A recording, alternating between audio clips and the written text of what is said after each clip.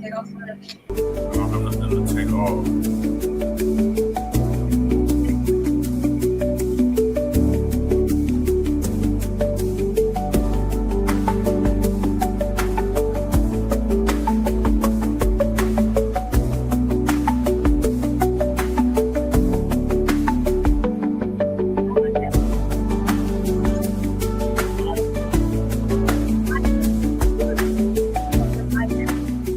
Rolls out of my head. Lord,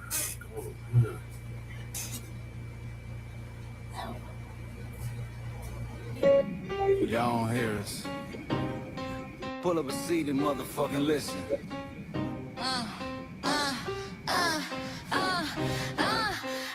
Pull up a seat and motherfucking listen.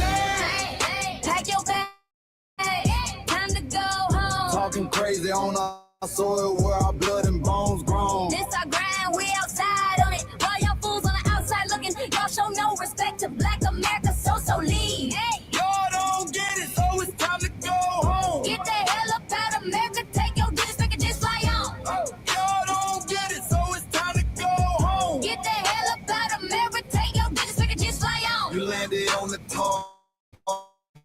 I'm not building nothing, man, you choking on the note. My ancestors the reason that this country even breathes. Picked the cotton, built the White House, planted the seed. Jim Crow laws, redlined the map, we was the target. You think that struggle's a costume, man, you can't mark it. We fought the wars, we bled the blood, we died for our future's chance. And you come here and give our legacy a side eye while throwing shade on the guard. While you benefit from doors we kicked down with our last breath. Now you spit on the architects who stared down death. Disrespectful, that's disrespectful, ungrateful, a slap in the face. The only people who gave a fuck. So let me show your ungrateful ass to the right place. Pack your bags, time to go home. Talking crazy on our soil where our blood and bones grown. This our ground and we outside on it. While y'all fools on the outside looking, y'all show no respect to Black America, so leave. Y'all don't get it, so it's time to go home. Get the hell up out of America, take your digits, make it just fly on. Y'all don't get it, so it's time to go home. Get the hell up out of America, take your digits, make it just fly on. Passport, the visa, the privilege to be here. Cause my grandma did march for y'all, so disappear from our land. You cosplaying our pain. Think it's a trend you can borrow, but you ain't inherit the ghosts of our sorrow. We the foundation, the bedrock, the soil and the root. You not no branch on our tree, and unproductive people always cosplaying me. Talking about we ain't do nothing. You lost your mind. We did from nothing, time after time. From the beginning to now, we been the backbone and muscle. Why you look down on the struggle and cause a whole tussle? The energy style with discussing is whack.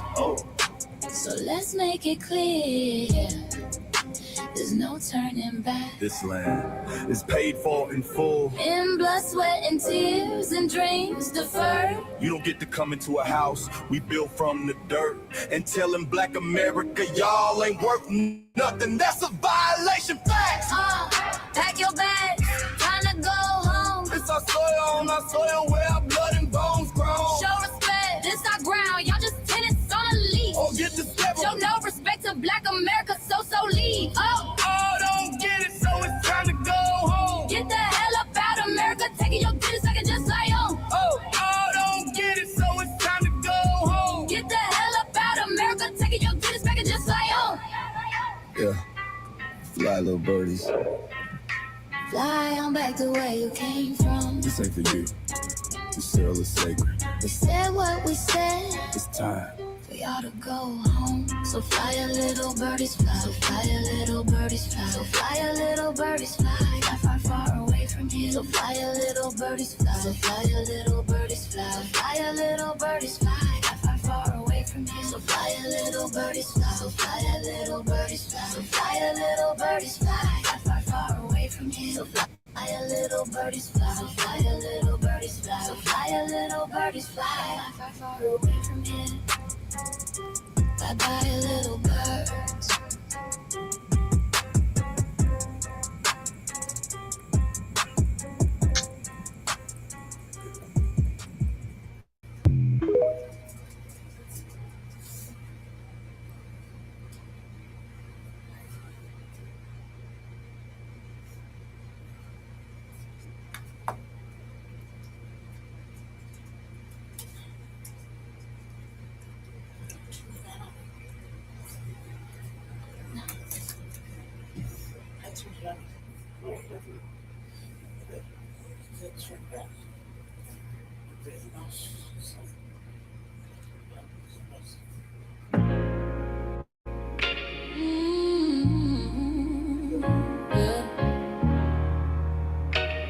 They thought we forgot, but we never forget. This one's for the roots.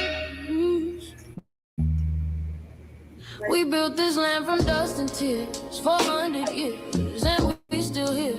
They write new rules, but they don't see every freedom they got came off you and me. We planted seeds, they took the bloom. We lit the flame, they left the room. But we back now, no disguise. The spirit's what we realize.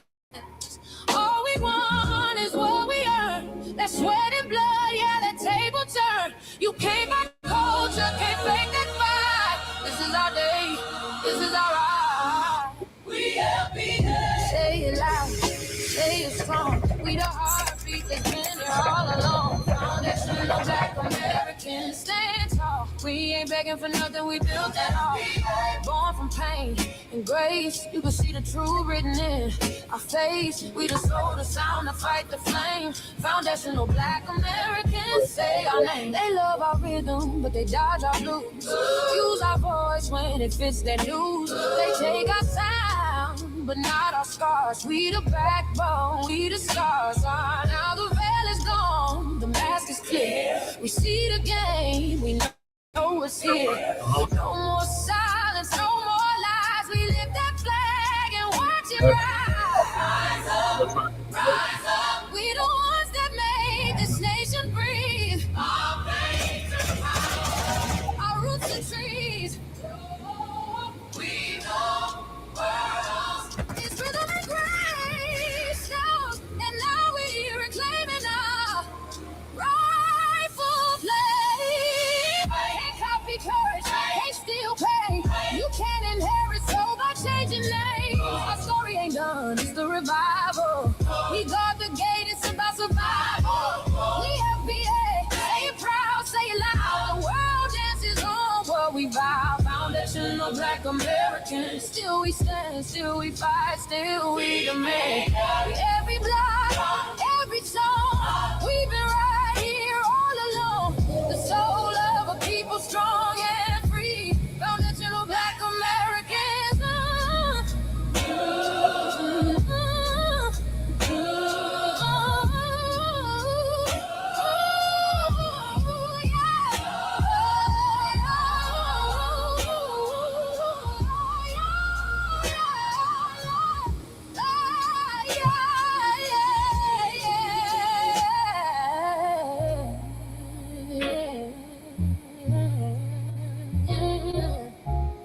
We the first, we the rule, we the fire. Still rising, still here. Foundational Black American. We set the tone and they copy the cadence. Dance to our drums and deny the foundation. Wear the style but don't honor the source. Smile in the crowd and you distance and force. Say you not us but you rap like we breathe. Take the rhythm, then fuse the receipts. I ain't mad, I'm just holding the glass. Showing the mirror, now answer it back. I ain't here to cancel nobody. Just keep it honest, keep it solid. If you eat from the table we built, don't act surprised when we guard it. Do you like that? Do you like that? When I flip your sound and I ride like that. Do you like that? Do you like that? Do you like that? Cause that's how it feel when you borrow my culture. Then act like we never matter. Hip hop.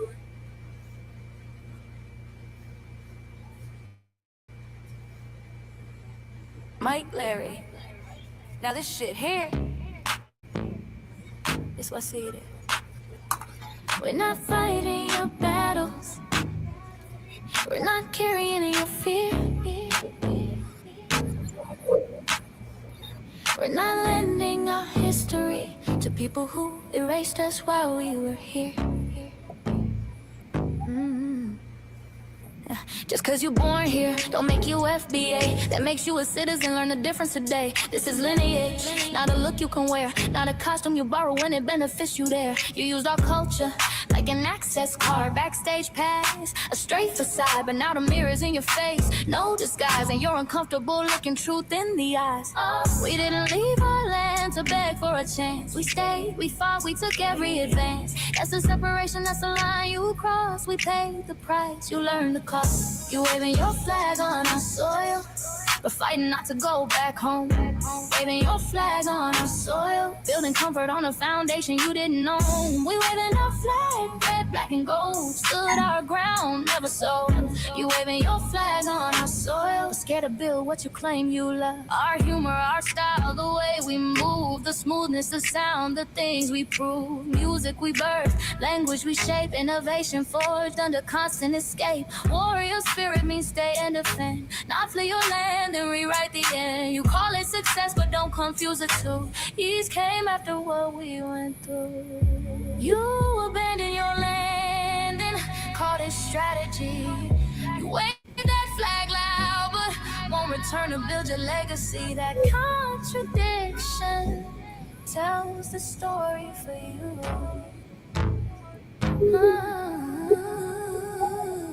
You waving your flag on our soil, we're fighting not to go back home.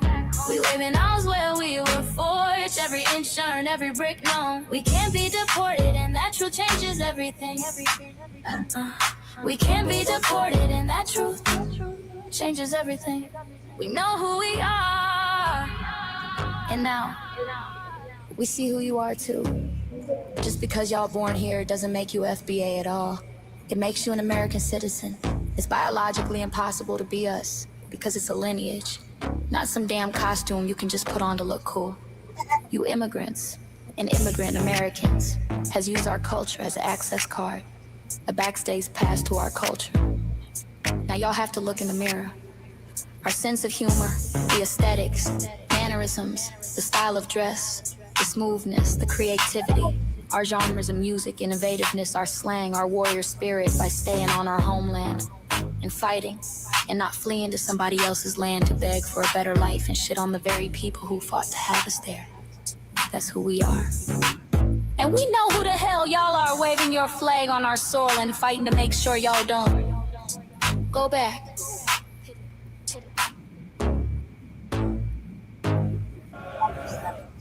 You can't leech off our culture anymore. Beat it!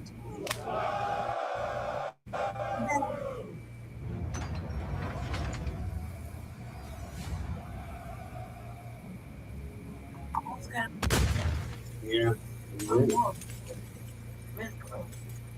I forgot the words for the time. Some words. I like that too. Mike Larry, man. You did it again. We really making history. Let's go. Do you like that? Do you like that? Flip your down. How you like that? Do you like that? Do you like that? Say it loud, don't walk it back. Do you like that? Do you like that? You grew up mimicking us, now y'all switch it up. Turn the carbon copy, y'all ain't black, what the fuck? It's funny y'all connecting to our culture like it's Wi-Fi. Wi-Fi. Surfing on our waves of our culture, no more agua. Still in my culture for all these years. Look how time flies, all these colonizers in disguise. Y'all hate, y'all still hate us outside. Study doctor, vampires, it's the blood of our guilt. They copy the flavor, sip the juice, love the results, hate the truth. Ooh, ooh, ooh. Do you like that?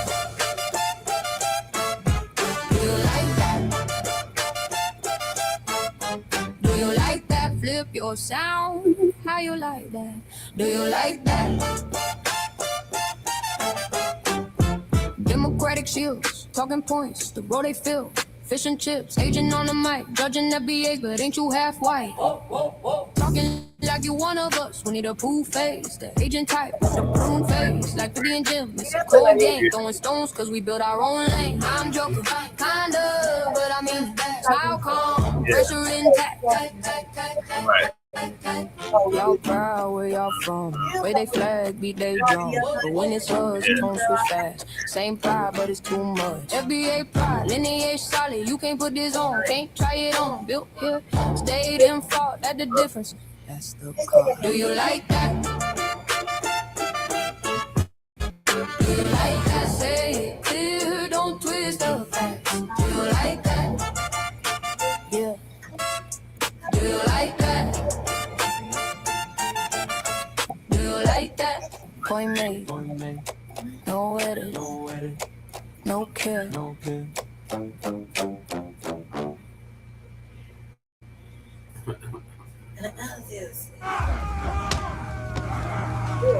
You know, erasing history is something that you have to do when it comes to conquest, domination, and destroying a people. If people knew who they were, what they were, and what they were capable of in the past, they will understand what they have a possibility or a likelihood of doing in the future. Foundation of Black Americans, we've always had a culture of resistance. We cultivated a culture of resistance on this land, and we've been resisting ever since we've encountered European domination. But nothing was really popping in Europe until the transatlantic slave trade, and that's where they amassed a lot of wealth. One thing that I think is unique about our culture as far as how we resist, how we fight back is just the environment we were put in from day one.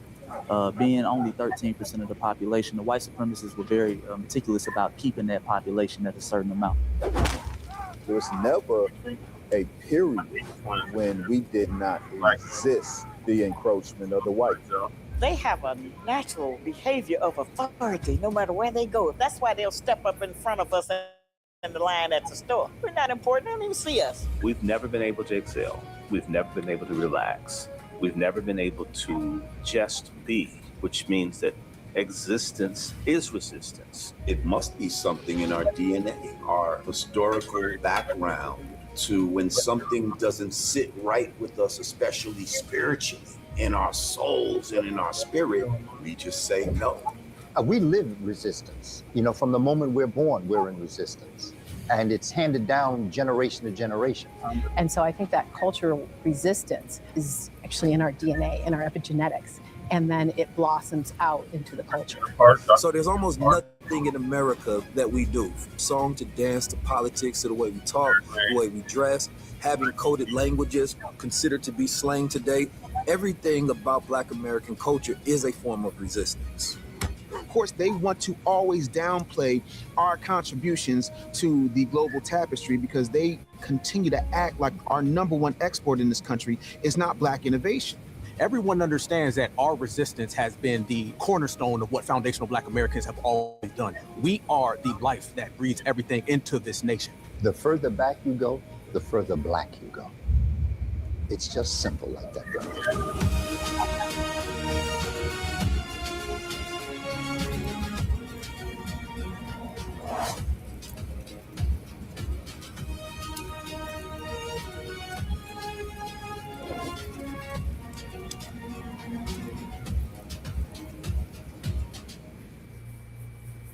All right, greetings, Black family, greetings. And thank y'all for tuning in to another episode of Shabaka'S Blacc Experience Enhanced. I'm your host, Chan Crewman. We're joined with the other host, Lady Chan. We should be joined with Shabaka'S and Corey, our West Coast correspondent. Shabaka'S Blacc.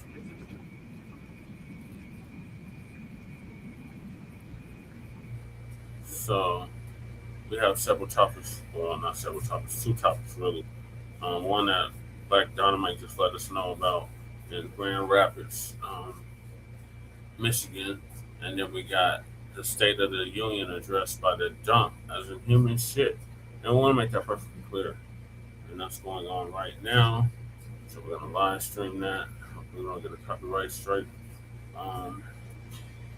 So on this season 11, episode 19 of Shabaka'S Blacc Experience Enhanced, we will be discussing, like I said, the State of the Union address.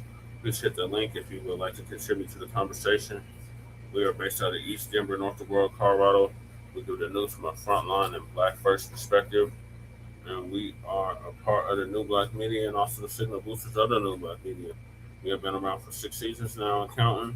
And we have several platforms that are part of the Frontline campaign. Frontline Black News, the first one started back in 2020, 2021. and Shabaka'S Blacc Experience Enhanced, which we're having tonight, is based on the 50th anniversary of the original founding of the original Blacc Panther Party. Self-defense started on Blogtalk Radio back in 2016 and have been around for 11 seasons now. Shabaka'S Blacc Experience Enhanced covers the Black experience from the beginning of time until 10 minutes ago. It is also part of the Frontline campaign and has recently, within the last 2 to 3 years, moved from Blogtalk Radio to Streamyard. Please make sure you like and share the broadcast, family. Please join us on Streamyard, YouTube, Frontline Black News. The links to all of our channels are in the description, including Frontline Black News, Frontline Black News 2, my personal page, Just Paris, aka Chain Kruma, which has a strike on it right now, but I can still sub up to it. And then the RBA Lady Chase channel, you see I'll sub up to that as well. Our cousin, our local out the Bay Area, Jay Militant, his link is also in the description. Kukizi, the brother that does our intro track, our B1 certified, codified brother out of Mile High. His link is also in the description. A brother out of Virginia, by way of New York, Breeze Omega. His link to his channel is in the description. And then we got the Church of Black Power, our brother out of Watts, California, who's now in Houston, Texas. His link is also in the description. And we got our brother Black Truth United came up with the B1 Rolodex, which is a modern day green book for FBA and B1 businesses. And the links to the B1 Rolodex and to submit your business are also in the description. And then we got the petition for reparations. Please sign it to change.org petition. Then we got the petition for the Reparations Act. Make sure y'all sign that as well. And then we got the GoFundMe for Lady Che. Make sure y'all sign that as well. And then we got copyright disclaimer on Section 107 of the Copyright Act of 1976. Allowances made for fair use for purposes such as criticism, comment, news reporting, teaching, scholarship, education, and research. And I do not own the rights to the music. And if you don't understand racism, white supremacy, what it is and how it works, everything else you think you understand will only confuse you. In all 9 or 10 areas of human or people activity, and that is economics, education, entertainment, labor, law, politics, religion, sex, and war. And some say health and nutrition.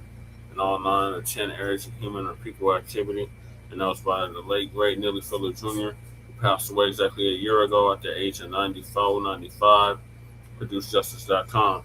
And when you're a black person or captured by any race soldier, you must never fuss, fight, or flee. Apply and defend yourself in court. Also by Neely Fuller Jr., ProduceJustice.com. And last but certainly not least, we got racism, white supremacy is conscious and subconscious behavior to maintain white genetic survival, to prevent white genetic annihilation. And that was by the late great Dr. Francis Cress Wilson, who passed away exactly 10 years ago at the age of 80. And shout out to our FBA brother Tariq Nasheed for paying for her funeral, along with several others. So those are the topics. Make sure y'all hit that like and subscribe button. All right, so I'm gonna hop right into it. So the first story is on Grand Rapids. Shout out to Dynamite, our Black Panther brother, bringing this to our attention. So another brother got killed by the police, this time in Grand Rapids, Michigan. So I'm gonna play the news clip from the local ABC affiliate.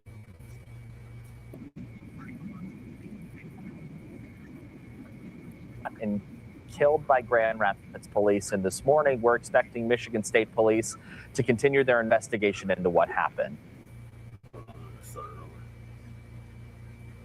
This is 6:34, continuing coverage of breaking news we've been following since Wednesday night. Daquan Johnson shot and killed by Grand Rapids police, and this morning we're expecting Michigan State Police to continue their investigation into what happened. We've talked with Johnson's family, neighbors, the Grand Rapids Police Department, and community leaders about what happened. 13 on your sides, Aaron Sullivan live this morning in Grand Rapids. Aaron, good morning to you. What are we hearing from those groups?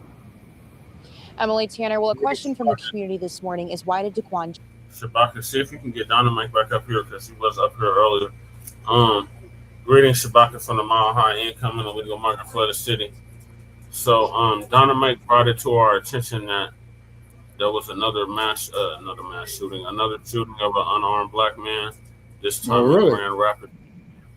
Yeah, so I'm playing the news clip of it. Let me start it over so you We're gonna go on mute for like 2 All minutes. right, and I need your help, lady. Say something. Go on mute real quick. all right, I'm finishing watching the rest of the dumpster. Yeah, I'm about to air it next. It's 6:34, continuing coverage of breaking news we've been following since Wednesday night. Daquan Johnson shot and killed by Grand Rapids police. And this morning, we're expecting Michigan State Police to continue their investigation into what happened. We've talked with Johnson's family, neighbors, the Grand Rapids Police Department, and community leaders about what happened. 13 on your side. Aaron, live this morning in Grand Rapids. Aaron, good morning to you. What are we hearing from those groups? Emily Tanner, well, a question from the community this morning is why did Daquan Johnson have to die? We know that Johnson was riding a bike Tuesday evening after officers stopped him. While attempting to stop him, they said he was complying. Now, Grand Rapids police did share this body camera video saying Johnson ran, so they used a police dog to attempt to stop him. That's when they say Johnson pulled out a gun and an officer shot him. But Johnson's family is sharing a different video this morning, saying he was on his stomach when he was killed.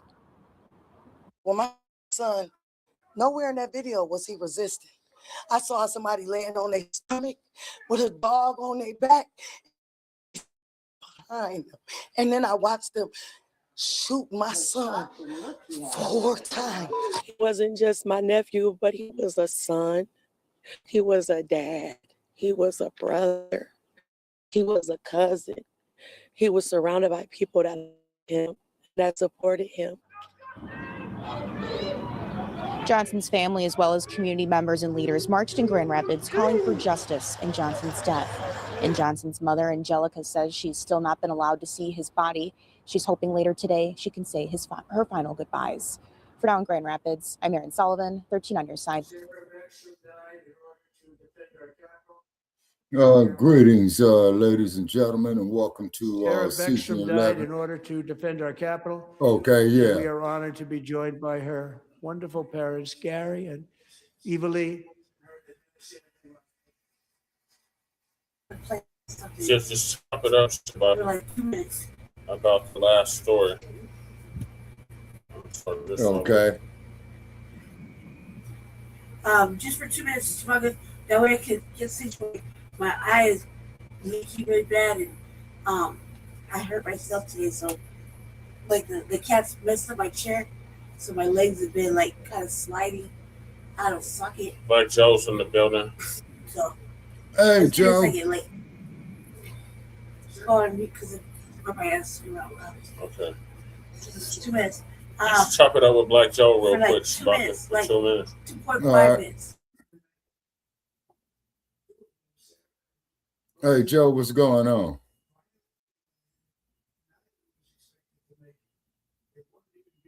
Okay, I thought Joe was in the building.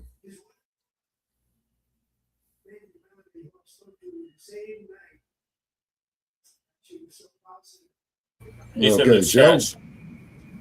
Black Joe's in the chat. Can you see the chat? No, I don't see the chat. It's not up on my board. Wait a minute. Okay, hold on a second. I'm going to comments. Wait a minute. Yeah. Okay. Swine shouldn't have had his finger on the trigger. He was definitely on his stomach. Okay, enlighten me on this one, Joe.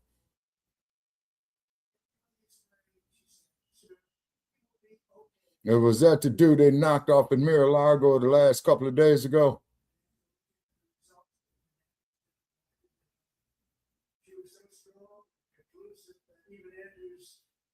Okay, I'm not getting no feedback.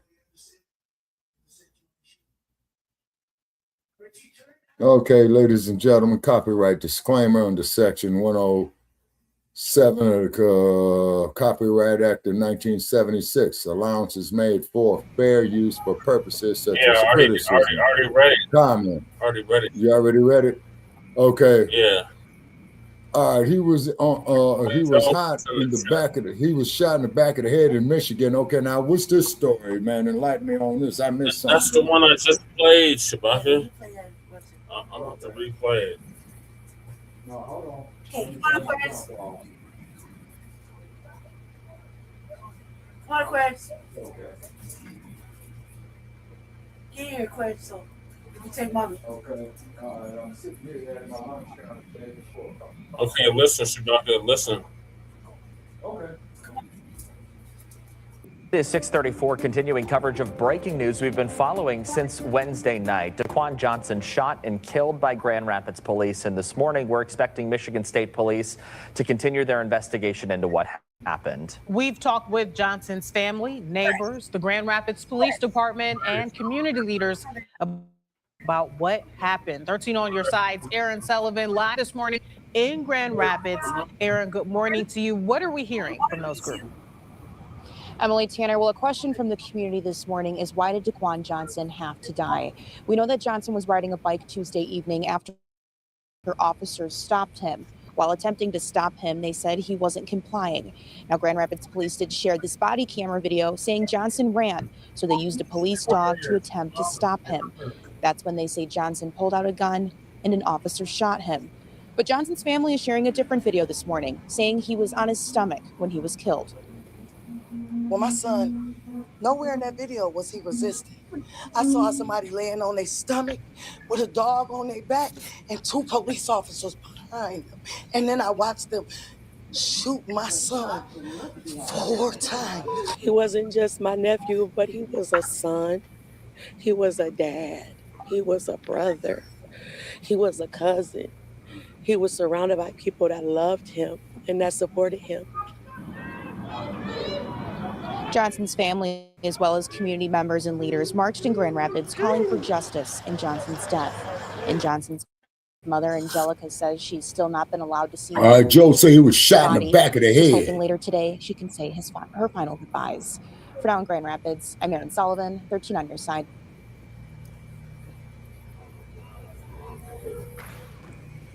We love you all. Brother, I just had some food, man. I don't want to vomit it up, man. I'm having my coffee. I'm smoking my cigar. I had to turn this lying bastard off. But one thing that this dude said tonight that I have to agree with. Now, you're going to love me for this one here, Black Joe, because you and I, we disagree agreeably. But when Trump said... We haven't watched it yet. We're supposed to start streaming it. We're supposed to start streaming it. We're gonna stream for other people. We're gonna start it over. Okay, because you know he's winding it down now. That's why I turned off my TV set. Yeah, we haven't watched it yet, Shabaka. Yeah. The whole point of this show was to live stream it, and then we were gonna give commentary on it. Oh, okay. Well, I got some notes that I wrote down from looking at it myself. Okay. Well, before that, Shabaka, what are your thoughts on the brother that got killed in Grand Rapids?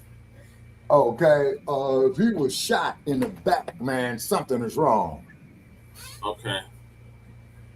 He's gonna inbox us the video. He's about to okay, now. Shabaka. God damn it. So he's a little late. I know it's no, they fucking with our algorithms tonight, man. It's because they already fucked with mine, man, when I was crumb bumming on the dump. It's because I put up there is that dump is getting ready to bump these motherfuckers' heads, and he did it. And then on top of it, too, Ilhan Omar went off on him.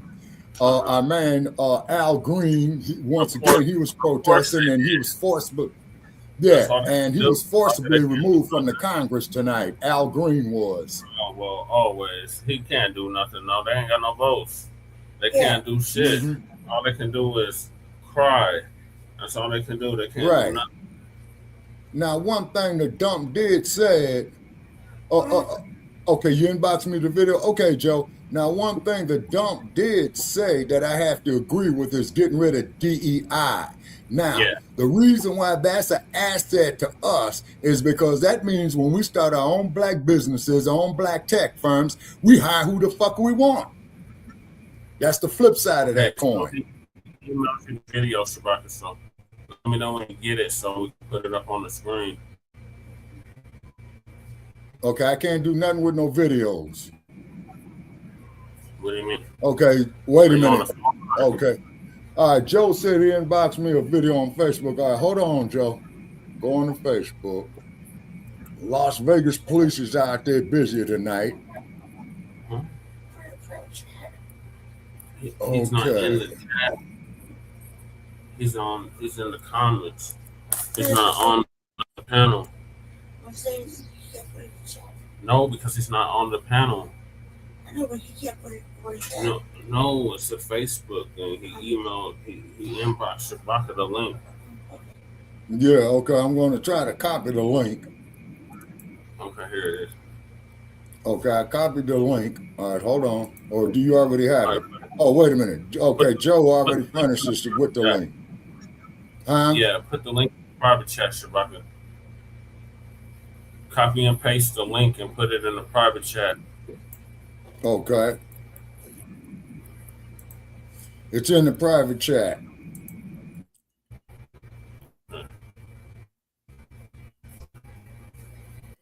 Let me make sure this is the proper link. Ain't that a bitch? Now it's saying the content isn't available right now.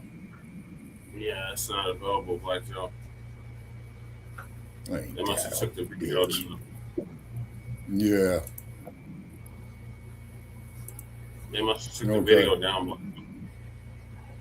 Yeah. Unless we got the wrong link. Okay. No, I think they took the video down, man. It's because I was making comments on Facebook tonight talking about there's a big dump on Capitol Hill. Okay, And they threatened me for they threatened me for making that statement, so I took it down. I got the video now. All right. Them Democrats is mad as hell. Ilhan was going off on Trump. They can be mad all they want. They can put a cape on. They don't give a damn. They can be super mad. They get to And Al Green, he got escorted out again.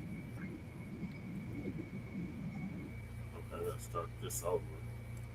I don't know where it started at. Refresh it.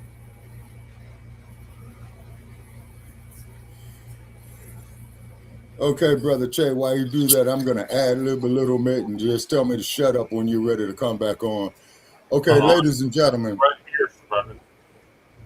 Okay. And Dynamite called me and said he tried to get on, man, but he got kicked off. Yeah, I know. Because I got kicked out the studio. He's not in the studio? No. And then I'm going to grab the thing. He on his stomach. Both hands behind his back. He's not. Oh, my God. Oh my God. Oh man. You ready? Okay, so they shot the brother in the back of the head. That's the video. And shooting Okay, hold on a second. Okay, I'm trying to expand it. Okay, play the video. Ready? All right, I'm gonna hit play. And I'm gonna grab the thing. He on his stomach. Both hands behind his back. He's not. Oh my God. Oh my God. Okay, this is a special circumstance murder. Ready? Ready? Okay. All right, I'm gonna hit play. Downloaded it too. And then I'm gonna grab the thing. He on his stomach. Both hands behind his back. He's not. Oh my God. Oh my God. Another Zell Ford case. Oh man. Another Zell Ford case. Ready? Ready? All right, so this is an All right, I'm gonna hit execution. play. And then I'm gonna grab the thing. He on his stomach. Both hands behind his back. He's not. Oh my God. Oh my God. Oh man. That's why it's gonna be put to the ground. Yeah. So Shabaka, he said he downloaded it and sent it to you. Yeah. The video. So check your Facebook. And yes, I agree. In qualified immunity. Okay, Black Joe in in office. qualified immunity. Yeah, Joe, you're right. Right there. This is okay. Based on what I'm seeing right here, is that this here is a another Zell Ford case in Los Angeles. Yeah, this is in Grand He's Rapids, face down. Okay, he's face down. Very important question. Was he handcuffed? Yes, Shabaka, they shot him in Okay, the back it's of an execution. It's a special circumstance execution, dead bang. Forgive my use of words, but it's an execution. Yeah. All right, now we're gonna get to the state of the. So, what's his face downloaded the video and sent it to you, Shabaka? That's how I born with Black Diamond get back. You know what Thomas back. He know more a little bit. It is qualified immunity. The dog jerk causing him to make the gun go off. Yeah. The dog jerk made the gun go off. Yeah. Okay, what state did this happen in? Michigan, Shabaka, Grand Rapids, Michigan. No shit. Yeah. That's crazy. That's the police's dog, right? Mm-hmm. Right, that's crazy. That don't even make sense. So the dog was weaponized along with the gun.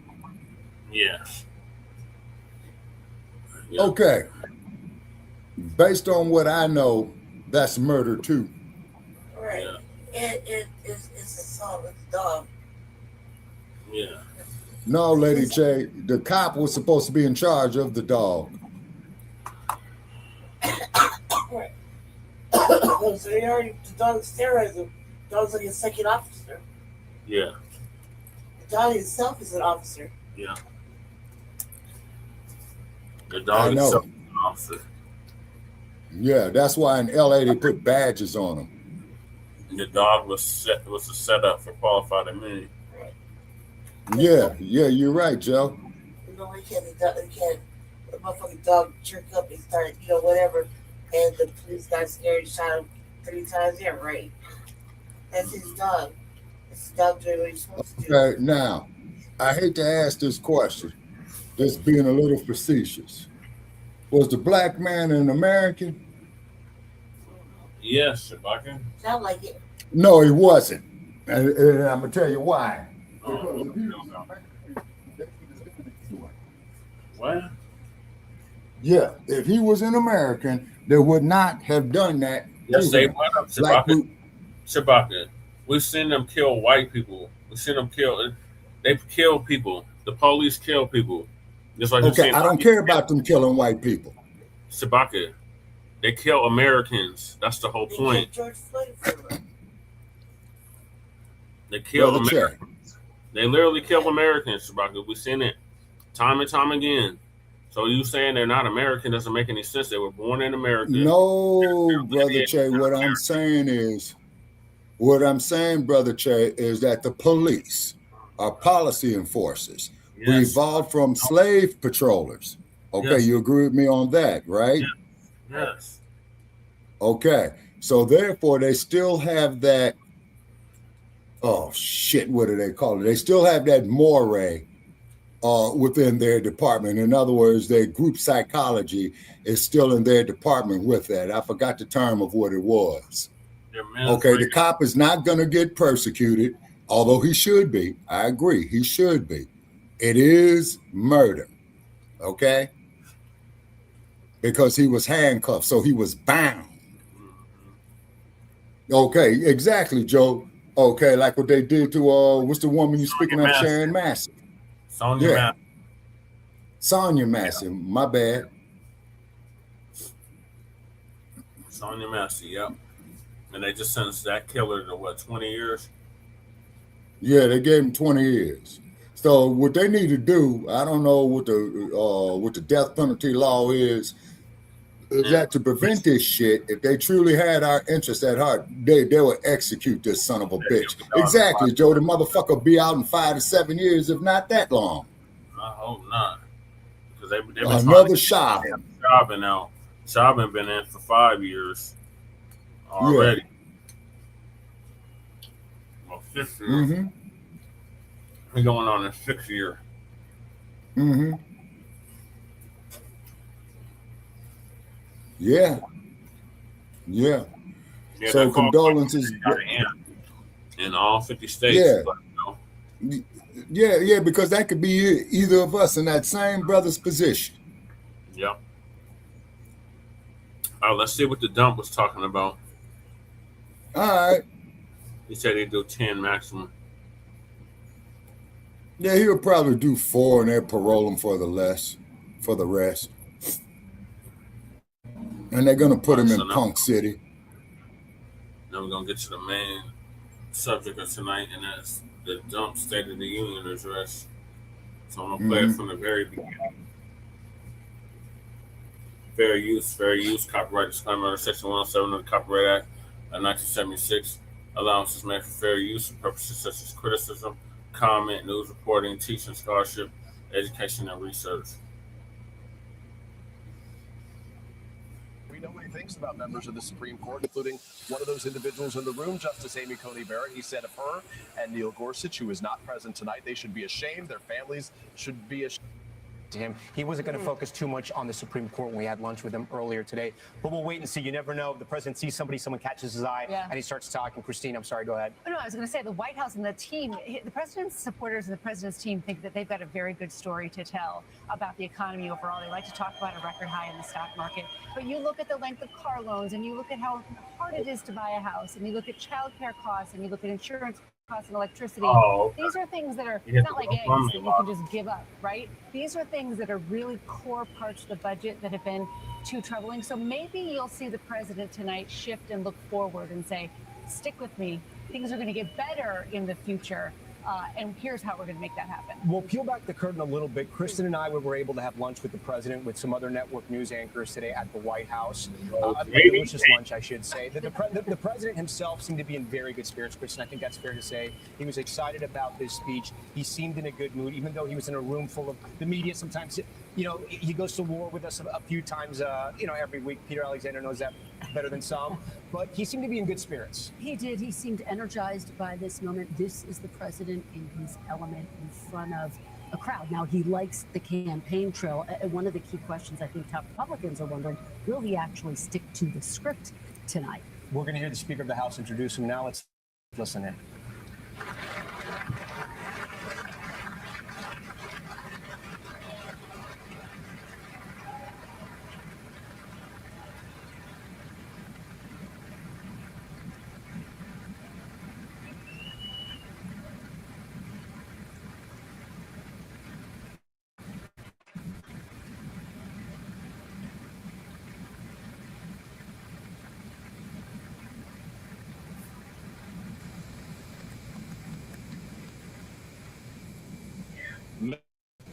Members have the high privilege and distinct honor of presenting to you the President of the United States.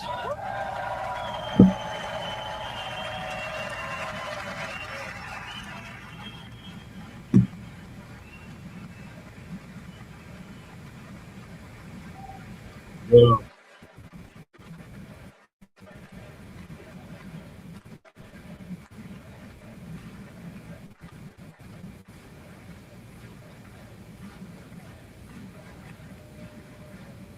Well, thank you very much, everybody. It's really an honor. Speaker Johnson, Vice President Vance, First Lady of the United States. You mean the first hooker of the United States? Yeah.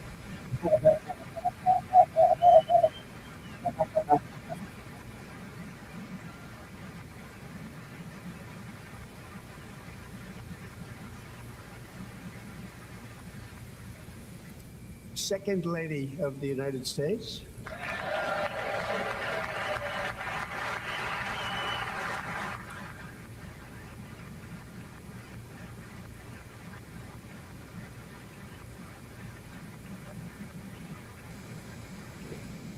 Members of Congress and my fellow Americans, our nation is back, bigger, better, richer, and stronger than ever before.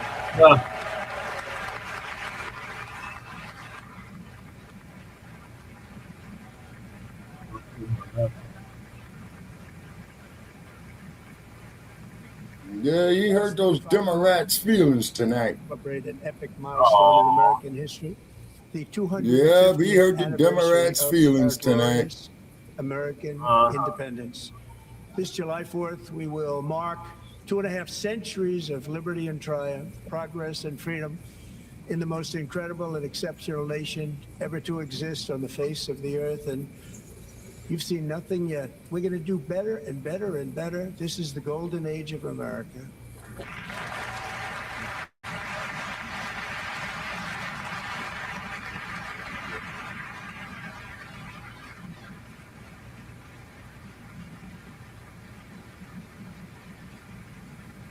When I last spoke in this chamber 12 months ago, I had just inherited a nation in crisis with a stagnant economy, inflation at record levels, a wide open border, horrendous recruitment for military and police, rampant crime at home, and wars and chaos all over the world.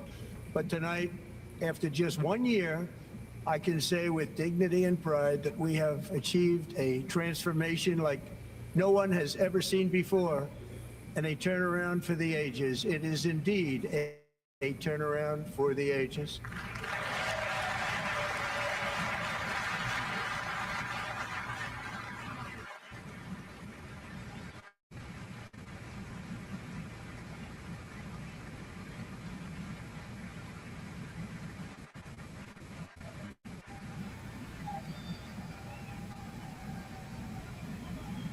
Yeah, there's Al Green getting thrown out. And we will never go back to where we were just a very short time ago. We're not going back. Today our border is secure.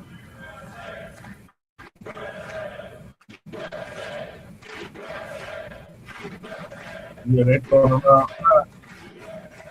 Yeah, they're showing Al the door. Our border is secure. Our spirit is restored. Employment is plummeting. Incomes are rising fast. Ruling economy growing like before. And our enemies are scared. Our military and police are stacked. And America is respected again, perhaps like never before.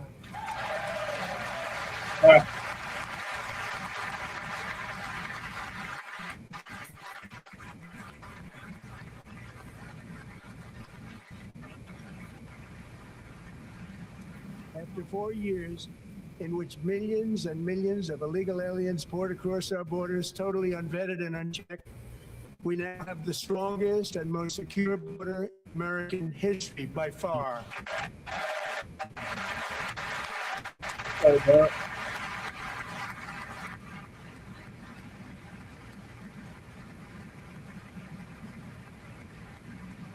In the past 9 months, 0 illegal aliens have been admitted to the United States.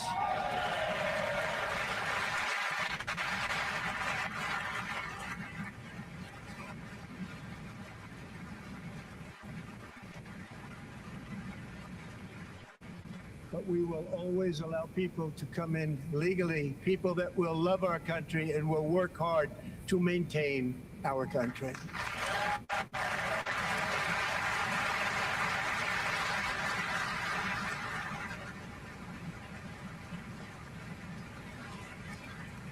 The flow of deadly fentanyl across our border is down by a record 56% in 1 year.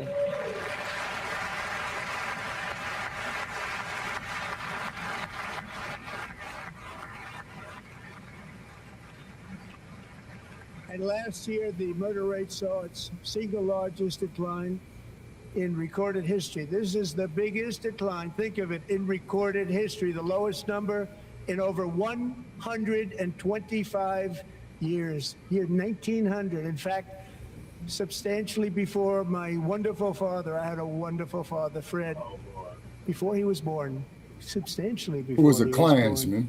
It's a long time ago. He wouldn't like me to say that, but that's a long time ago. Yeah. The Biden administration and its allies in Congress gave us the worst inflation in the history of our country.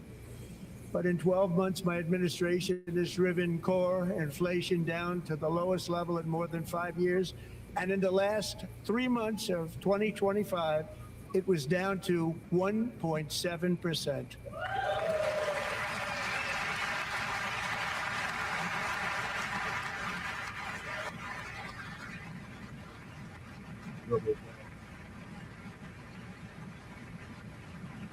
Gasoline, which reached a peak of over $6 a gallon in some states under my predecessor, it was quite honestly a disaster, is now below $2.30 a gallon in most states, and in some places $1.99 a gallon. And when I visited the great state of Iowa just a few weeks ago, I even saw $1.85 a gallon for gasoline.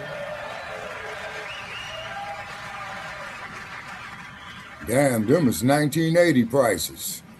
Yeah. Something happened. 4 years and falling fast, and the annual cost of a typical new mortgage is down almost $5,000 just since I took office. 1 year.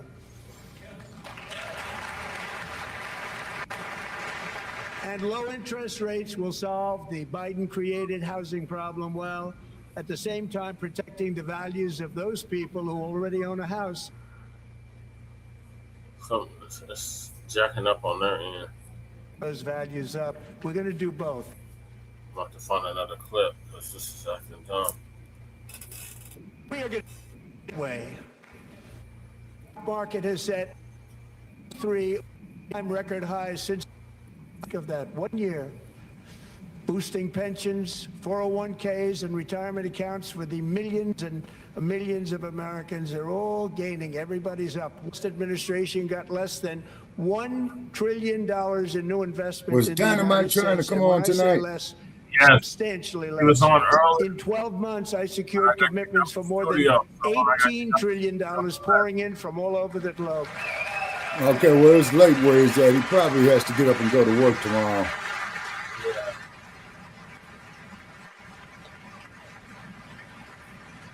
Think of it, much less than $1 trillion for 4 years versus much more than $18 trillion for 1 year. What a difference a president makes.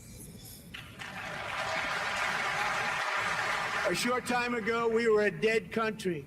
Now we are the hottest country anywhere in the world, the hottest.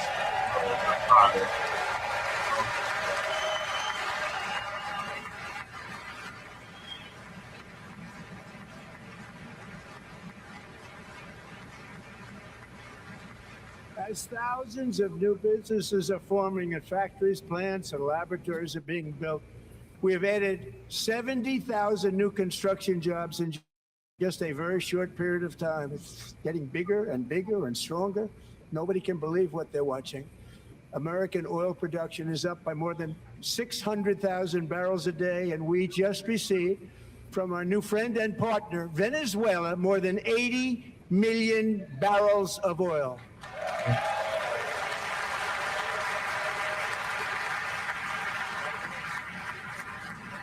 That he hijacked. Yeah.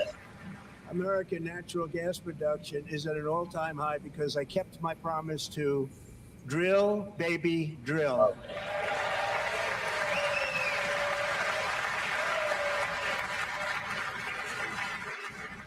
Yeah, I see everybody forgot about that lesson in Frisco Bay in 1969, huh? More Americans are working today than at any time in the history of our country. Think about that. Any time in the history of our country, more working today.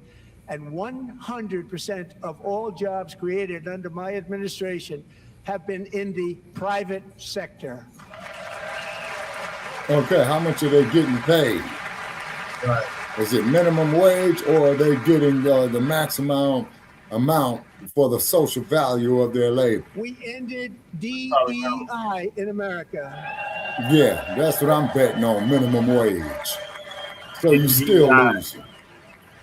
So you still losing. We got a record number of job-killing regulations, and in 1 year we have lifted 2.4 million Americans, a record, off of food stamps.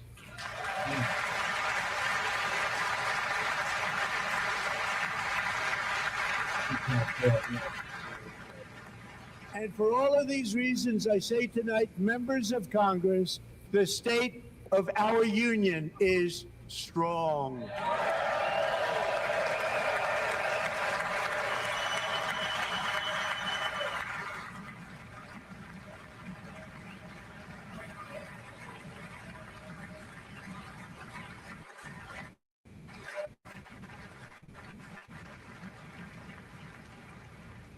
country is winning again. In fact, we're winning so much that we really don't know what to do about it. People are asking me, please, please, please, Mr. President, we're winning too much. We can't take it anymore. We're not used to winning in our country. Until you came along, we're just always losing, but now we're winning too much.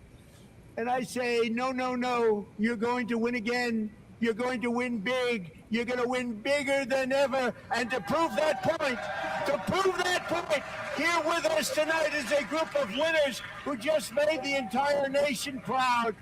The men's gold medal Olympic hockey team. Come on in. That's the one that Caxatel was partying with. Oh, yeah. Yeah. No, we need to drug test Cal Patel. Yeah. Yeah, see how much opioids he was on. Yeah. Listen to these brain dead motherfuckers. Then he talked about that bastard Charlie Kirk.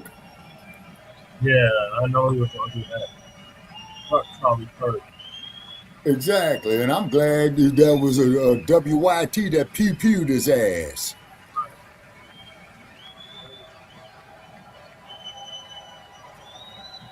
And here we built this goddamn country, and you people still want to fuck over us. Fuck the hockey team.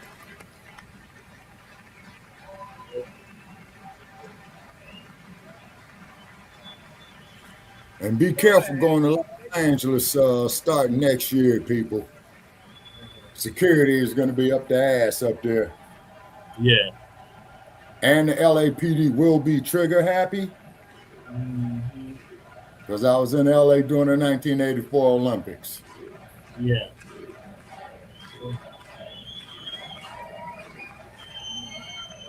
Very good.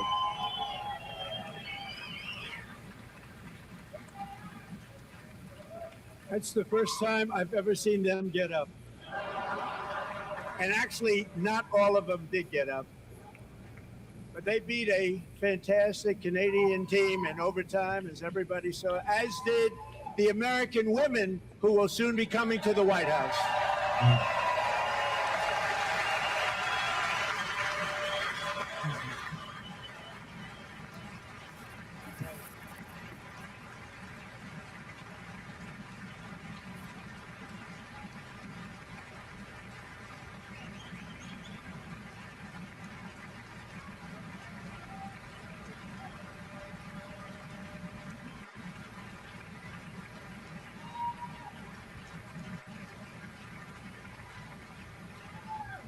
They were in the Oval Office before, and I just want to say a second very big congratulations to Team USA. But I have to say that, and I told them this, and we took a vote of the team. I said, anybody votes no, I'm not doing it.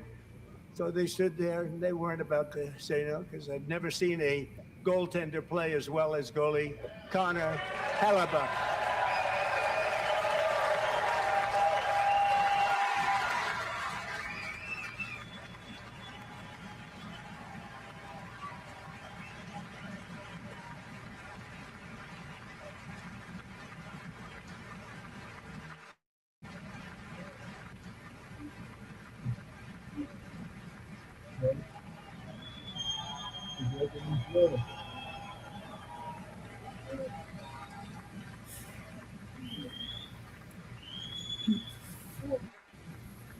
Think of it, 46 shots on goal, and I asked him, the one shot, the one where you put your stick in the back and it hit the neck of your stick and bounced off. You practiced that, or was that a little lucky? He refused to answer that question. But I just want to tell you that the members of this great hockey squad will be very happy to hear, based on their vote and my vote, and in this case, my vote was more important, that I will soon be presenting Connor with our highest civilian honor, which we will be given and which has been given to many athletes over the years. But when I say many, not too many, like 12, it's called the highest civilian honor in our country, the Presidential Medal of Freedom.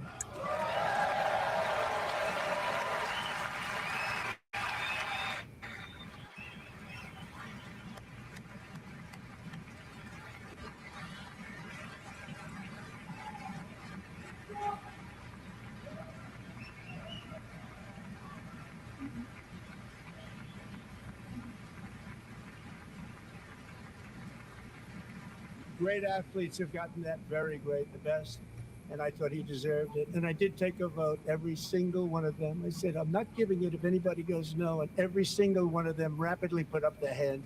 So I want to thank you. Well, what a special job you did. What special champions you are. Thank you very much.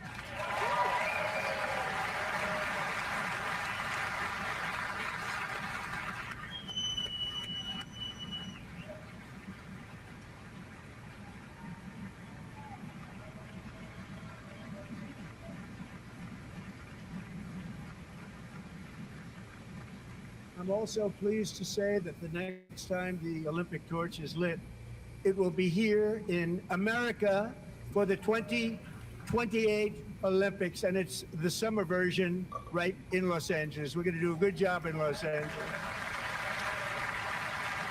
All right, read between the lines out there in Los Angeles, people.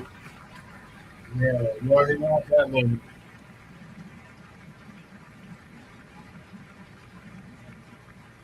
And Los Angeles is going to be safe, just like Washington, D.C. is now one of the safest cities in the country.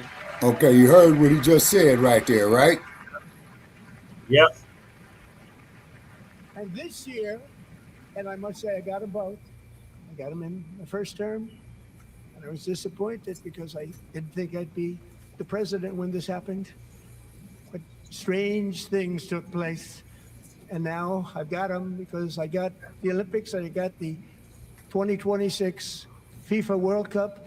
And I wanted to claim the 250th, but I didn't get away with that one. I couldn't claim that one for myself. But we're getting the World Cup. So we have the World Cup and the Olympics coming. And that is exciting news.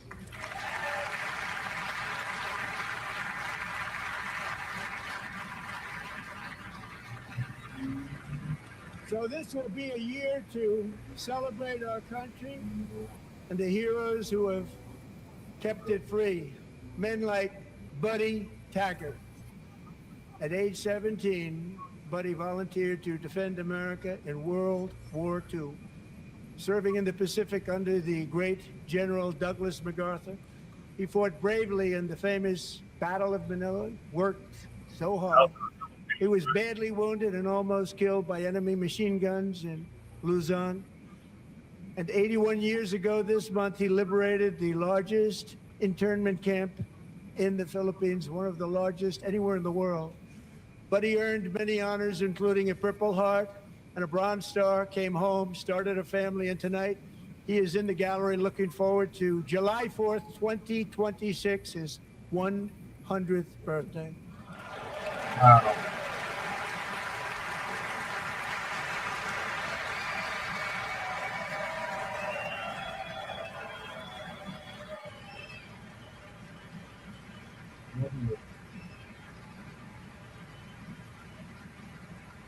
And also, too, people, when he talks about World War II, Google a film called Home of the Brave, okay? Yeah.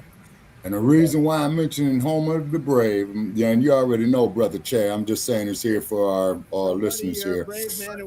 There's a scene in there where there was a black GI who was called the N-word, all kind of derogatory stuff. And there's a scene there where he sits down and cries. The reason why the black GI cried, it was not so much because of the derogatory terms that they called him. He cried because he was not white. Repeat. He cried because he was not white. And that is the worst hatred that it is. Yeah. Hatred of self. Yeah.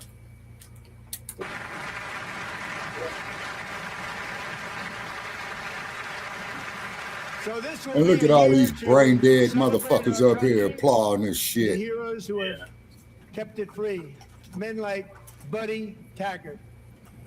At age 17, Buddy volunteered to defend No mention of the America Tuskegee in World War Airmen. II. No mention of the Serving brave in the black Pacific soldiers under who the fought in great World War General II. Douglas You see what I'm He saying? fought bravely in the famous Battle No of mention Manila. of General Benjamin O. Davis Jr. He was badly Right. wounded and almost See. killed by enemy machine guns in But what do you Luzon. expect, Shabaka? And 81 years ago this month, Of he course, that's my liberated the point, brother largest internment camp in I mean, the do you expect Philippines, one of the Biden to largest mention them? anywhere in the world. Huh? He earned many Do you honors, expect including a Biden to Purple mention them? Heart and a Bronze Star. Came No, home, Biden didn't started a mention them family, either. and tonight Clinton didn't he mention is in them. the gallery Nixon looking didn't forward mention them. to July Kennedy 4th, didn't mention them. 2026, So I see his a pattern. Carter didn't 100th mention them. birthday.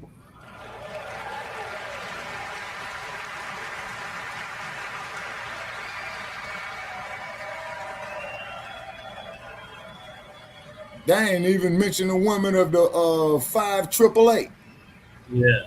who delivered the mail. Yeah. See?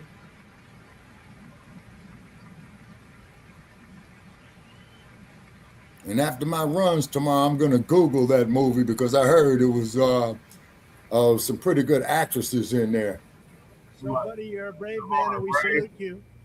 Even in times of challenge, setback, and immense heartache, the spirit of 1776 has always shone through very brightly. It was July 4th of last year when floodwaters tore through a girls' summer camp in Central Texas. One of the worst things I've ever seen. I was there, rising 26 feet in the matter of minutes, tragically claiming many, many lives. You all remember that one. As the waters threatened to sweep her away, 11-year-old Millie Kate McClelland closed her eyes and prayed to God. She thought she was going to die. Those prayers were answered when Coast Guard rescue swimmer Scott Ruskin descended from a helicopter above. Nobody knew where he came from. It was Scott's first ever rescue mission. Young guy, but very brave, very, very top, always top in his class. And he lifted not just Millie Kate, but 164 others to safety.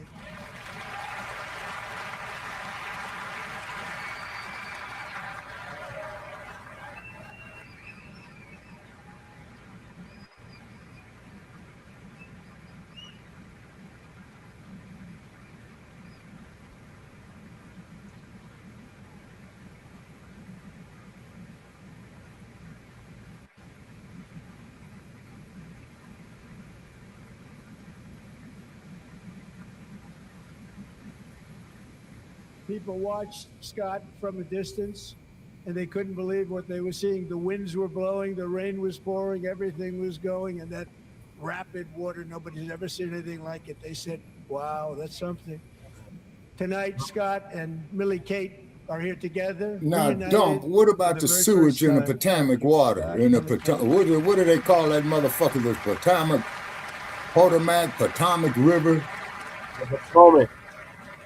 Yeah, Potomac. Yeah.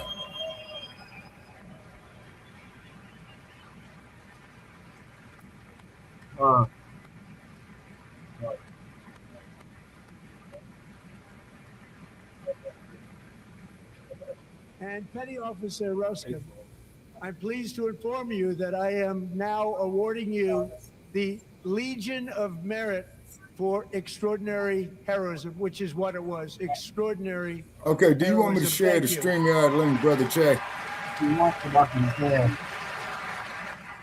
Okay, where do you want me to share it? Or better yet, type it to me, man, how you want me to do it. I'll play my private chat. I'd like to have the Right. military aid to please come down All right, I'm looking at comments we got. and take care of the service, military aid. All right. Mainly coming from Brother Black Joe.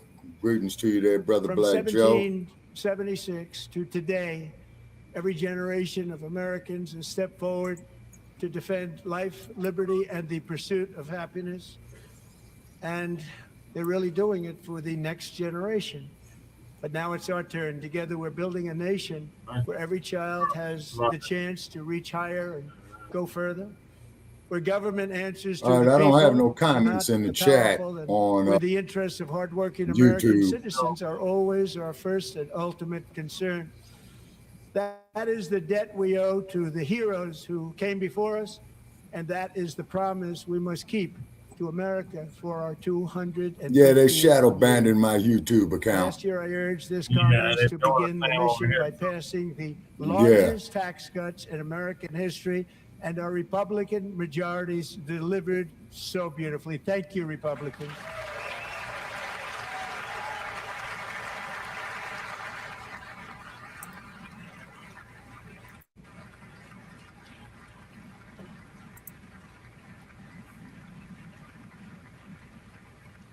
All Democrats, every single one of them, voted against these really important and very necessary massive tax cuts.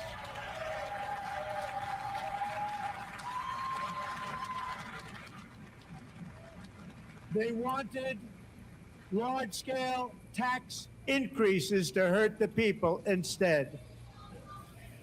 But we held strong, and with the great, big, beautiful bill, we gave you no tax on tips, no tax on overtime, and no tax on Social Security for our great seniors.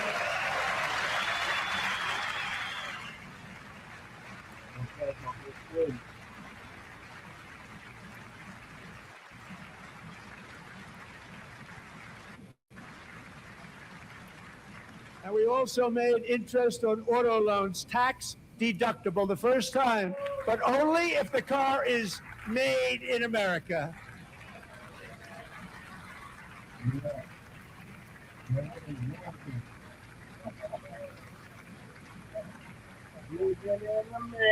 Recently in Pennsylvania, I met Megan Hemhauser, a devoted mom who's homeschools her children, beautiful, 2 children, during the day while waiting tables at night as her husband works overtime operating very heavy equipment. Megan is here this evening, and she's happy to tell you that she is so much richer because with no tax on tips, no tax on overtime, and her expanded child tax credit done again by Republicans, Megan and her husband will take home more than $5,000 extra just for the year, cutting her tax bill in more than half.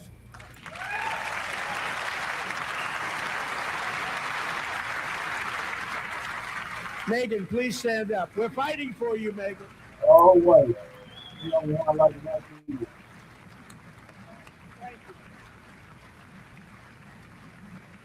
Thank you, Megan. We're fighting for you, Megan. Under our bill, parents like Megan can also activate their children's brand new Trump accounts. And I didn't name it. I did not name it.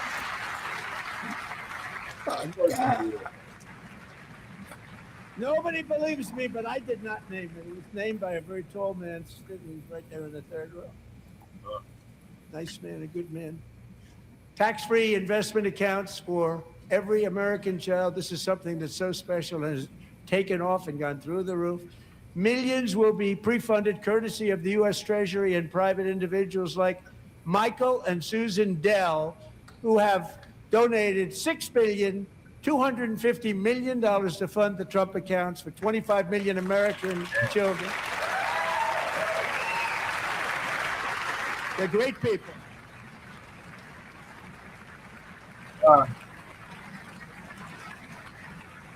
Yeah.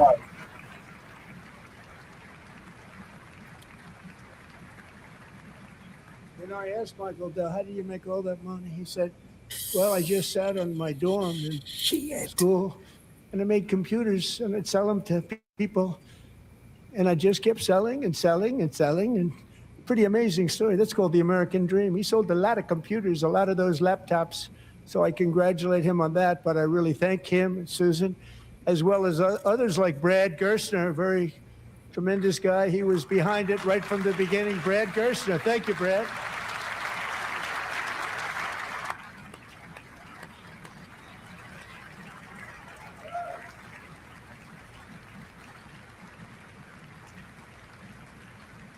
So with modest additional contributions, these young people's accounts could grow to over $100,000 or more by the time they turn 18. Think of it. How much money is that for somebody It started with nothing.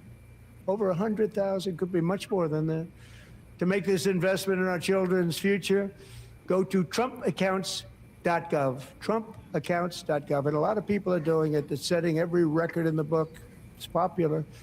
They knew what it was going to take. I'm so proud of them. I'm so proud of the people that got it started. Now it's just taken off. One of the primary reasons for our country's stunning economic turnaround, the biggest in history, where the Dow Jones broke 50,000 4 years ahead of schedule, and the S&P hit 7,000, where it wasn't supposed to do it for many years, were tariffs. I used these tariffs, took in hundreds of billions of dollars to make great deals for our country, both economically and on a national security basis. Everything was working well. Countries that were ripping us off for decades are now paying us hundreds of billions of dollars. They were ripping us so badly, you all know that. Everybody knows it. Even the Democrats know it. They just don't want to say it. And yet these countries are now happy, and so are we. We made deals. The deals are all done. And they're happy. They're not making money like they used to, but we're making a lot of money. There was no inflation, tremendous growth. And the big story was how Donald Trump called the economy correctly, and 22 Nobel Prize winners in economics didn't. They got it totally wrong. They got it really wrong. And then just 4 days ago, an unfortunate ruling from the United States Supreme Court. It just came down. It came down. Very unfortunate ruling. But the good news is that almost all countries and corporations want to keep the deal that they already made, right, Scott? Knowing that the legal power that I, as president, have to make a new deal could be far worse for them, and therefore they will continue to work along the same successful path that we had negotiated before the Supreme Court's unfortunate involvement. So despite the disappointing ruling, these powerful country saving, it's saving our country, the kind of money we're taking in, peace protecting. Many of the wars I settled was because of the threat of tariffs. I wouldn't have been able to settle them without. Will remain in place under fully approved and tested alternative legal statutes. And they have been tested for a long time. They're a little more complex, but they're actually probably better, leading to a solution that will be even stronger than before. Congressional action will not be necessary. It's already time tested and approved. And as time goes by, I believe the tariffs paid for by foreign countries will, like in the past, substantially replace the modern day system of income tax, taking a great financial burden off the people that I love.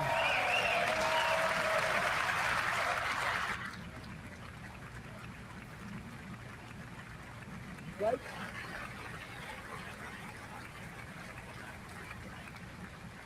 Moving forward, factories, jobs, investment, and trillions of dollars will continue pouring into the United States of America because we finally have a president who puts America first. Put America first. I love America. Motherfucker, you love money.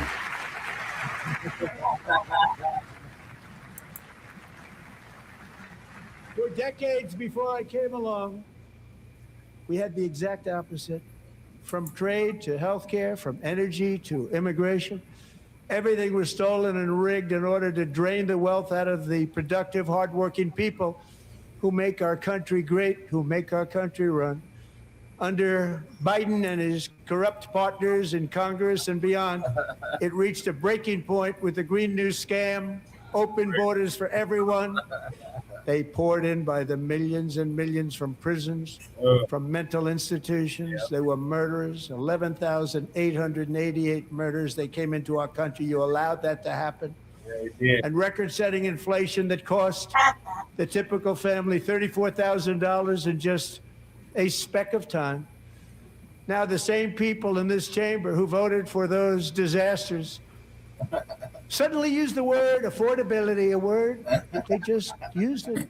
Somebody gave it to them, knowing full well that they caused and created the increased prices that all of our citizens had to endure. You caused that problem.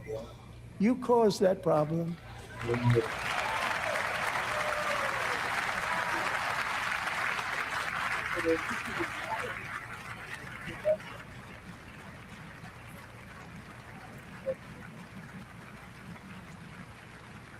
They knew their statements were a lie. They knew it. They knew their statements were a dirty, rotten lie. Their policies created our policies are. Man, ain't that a case of the pot calling the kettle black? Dirty, rotten lie. Plummeting downward. Yeah, boy. You know, Elizabeth Warren. Look at the $5 Indian Elizabeth Warren. Oh, Pocahontas. 60%. Yeah. Madam Secretary, thank you. The cost of fruit, hotels, or. I don't know why he keeps doing that. And even beef, which was Man, very they shadow high, is banning starting us, to man. come They down. scanning us. In a little while, we're getting it down. It's on the stream that I'm sharing. I don't know why it's doing that. I know why. Just a short time ago. Nobody can believe when they see the kind of numbers, and especially. Yeah. It's a stream. All right, well, fuck the stream. Let us continue with the show. I'm also confronting one of the offs of our time. Oh, boy. It's hilarious to you, Shabaka. Yeah.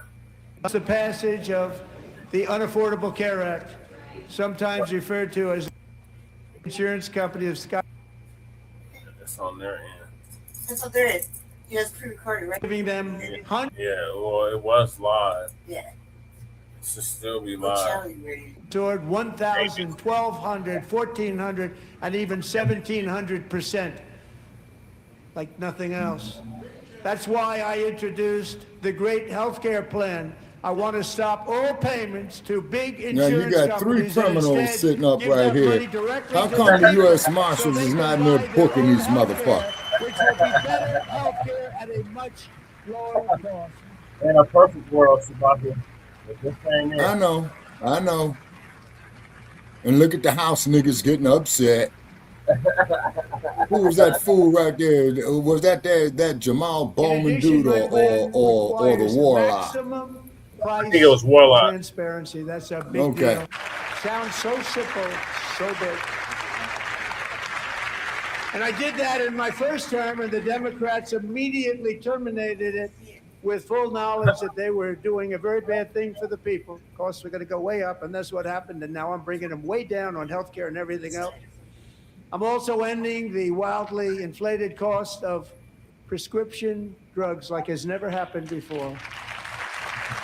Man, then quit taking them damn stones and snorting that shit. There's JFK Jr. Other presidents tried to do it, but they never could. They tried. Most didn't try, actually. But they tried. They said they tried. They couldn't do it. They didn't even come close. They were all talk and no action. But I got it done. In internet Under my land. just Okay. enacted most This Joker favored is nation stating how he agreements, honestly Americans feels. Who have for decades He's paid telling you, by black man and far woman, he ain't the got your highest damn prices interest of at any heart. nation anywhere in the He's world telling for you prescription a whole drugs will now pay the bookload of lowest price bullshit, anywhere in the world for 2 drugs. He's telling us. Anywhere, Fuck the you. lowest price. But you get these dumbass, black ass politicians that have faith in this shit.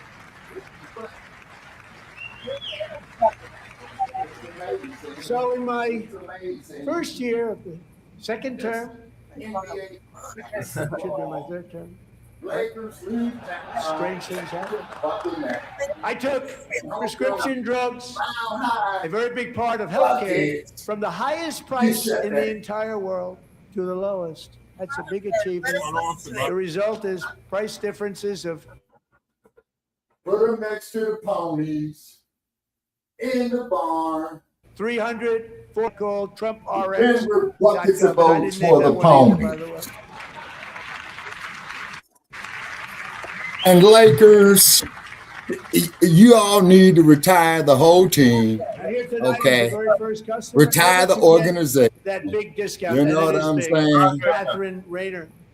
For 5 years, she and her husband have struggled with infertility. and they turned to Yeah, and Jimmy IBM. Buss sold the majority One of the drug stock has been in it. costing Catherine $4,000 to purchase. We can't hear the But a few video. weeks ago, she logged Oh, onto the hold Trump it. RX Going website on. and got that same drug that cost $4,000, got it for under $500. A reduction Quit of much using more, dope, actually, than Trump. You on them $3,500. stums, man.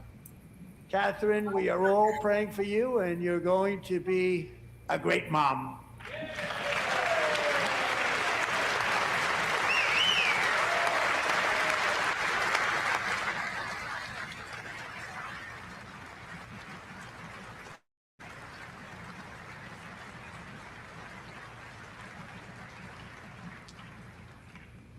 So now I'm calling on Congress to codify my most favored nation program into law. Now, the one thing I'm not sure it matters because I negotiated before the Supreme Court's Now, one thing. unfortunate involvement. Hold on, So Shabaka. despite the say- disappointing ruling, these powerful And country these saving, kangaroo court saving motherfuckers. our country, the kind of money we're taking in. All right, make it quick, Shabaka, so we can finish this. Yeah, we try to watch it, like, so we can hear it. You already Okay. got to watch it. One thing I will say about Trump, that is a tailor cut suit. I like that. What JD got on and what Poindexter got on there and sitting next to him with them glasses on, man, look like they stole that shit. That's right. Okay, Shabaka. Don't get back to the video. Yeah, we got to hear every word. Peace protecting many of the wars I settled was because of the threat of tariffs. I wouldn't have been able to, because of the threat of tariffs, I wouldn't have been able to settle them without. Will remain in place under fully approved and tested alternative legal statutes. And they have been tested for a long time. They're a little more complex, but they're actually probably better, leading to a solution that will be even stronger than before. Congressional action will not be necessary. It's already time tested and approved. And as time goes by, I believe the tariffs paid for by foreign countries will, like in the past, substantially replace the modern day system of income tax, taking a great financial burden off the people that I love.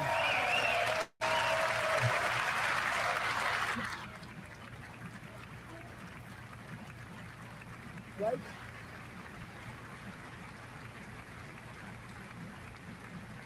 Moving forward, factories, jobs, investment, and trillions of dollars will continue pouring into the United States of America because we finally have a president who puts America first. I put America first. I love America.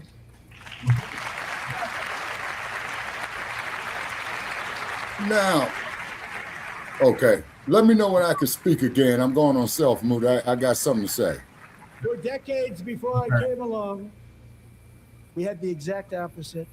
From trade to healthcare, from energy to immigration, everything was stolen and rigged in order to drain the wealth out of the productive, hardworking people who make our country great, who make our country run. Under Biden and his corrupt partners in Congress and beyond, it reached a breaking point with the Green New scam, open borders for everyone. They poured in by the millions and millions from prisons, from mental institutions. They were murderers, 11,888 murders. They came into our country. You allowed that to happen. And record-setting inflation that cost the typical family $34,000 in just a speck of time.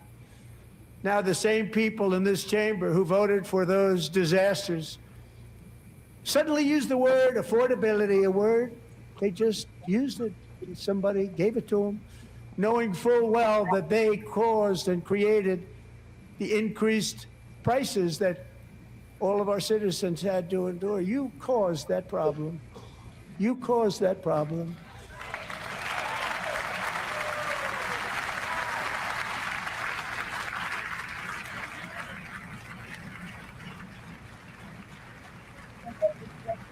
Right. They knew their statements were a lie. They knew it. They knew their statements were a dirty, rotten lie. Their policies created. Our policies are A dirty, rotten lie. are plummeting downward.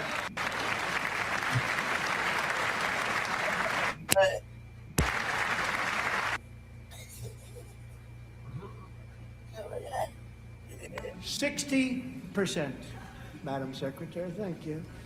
The cost of fruit, hotels, Did they show the power? Oh, Ilhan was cussing him out. and even beef, No, not which yet. was very high, is starting to All come right. down significantly. In a little while, we're getting it down. I think it's almost over. Yeah. It's To achieve just a short time ago. Nobody can believe when they see the kind of numbers, and especially. I think it's the same itself. It's like another big tax cut. I'm also confronting one of the offs of our times.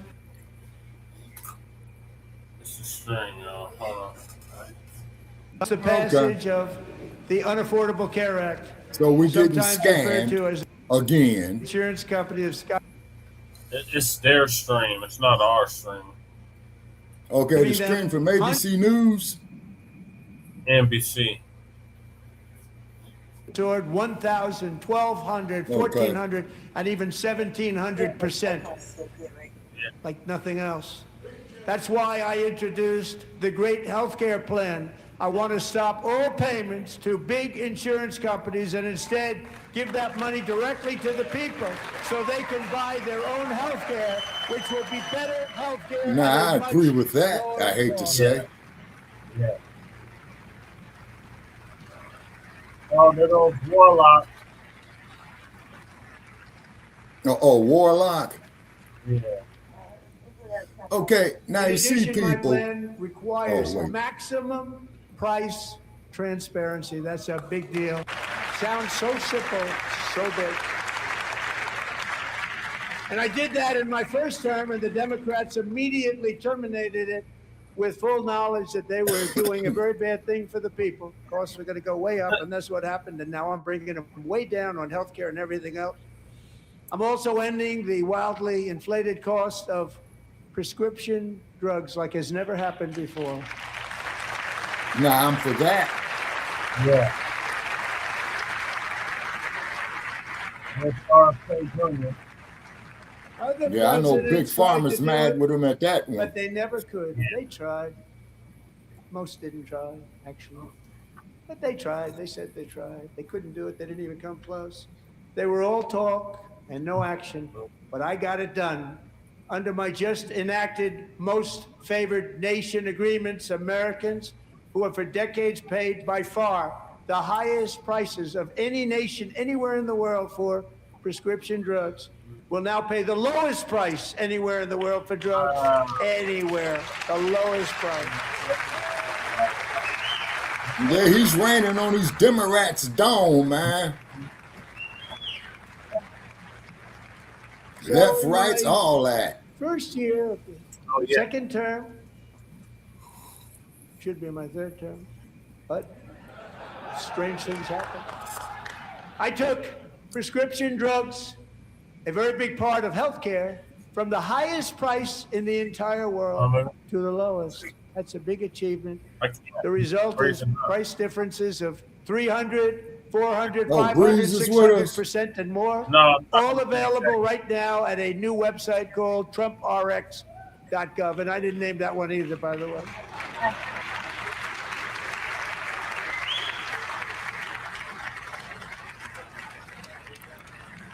And here tonight is the very first customer ever to get that big discount, and it is big. Catherine Rayner.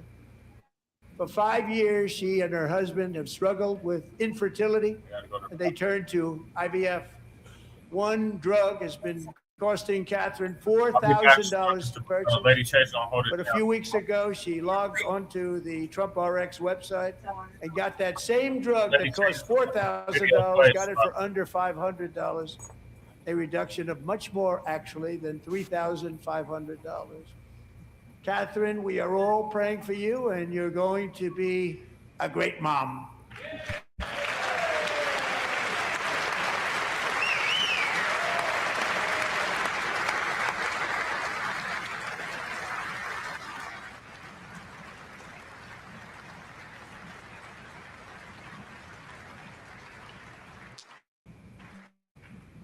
So now I'm calling on Congress to codify my most favored nation program into law. Now, the one thing I'm not sure it matters because it's going to be very hard for somebody that comes along after me to say, let's raise drug prices by 700 or 800%. But John and Mike, if you don't mind, codify it anyway. They may do it. Codify it anyway. Thank you. Many Americans are also concerned that energy demand from AI data centers could unfairly drive up their electric utility bills. Tonight, I'm pleased to announce that I have negotiated the new Ratepayer Protection Pledge. You know what that is? We're telling the major tech companies that they have the obligation to provide for their own power needs. They can build their own power plants as part of their factory so that no one's prices will go up. And in many cases, prices of electricity will go down for the community and very substantially down. This is a unique strategy never used in this country before. We have an old grid. It could never handle the kind of numbers, the amount of electricity that's needed. Now I know So I'm Los telling Angeles them Department they can of build their Water own and Power plants. is pissed They can off with produce that their own one. electricity. It will ensure the company's ability to get electricity while at the same time. That means that lowering city of prices LA will be electricity stealing for less you of and your could be water very from the substantial Colorado for River. all of you cities and towns. You're going to see some good things happen over the next number of years. Another pillar of the American dream that has been under attack is home ownership. With us tonight is Rachel Wiggins, a mom of two from Houston.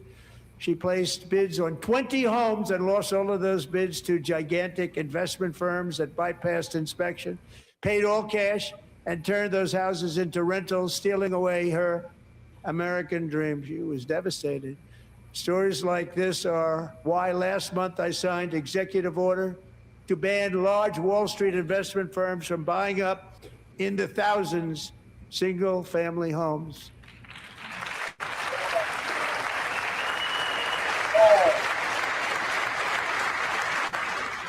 Huh? There ain't no Democrat came up with that idea. And now I'm asking Congress to make that ban permanent because homes for people, really, that's what we want. We want homes for people, not for corporations. Corporations are doing just fine. Racel, thank you very much. Good luck with your home. You'll get one soon.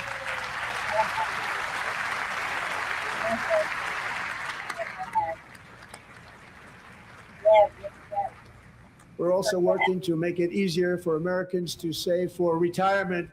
And under this administration, we will always protect Social Security and Medicare. They are not protecting it for our seniors. We will always protect Social Security, Medicare, Medicaid.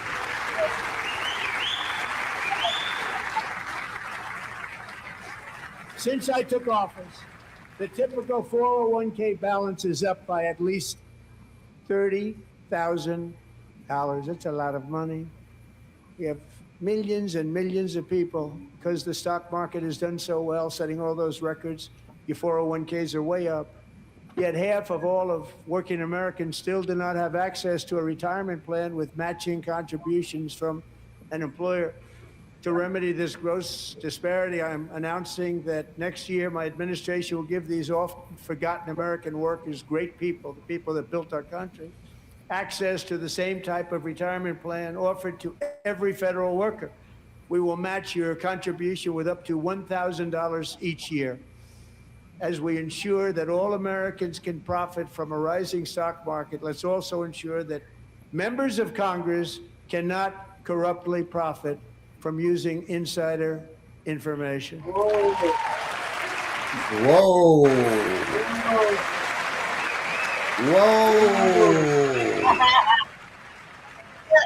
Whoa.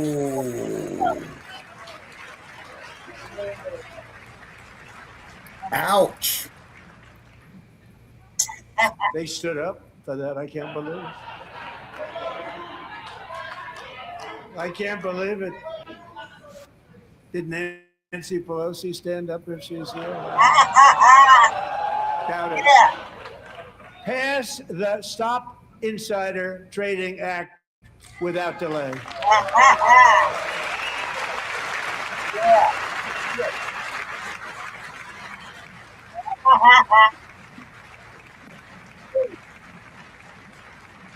I wasn't sure if anybody even on this side was going to applaud for that. I'm very impressed. Thank you. I'm very impressed.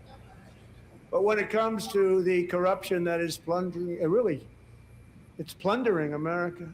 There's been no more stunning example than Minnesota, where members of the Somali community have pillaged an estimated $19 billion from the American taxpayer. Oh, we have all the information. And in actuality, the number is much higher than that. And California, Massachusetts, Maine, and many other states are even worse. This is the kind of corruption that shreds the fabric of a nation, and we are working on it like you wouldn't believe. So tonight, although started 4 months ago, I am officially announcing the war on fraud to be led by our great Vice President J.D. Vance.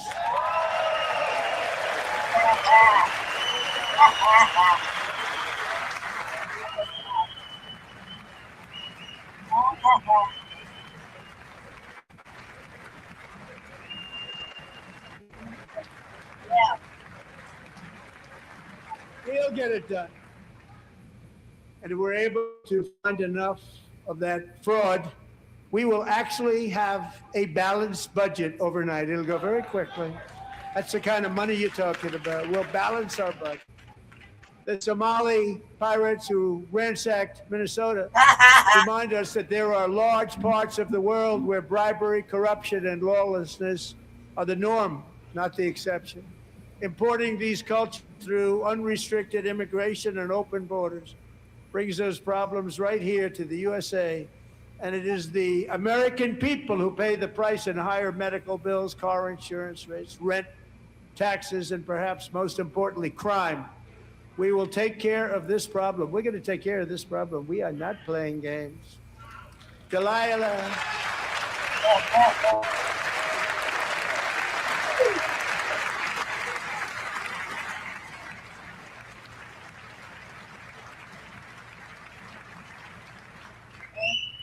Delilah Colton was only 5 years old in June 2024 when a 18-wheel tractor trailer plowed into her stopped car traveling at 60 miles an hour or more. The driver was an illegal alien let in by Joe Biden and given a commercial driver's license by open borders politicians in California. Doctors said Delilah would never be able to walk or talk, have a good life. She wouldn't even be able to eat again. Against all odds, she is now the first grade learning to walk, and she's here this evening with her dad, Marcus, a fantastic man. Delilah, please, you are a great inspiration. Please stand up.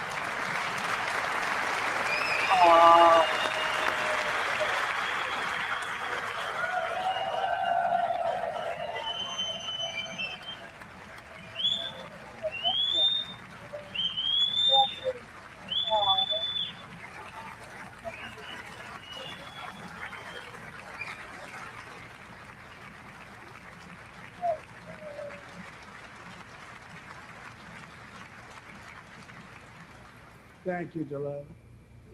Many, if not most, illegal aliens do not speak English and cannot read even the most basic road signs as to direction, speed, danger, or location.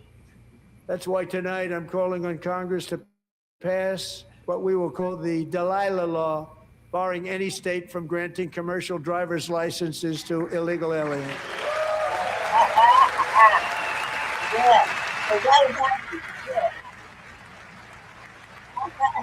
Well, I see they cut the part out where Ilhan was cussing him out.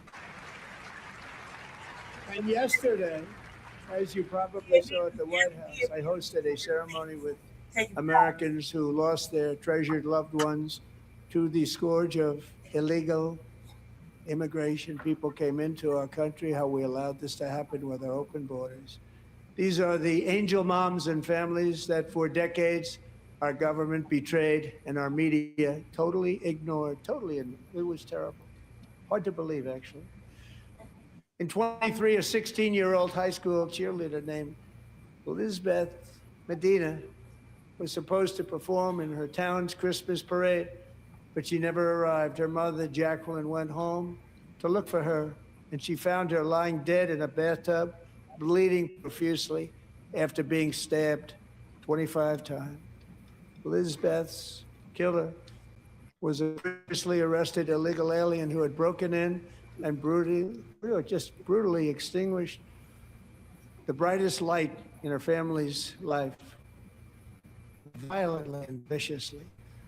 Her heartbroken mother is in the gallery to remind everyone in this chamber exactly why we are deporting illegal alien criminals to our country at record numbers, and we're getting them the hell out of here fast. We don't want them.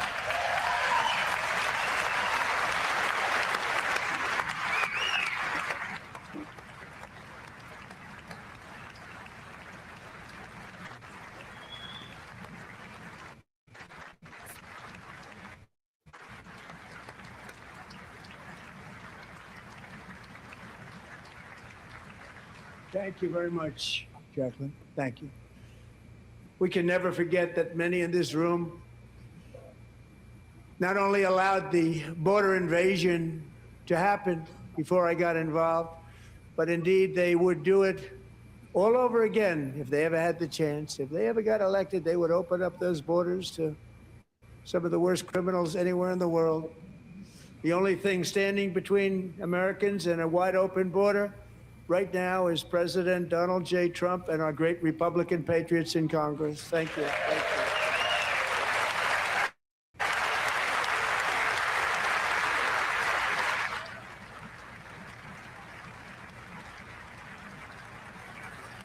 As we speak, Democrats in this chamber have cut off all funding for the Department of Homeland Security. It's all cut off. It's all cut off. They have instituted another Democrat shutdown, the first one costing us 2 points on GDP. 2 points we lost on GDP, which probably made them quite happy, actually. Now they have closed the agency responsible for protecting Americans from terrorists and murderers. Tonight I'm demanding the full and immediate restoration of all funding for the border security, Homeland Security of the United States, and also for helping people clean up their snow. We have no money because of the Democrats, and it would be nice, we'd love to give you a hand at cleaning it up, but you gave no money. Nobody's getting paid. It's a shame. So you have to think about it. We have, in case you didn't know, pretty large snowstorm out there. One of the great things about the State of the Union is how it gives Americans the chance to see clearly what their representatives really believe. So tonight, I'm inviting every legislator to join with my administration in reaffirming a fundamental principle. If you agree with this statement, then stand up and show your support. The first duty of the American government is to protect American citizens, not illegal aliens.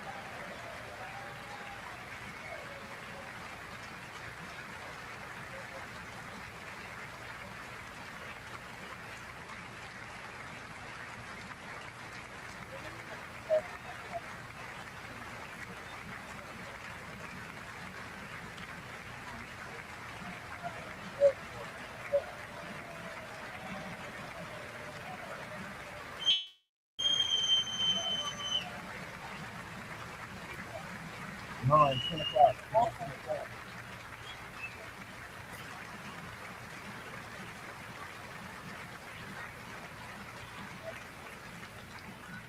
Isn't that a shame? You should be ashamed of yourself not standing up. You should be ashamed of yourself.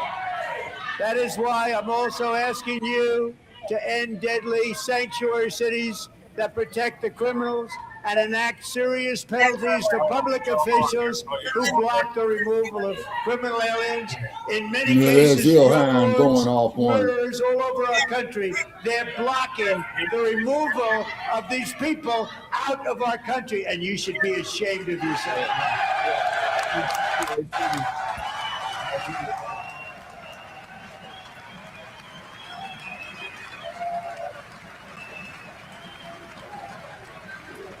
In cities, in sanctuary cities.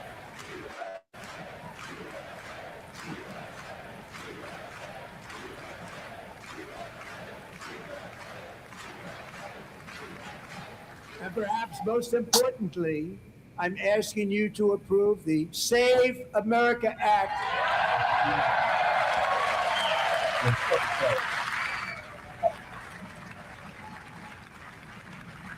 To stop illegal aliens and others who are unpermitted persons from voting in our sacred American elections. The cheating is rampant in our elections. It's rampant. Yeah.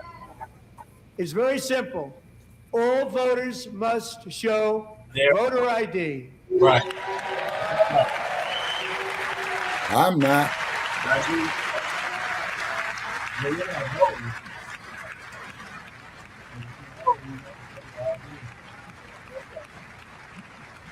All voters must show proof of citizenship in order to vote. I agree with that too. And no more crooked mail-in ballots except for illness, disability, military, or travel. None.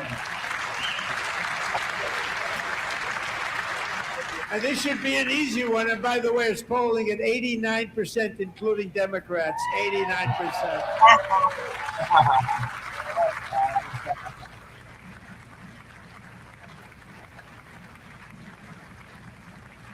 And even the new communist mayor of New York City, I think he's a nice guy.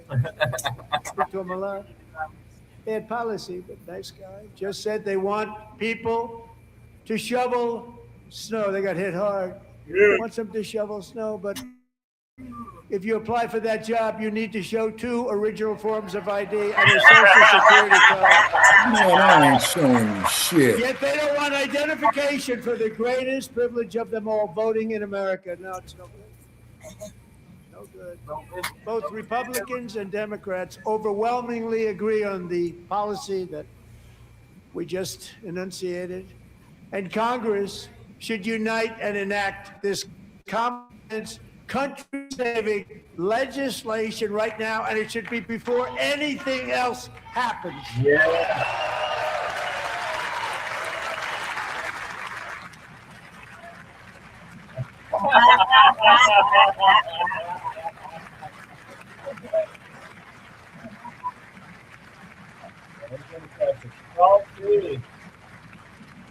Only one half of the chambers. The reason they don't want to do it, why would anybody need one voter ID? One reason, because they want to cheat. There's only one reason. They make up all excuses. Well, now, isn't that a case of the pot calling the kettle black? Things you almost say, what imagination they have. They want to cheat, they have cheated, and their policy is so bad that the only way they can get elected is to cheat. And we're going to stop it. We have to stop it, John. Now, keep in mind that this is a 34-count convicted felon telling you this. Now, this is a convicted felon telling you this. Opportunity to show common sense. That's the state level. What In the gallery tonight are Sage Blair and her mother, Michelle. In 2021, Sage was 14 when school officials in Virginia sought to socially transition her to a new gender, treating her as a boy and hiding it from her parents. Hard to believe, isn't it? Before long, a confused Sage ran away from home after she was found in a horrific situation in Maryland A left-wing judge refused to return Sage to her parents because they did not immediately state that their daughter was their son. Sage was thrown into an all-boys state home and suffered terribly for a long time. But today, all of that is behind them because Sage is a proud and wonderful young woman with a full ride scholarship to Liberty University. Sage and Michelle, please stand up.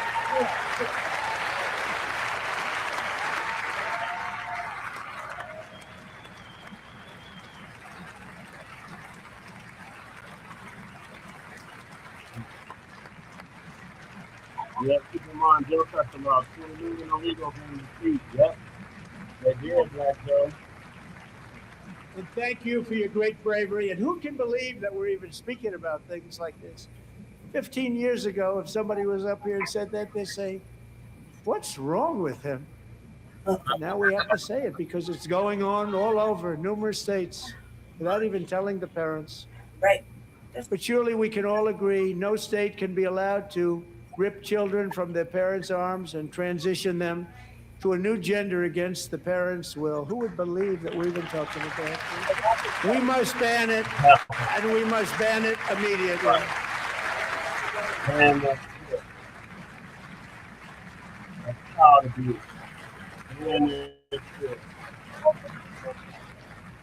Now, did he mention the Epstein survivors who were in the audience? I'm telling you, they're crazy.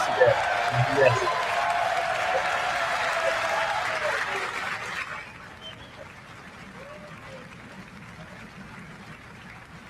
Amazing.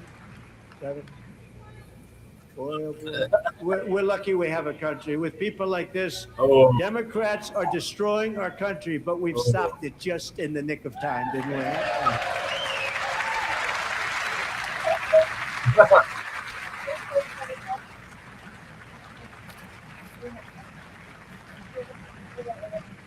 No one cares more about protecting America's youth than our wonderful First Lady. Now a movie star. She's a movie star. Can you believe it?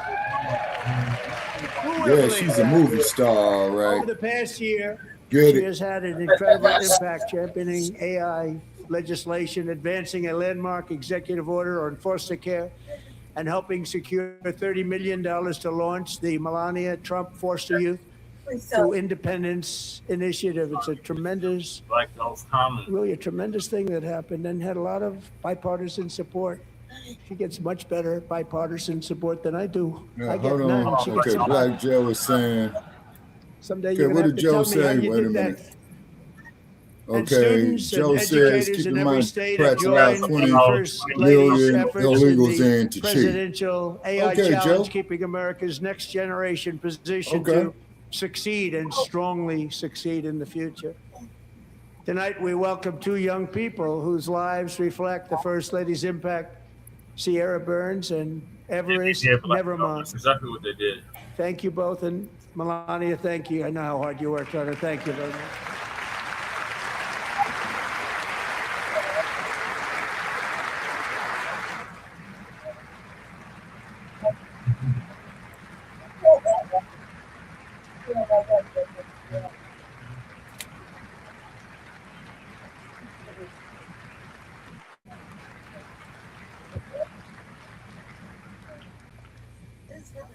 I'm very proud to say that during my time in office, both the first 4 years and in particular this last year, there has been a tremendous renewal in religion, faith, Christianity, and belief in God.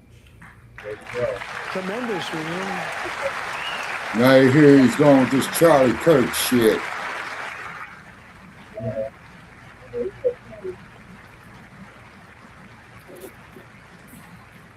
This is especially true among young people, Oh, Lord, and a big part of that had to do with my great friend, Charlie Kirk, a great guy. Great Yeah, guy. fuck him. Fuck him.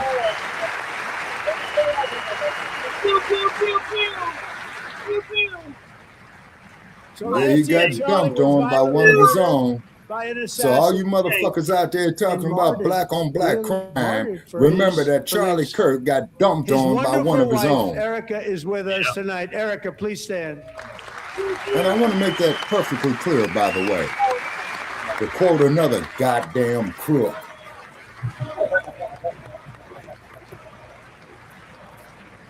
Which the fuck I would go out here in my twilight years wasting my time voting in this rigged shit. The only one who I'm voting for is Jesse Paris, if I may. Thank you. Thank you a lot. In Charlie's memory, we must all come together to reaffirm that America is one nation under God, and we must totally reject political violence of any kind.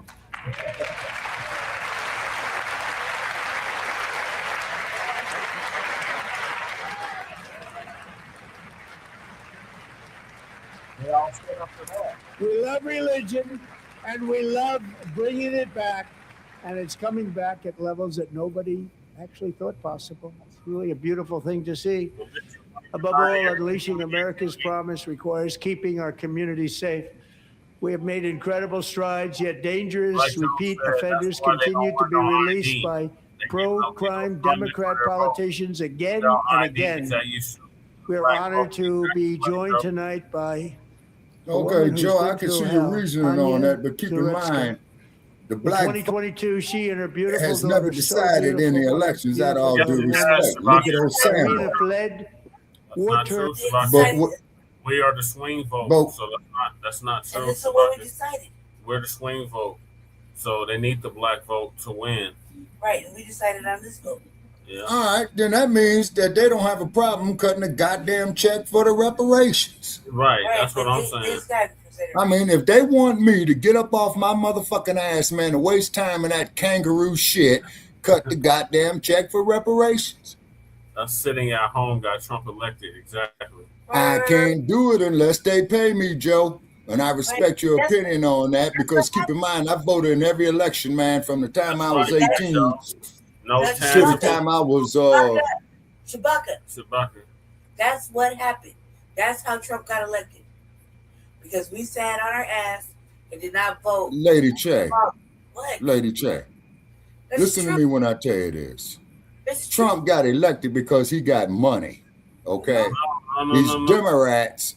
He got elected because the Democrats didn't have a good candidate. Right. And they weren't offering us nothing, so they lost. So we didn't vote for them. We didn't vote for anybody. But we made sure that not to vote for Democrats. Right. Okay, well, tell you what. I'm making this here perfectly clear. I'm from Chicago. I'm corruptible. Bribe me. I'll go vote. Yeah, you got to bribe me. Our vote is for sale to the highest bidders. Yeah, whoever cuts for yeah, dude, because politicians are prostitutes. Right, right. Our vote is for sale. Right. You know, but our vote is for sale for the right shit. Like, right. You know what I mean? Like, cut the check. Right. Yeah. Now, if a motherfucker does come out here for these tangibles and cut the check for us, I will make an exception. Right. That's right. Like those tangibles. They do that. They do that. No they get the vote. Tangibles, no low. That's a tangible. They have certain shit. They cut the check. That's a vote. Right. They get our vote. Right. War-torn Ukraine to live with relatives near Charlotte, North Carolina. And by the way, what's going on with Charlotte? Last summer, 23-year-old Irina was riding home on the train when a deranged monster who had been arrested over a dozen times and was released through no cash bail stood up and viciously slashed a knife through her neck and body. No one will ever forget there were people on that train. No one will ever forget the expression of terror on Irina's face as she looked up at her attacker in the last seconds of her life. She died instantly.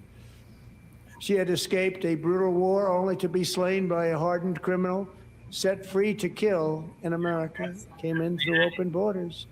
FRO. Mrs. Zaretsky, tonight I promise you we will ensure justice for your magnificent. Okay, now what's okay, now the one that did this alleged homicide, what's his story of the perpetrator? He's mentally ill. He was what? Mentally ill. No, you're muffled. I think you said mentally ill, brother Che. If I got that. ill. Okay. All right. Okay. How do you not stand? I'm asking this Congress to pass tough legislation to ensure that violent and dangerous repeat offenders are put behind bars, and importantly, that they stay there. Okay. So then that means that's what they should be doing to the motherfuckers that killed Ahmaud Arbery, right? Right.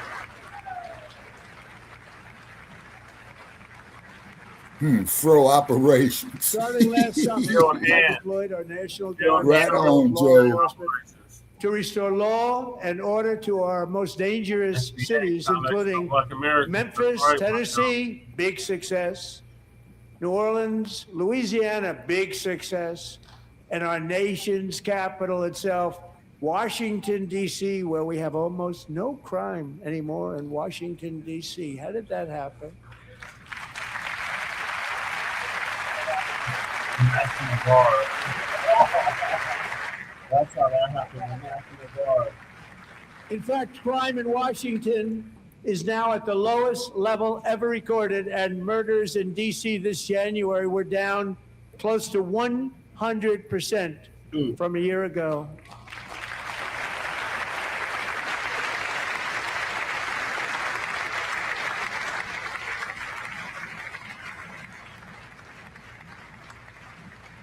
They don't like to hear that. One of the sick people, one of the brave service members who helped achieve this stunning turnaround was 20-year-old West Virginia Army National Guard Specialist Sarah Beckstrom. After a 4-month deployment, she voluntarily extended her service, and her rank was going to be lifted. She was doing so well. They were so proud of her. But the very next Now, day, it was a she white guy on that killed her, patrol right? near the White House when she was ambushed and shot in the head by a terrorist monster from Afghanistan. Yeah, he was an Afghan. Shouldn't have been in our country. All right. And all because she wore the uniform of our nation, she was shot. He traveled here because he didn't like people wearing our uniform. He was sick and deranged, shouldn't have been in our country.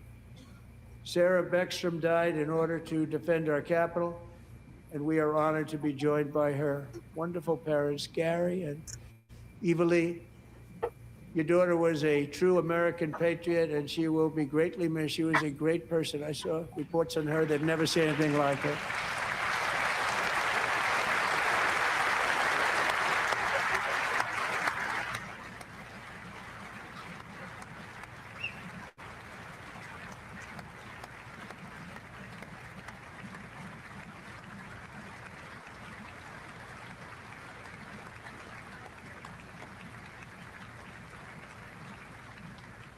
So sorry. Thank you very much.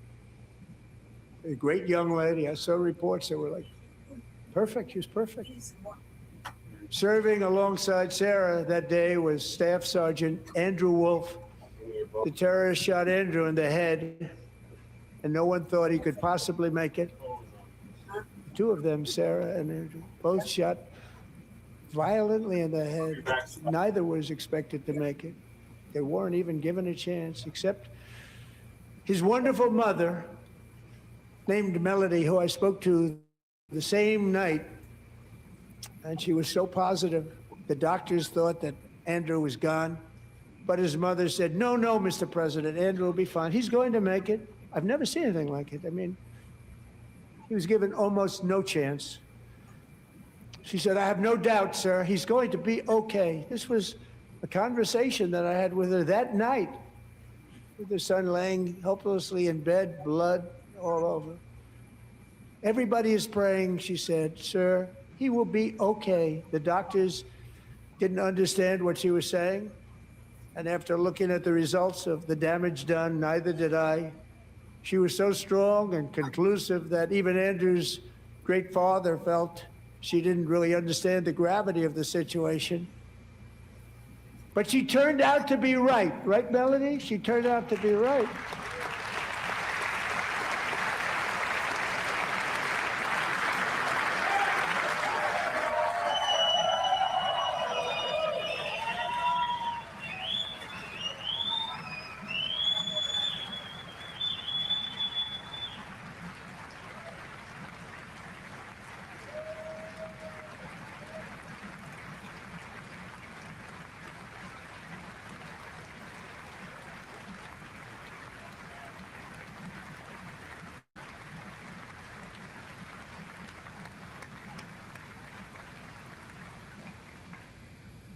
Amazing, actually.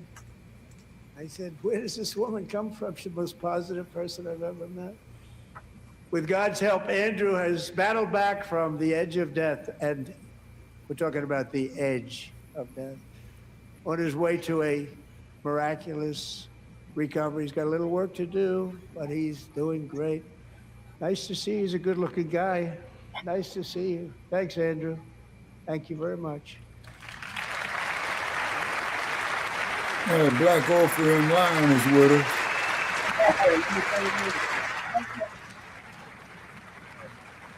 Yeah, appreciate you taking the time, man, because I know it's late where you at.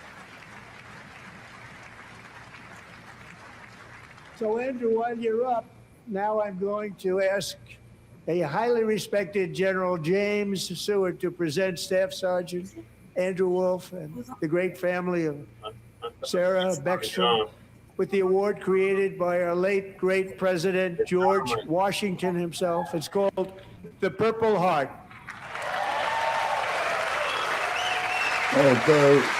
Now, when you say he's talking about deporting people who are not working, could you be more specific on that there, Blacc Opener?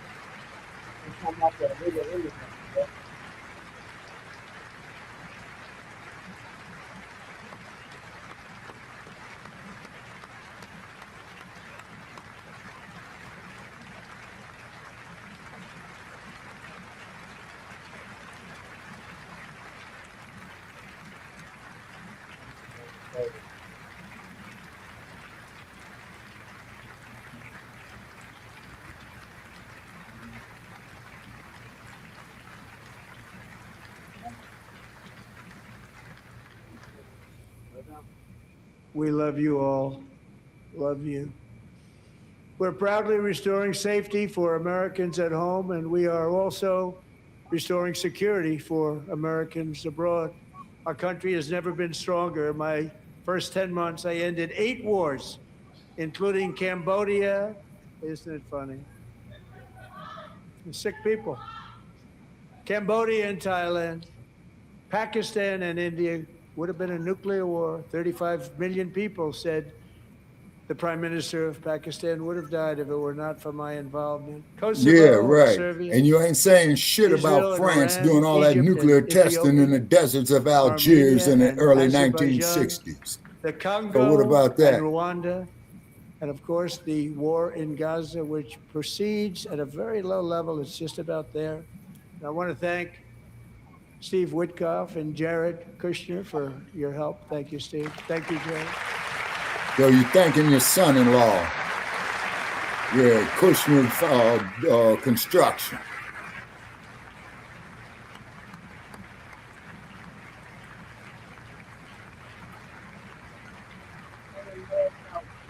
And I also want to thank the man they report to, Secretary of State Marco Rubio. Thank you, Marco.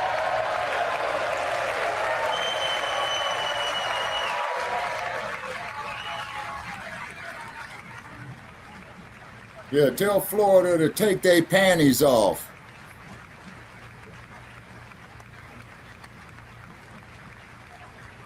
People like you. You know, Marco got 100% of the votes when he was in confirmation. I think our next one was about 54%. And some of the Democrats are now saying, I can't believe we approved that guy. And he said it's an honor that they feel that way, right, Marco? You have done a great job, great Secretary of State. I think he'll go down as the best ever.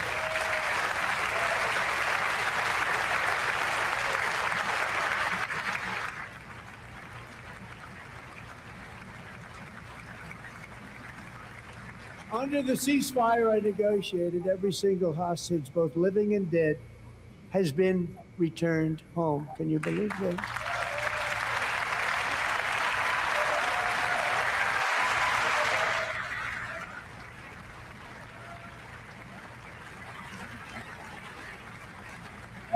Nobody thought it was possible.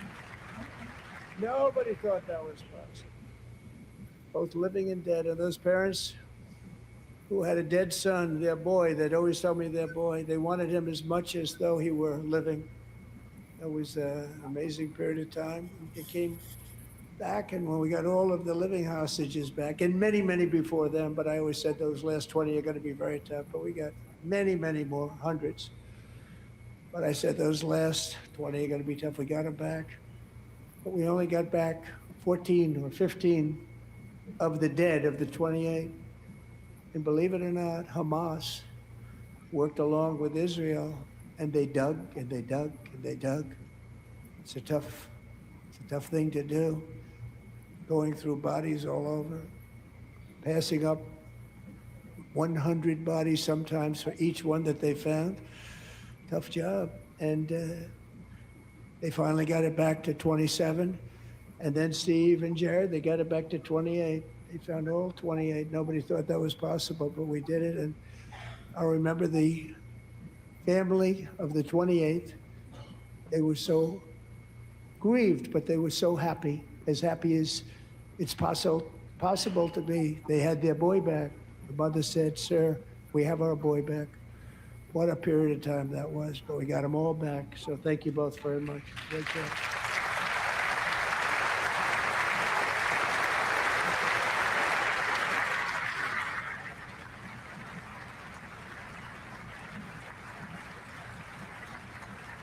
And we're working very hard to end the 9th war, the killing and slaughter between Russia and Ukraine, where 25,000 soldiers are dying each and every month. Think of that, 25,000 soldiers are dying a month.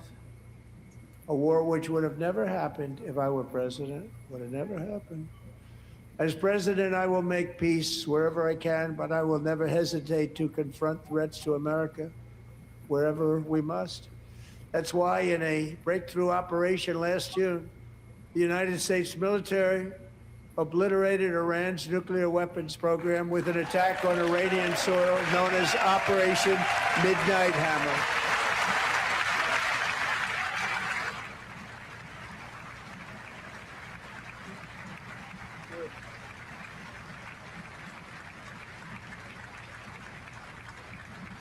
For decades, it had been the policy of the United States never to allow Iran to obtain a nuclear weapon.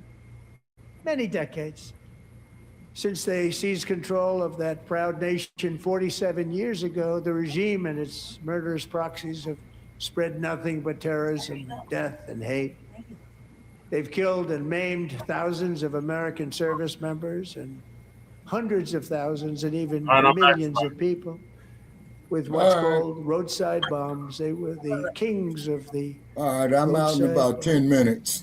Okay. And we took out Soleimani. I did that during my first term. Had a huge impact. He was the father of the roadside bomb.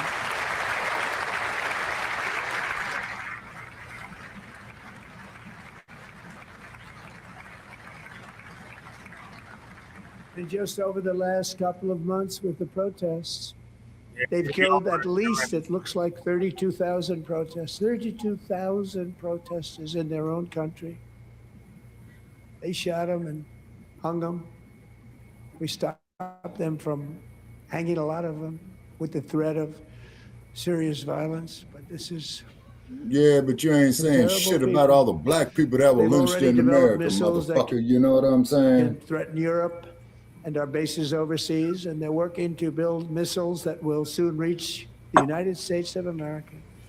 After Midnight Hammer, they were warned to make no future attempts to rebuild their weapons program, in particular nuclear weapons. Yet they continue, starting it all over. We wiped it out, and they want to start all over again, and are at this moment again pursuing their sinister ambitions. We are in negotiations with them. They want to make a deal, but we haven't heard those secret words. We will never have a nuclear weapon. My preference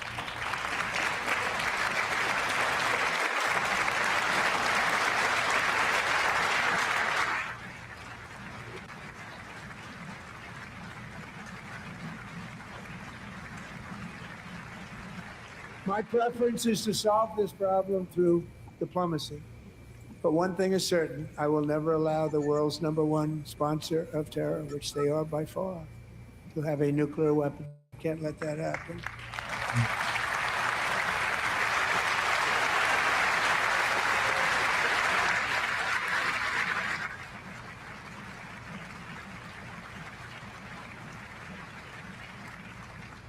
And no nation should ever doubt America's resolve. We have the most powerful military on earth. I rebuilt the military in my first term. We're going to continue to do so. Also, we just approved a $1 trillion budget. We have no choice. We have to be strong because hopefully we will seldom have to use this great power that we built together. It's really called peace through strength, and it's been very, very effective.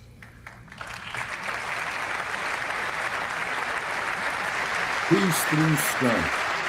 That sounds like bullying to me. Yeah. That's exactly what. So thanks to Republican in Congress, we're investing that record number of dollars. And that's not strength, that's in intimidation. the United States Armed Forces. We're also creating a lot of jobs, but we're not even doing it for that reason. Because as I said, we have more jobs, more people working today than ever before in the history of our country. And NATO countries are friends and allies. They are. They're our friends and they're our allies. Have just agreed at my very strong request to pay 5% of GDP for military defense rather than the 2%, which they weren't paying. We were paying for almost all of NATO. Now they're paying 5 as opposed to not paying 3.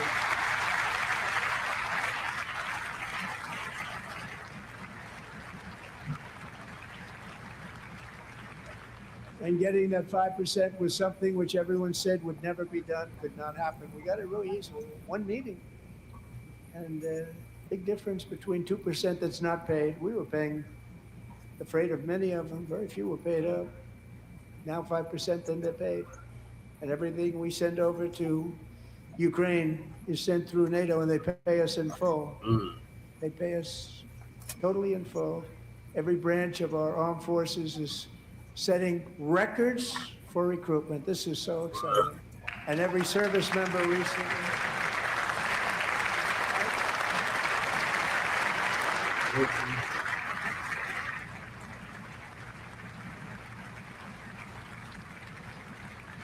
And every service member recently received a warrior dividend of $1,776.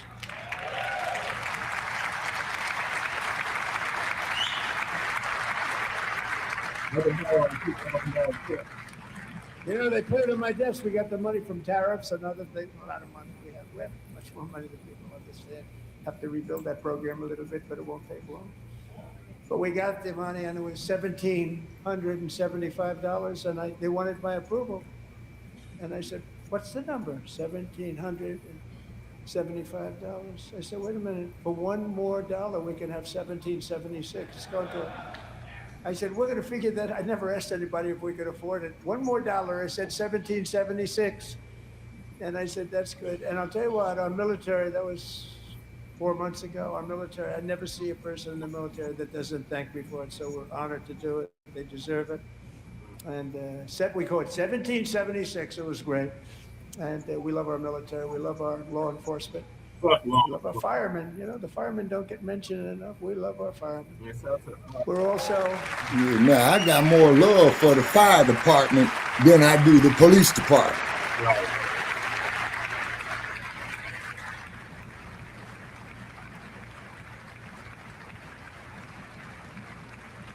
We're also restoring American security and dominance in the Western Hemisphere, acting to secure our national interests and defend our country from violence, drugs, terrorism, and foreign interference. For years, large swaths of territory in our region. And Florida is the main point of entry for illegal drugs, right?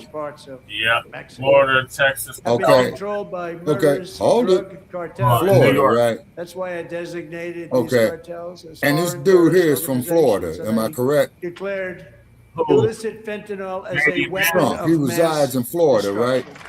Yeah, he resides in Florida. Okay.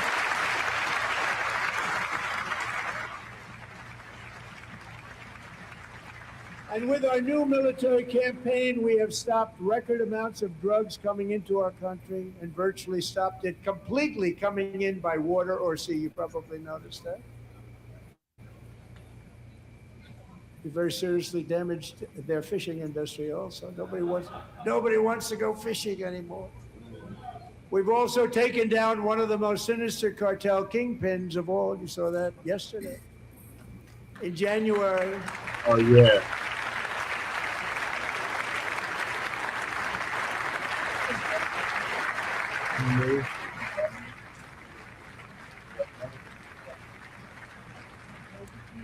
In January, elite American warriors carried out one of the most complex, spectacular feats of military competence and power in world history. No one's seen anything like it. Foreign leaders, I won't tell you who, called me and they said, very impressive, very impressive. They couldn't believe, they all watched. They saw what happened. This is a different fighting Now, force how that come we this had years dude ain't ago saying when we nothing fought about to Prince tie. Andrew? You know, it's a great fighting force. I'm so proud of it. How come he's not saying nothing about Epstein's island? Space Force is my baby. I So want did you that. studying your My baby is becoming so important.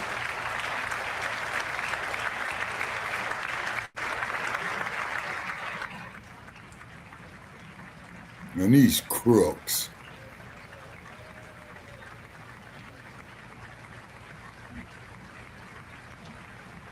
Yeah, your next And president, right? America's armed forces Don overwhelmed Jr. all defenses and utterly defeated an enemy. Good fighters. Oh, yeah, that's To right. end Yeah, the reign JD. of Yeah. outlaw dictator Nicolas Maduro and bring him to face American justice. And when is your ass gonna face American justice, you multiple count convicted felon? The And this was hypocrisy an is real. absolutely colossal victory for the security of the United States, and it also opens up a bright new beginning for the people of Venezuela. We're working closely with the new president of Venezuela. Hey, Delcy what they need Rodriguez, to do, Brother Che, you know, like how they always have presidential portraits of all the presidents in the White House. Suffered so terribly. Yeah. They really did. They need to put his With mug us shots tonight up there. is Alejandro Gonzalez. She grew up in a tight-knit Venezuelan Yeah, family it's and was most especially appropriate. close to her beloved uncle Enrique. But after Enrique ran for office and opposed Maduro, he was kidnapped by Maduro's security forces and thrown into the regime's really infamous prison in Caracas.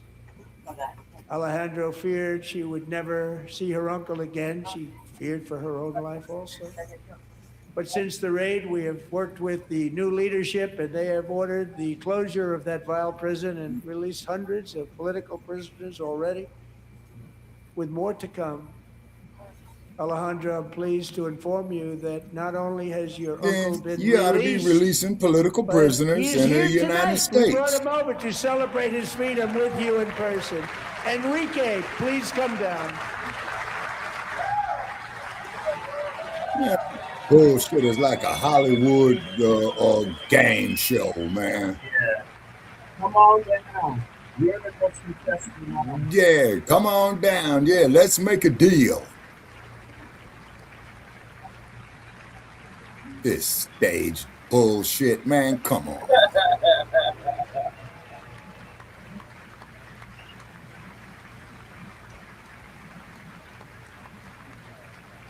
Hooray for Hollywood.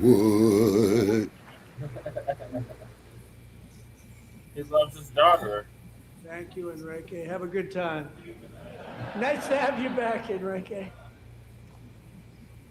There were many heroes on that January raid to capture Maduro. Really great heroes. It was very dangerous. They knew we were coming. They were all set. But the deeds of one warrior that night will live forever in the eternal chronicles of military valor. Chief Warrant Officer 5, Eric Slover, planned the mission and was the flight lead in the cockpit of the first helicopter.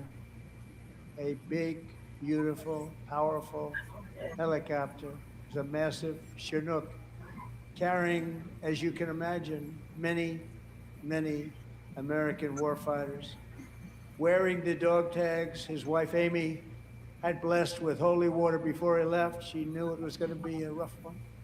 Eric steered the Chinook under the cover of night and descended swiftly upon Maduro's heavily protected military fortress. This was a major military installation. protected by thousands of soldiers and guarded by Russian and Chinese military technology. How did that work out? Not too good. While preparing to land, enemy machine guns fired from every angle, and Eric was hit very badly in the leg and hip, one bullet after another. He absorbed 4 agonizing shots, shredding his leg into numerous pieces. And yet, despite the fact that the use of his legs was vital to successful helicopter flight, legs are the most important part of flying a helicopter. To deliver the many commandos who would capture and detain Maduro was the only thing Eric was thinking about. Then, even as he was gushing blood, which was flowing back down the aisle, helicopter lands at a steep angle.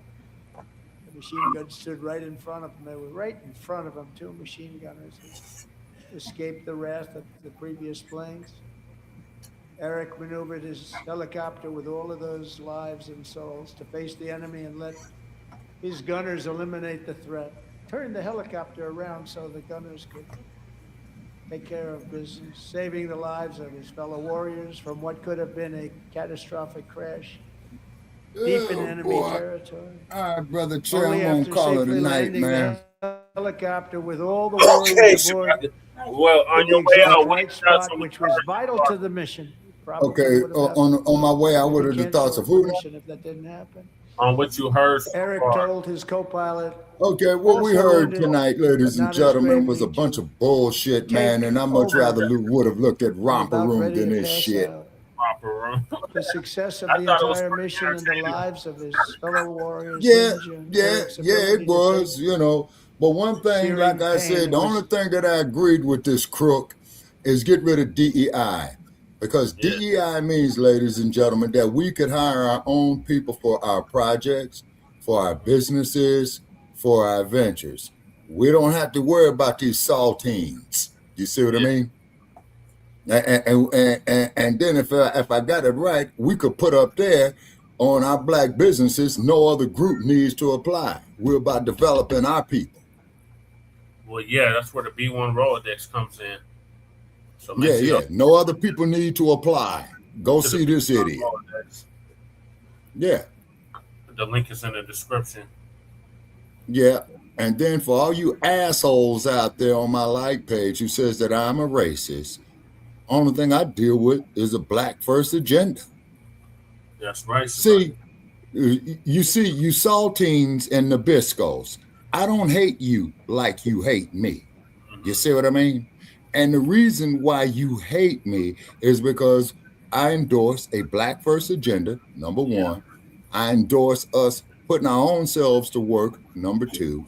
I also endorse of busting up these tethers on a continent, you goddamn neo-colonialists, you see what I'm saying, who are allowing yourselves to be pimped by saltines, okay? Definitely a shout out there to President Ibrahim Traore and Mr. President of Burkina Faso. I hope that you are doing the right thing. Don't give up that gold. Don't give up that uranium. Yeah. Yeah, see, so I hope he's doing the right thing. Take the sanctions. Take the sanctions. Yeah. And then for you saltines. We can hope, Shabaka. We can keep hope alive like Mr. Jesse Jackson. Well, I wouldn't endorse the message, Jesse. I was doing that there more of from a spiritual point of view. You know what I'm saying? Yeah. Okay. And then on top of that, you saltines who come up there with your hate mail on my Shabaka'S Blacc Experience Enhanced Like page. Come sit with me in the desert. Let me see. What is this here, Brother Che? We're in February, right? Yep, end of February. Going into March. Yeah, come sit with me on the first day of summer out here in the desert. We could sit by the Las Vegas sign, and I will take great pleasure in watching your, how should we say, watching you roast. And all the way, saltines, ask yourself this, Jesus. like I got Joe Gibson. What color is the snake's belly? Pink. White. Is what? White. Yeah. Nabisco. Yeah. Uh-huh. And you also got to leave your suntan lotion at home, okay? And what does the snake do, Shabaka? It sheds its skin. Yeah. Yeah, you say. So when your skin get to peeling and what have you, I might give you a cup of piss, you know what I'm saying? Because I'm not that inhumane. Yeah. So with that there being said, I bid everybody good night from Sin City. Good night, Shabaka. Thank you for joining us. All right, thank you for having me. Okay, Brother Chad, I'll give you a call sometime tomorrow after I finish my appointment real early in the morning. Okay. Have a good appointment. All right, thank you. Thank you very much. Okay. All right, Lady Che. Okay. And Donald Duck, you deserve to go right straight to fucking jail. Don't pass go. Do not collect your $2 billion. Set the example, man. You believe America is great. Then go turn yourself in, serve your time, and you can still be the president from your jail cell. And the best place for your stinking ass to be incarcerated at in its current condition, is Alcatraz. Oh, and you got a perfect view of the Golden Gate Bridge, Donald Duck. You are a crook, okay? You're a multiple convicted felon. And state levels. I want to make that perfectly clear, to quote one of his most crooked ass predecessors. Yeah. Oh, Tricky. Yeah. All right, folks, I'm out. Okay, Brother Chad, I'll give you a call tomorrow. Okay. All right, we got like 5 more minutes left of this bullshit. Okay. All right. Talk to you all tomorrow. Okay. Of the bullets and keep on flying and landing, and people knew what was happening. Everybody in the back of the helicopter knew because they saw the blood pouring down the aisle. Chief Warrant Officer Slover is still recovering from his serious wounds, but I'm thrilled to say that he is here tonight with his wife, Amy, Eric, and Amy. Come on in.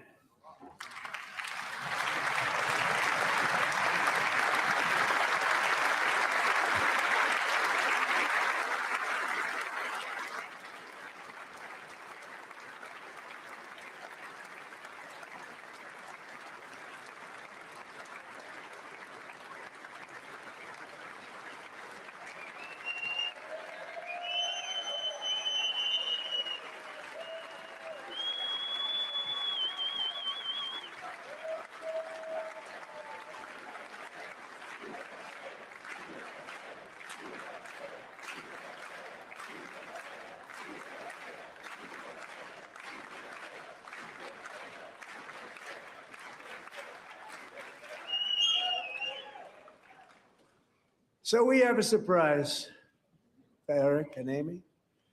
In recognition of Eric's actions above and beyond the call of duty, I would now like to ask General Jonathan Braga to present Chief Warrant Officer Slover with our nation's highest military award, the Congressional Medal of Honor.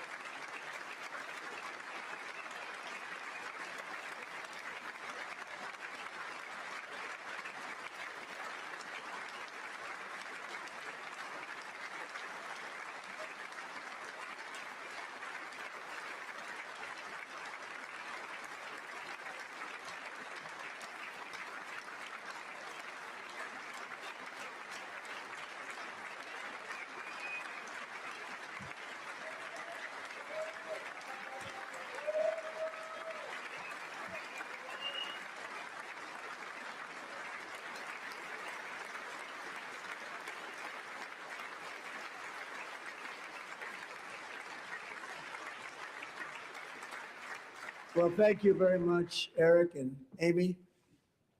Great to get to know you. I met with them and with a lot of their fellow warriors at Fort Bragg recently. You notice the name Fort Bragg. We have it back. We brought it back. We won the First World War with it, the Second World War with it, and then they decided to change the name. So we changed it back. Everybody wanted to change back too. And 10 of Eric's fellow warriors from that incredible night of victory will also be receiving medals at a private ceremony that will soon be held at the White House. And Eric will be there. Thank you.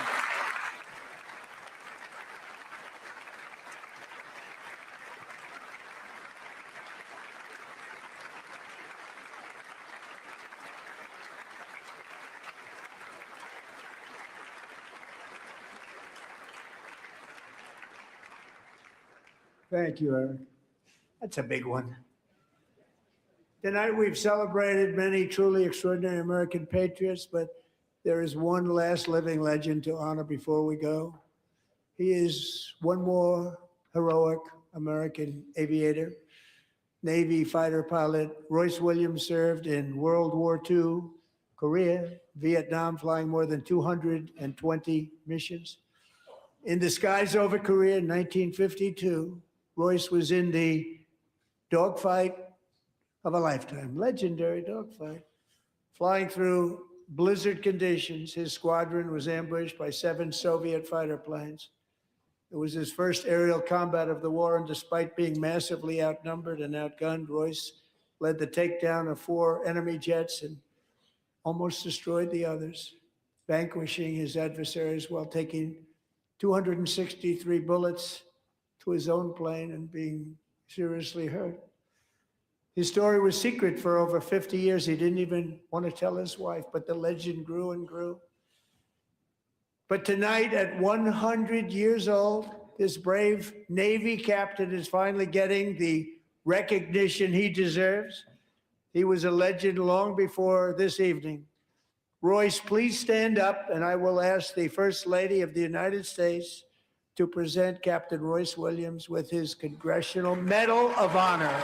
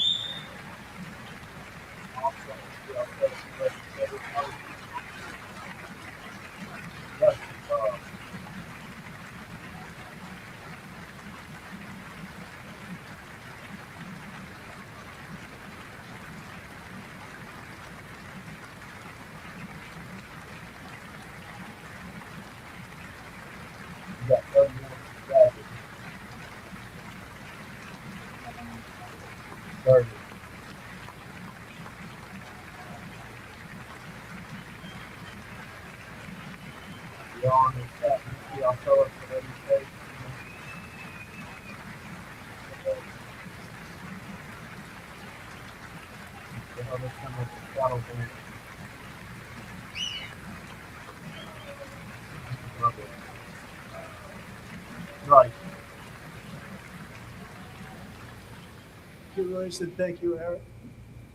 I've always wanted the Congressional Medal of Honor, but I was informed I'm not allowed to give it to myself, and I wouldn't know why I'd be taking it, but if they ever open up that law, I will be there with you someday.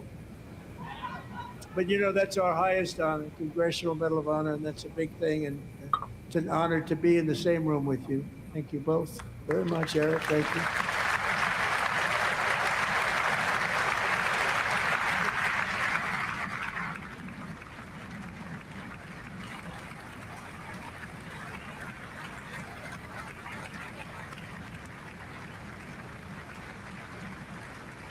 Thank you. 250 years is a long time in the life of a nation, but in another sense, it's really a mere moment in the eye of history. Two of the gentlemen we met in the gallery this evening took their first breaths 1 century ago, 100 years before that, on July 4th, 1826, the author of the Declaration of Independence, brilliant, Thomas Jefferson, drew his last breath. Just a single long human lifespan separates the giants who declared and won our independence from the heroes who stand among us tonight. Everything our nation has done, everything we have achieved, has been the work of those few great lifetimes.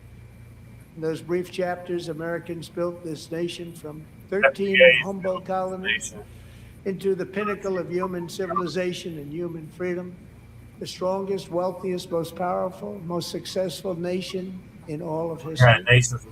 Americans ventured out across the daunting and dangerous continent. We carved paths through an unforgiving wilderness, settled a boundless frontier, and tamed the beautiful but very, very dangerous Wild West. From empty marshes and wide open plains, we raised up the world's greatest cities. Together, we mastered the world's mightiest industries, shattered history's monstrous tyrannies, and we liberated millions from the chains of fascism, communism, oppression, and terror. Americans lifted humanity into the skies on the wings of aluminum and steel, and then we launched mankind into the stars on rockets powered by sheer American will and unyielding American pride.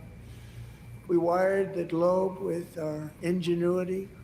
We captivated the planet with American culture. And now we are pioneering the next great American breakthroughs that will change the entire world. All of this and so much more is the enduring legacy, unmatched glory of the hardworking patriots who built and defended this country and who still carry the hopes and freedoms on all of humanity's backs. For years they were forgotten, betrayed, and cast aside. But that great betrayal is over, and they will never be forgotten again. Because when the world needs courage, daring, vision, and inspiration, it is still turning to America. And when God needs a nation to work his miracles, he knows exactly who to ask. There is no challenge Americans cannot overcome, no frontier too vast for us to conquer, no dream too bold for us to chase, no horizon too distant for us to claim. For our destiny is written by the hand of providence, and these first 250 years were just the beginning. From the rugged border towns of Texas to the heartland villages of Michigan, from the sun-kissed shores of Florida to the endless fields of the Dakotas, and from the historic streets of Philadelphia to right here in our nation's capital, Washington, D.C., the golden age of America is upon us. The revolution that began in 1776 has not ended. It still continues because the flame of liberty and independence still burns in the heart of every American patriot. And our future will be bigger, better, brighter, bolder, and more glorious than ever before. Thank you, God bless you, and God bless America.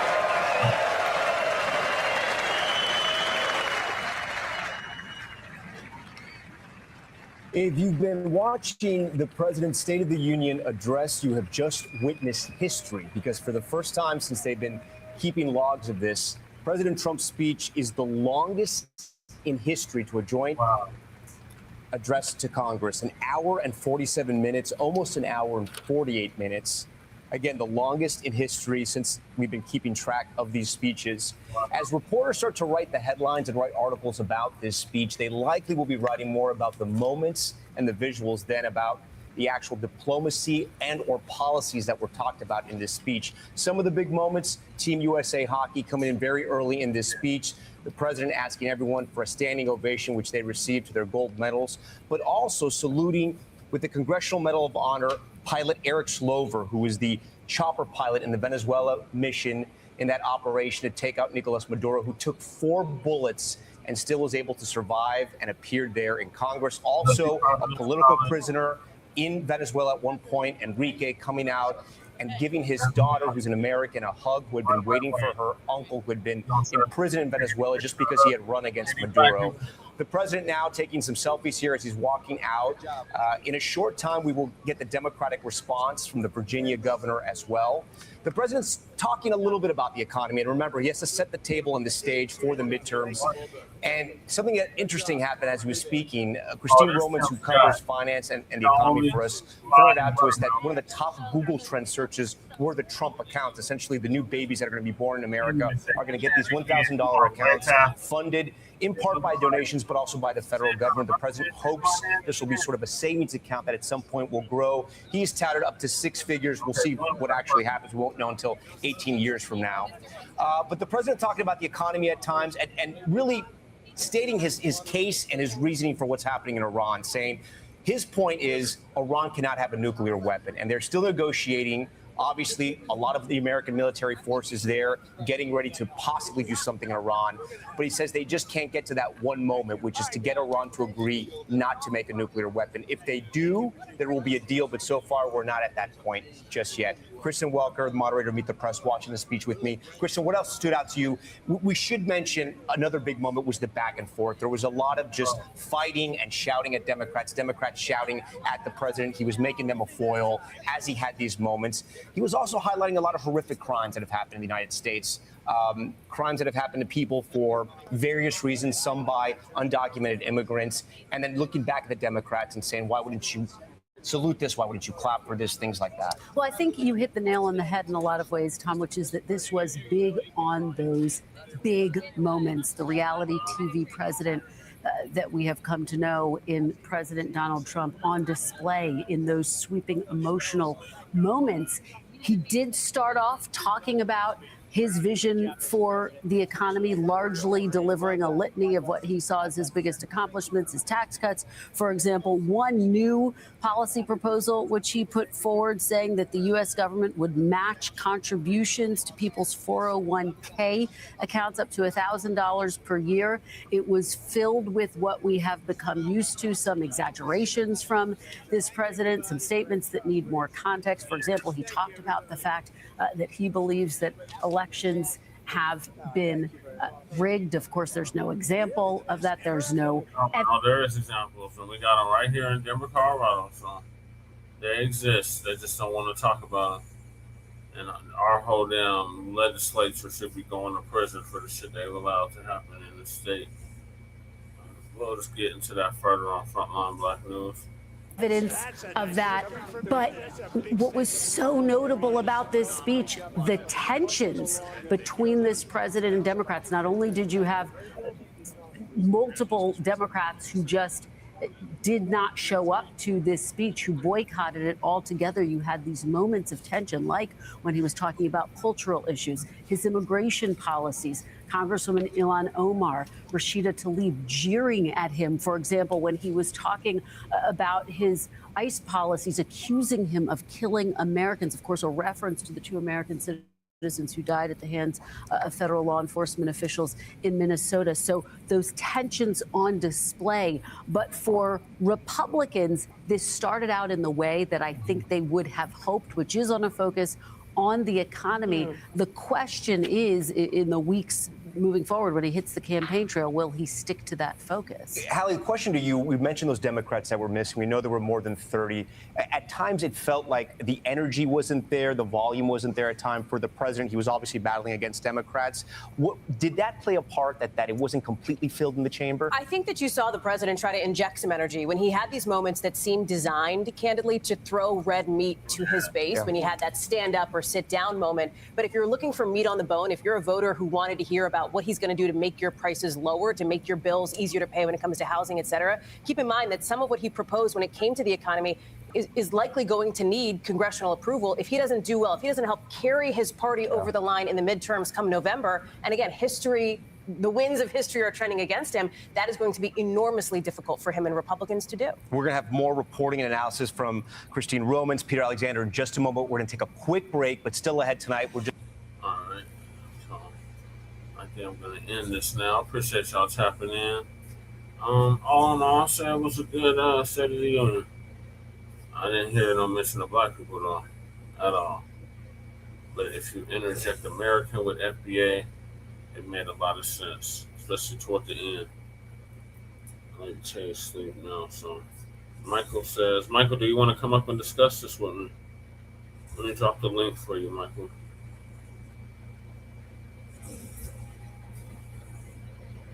Just for Michael or Black Joe or Dynamite, if y'all want to come up, y'all can.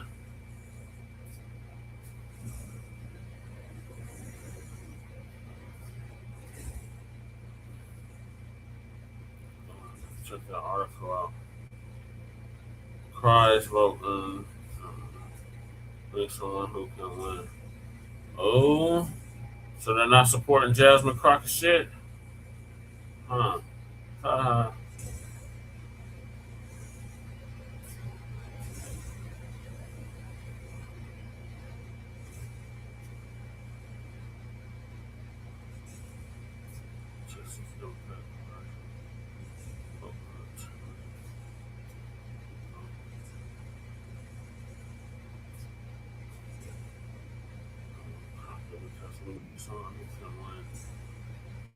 Ah, these motherfuckers. They're making me have to sign up to read the article. Hey, Michael. Grand evening to you. Were you able to see the State of the Union address? Yeah, I saw the State of Union address. I saw the report. Hey, how you doing? Yeah, we just finished streaming it. Yeah. I'm all right. I was honestly entertained by that. Yeah. They said it was the longest in history, and I didn't hear no mention of American freedmen. But if you interject America with FBA toward the end, it made a lot of sense. Especially when he was like, you've been neglected, you've been ignored. Right. I think that he was talking to American freedmen, but he just didn't say it. Because we're the ones who built the country. So when he's talking about building the country and legacy and all of that, he's talking to us indirectly. Mm-hmm. So what is your take on it? What did you think of it? So the State of the Union. So my take is that.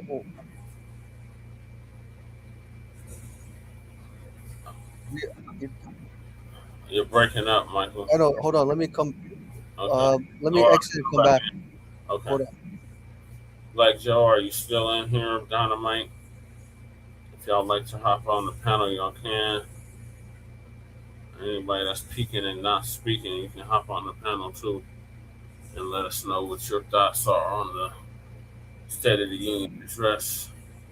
All right, there's okay, much better, Michael. Okay. You know what happened? I think I had like the volume.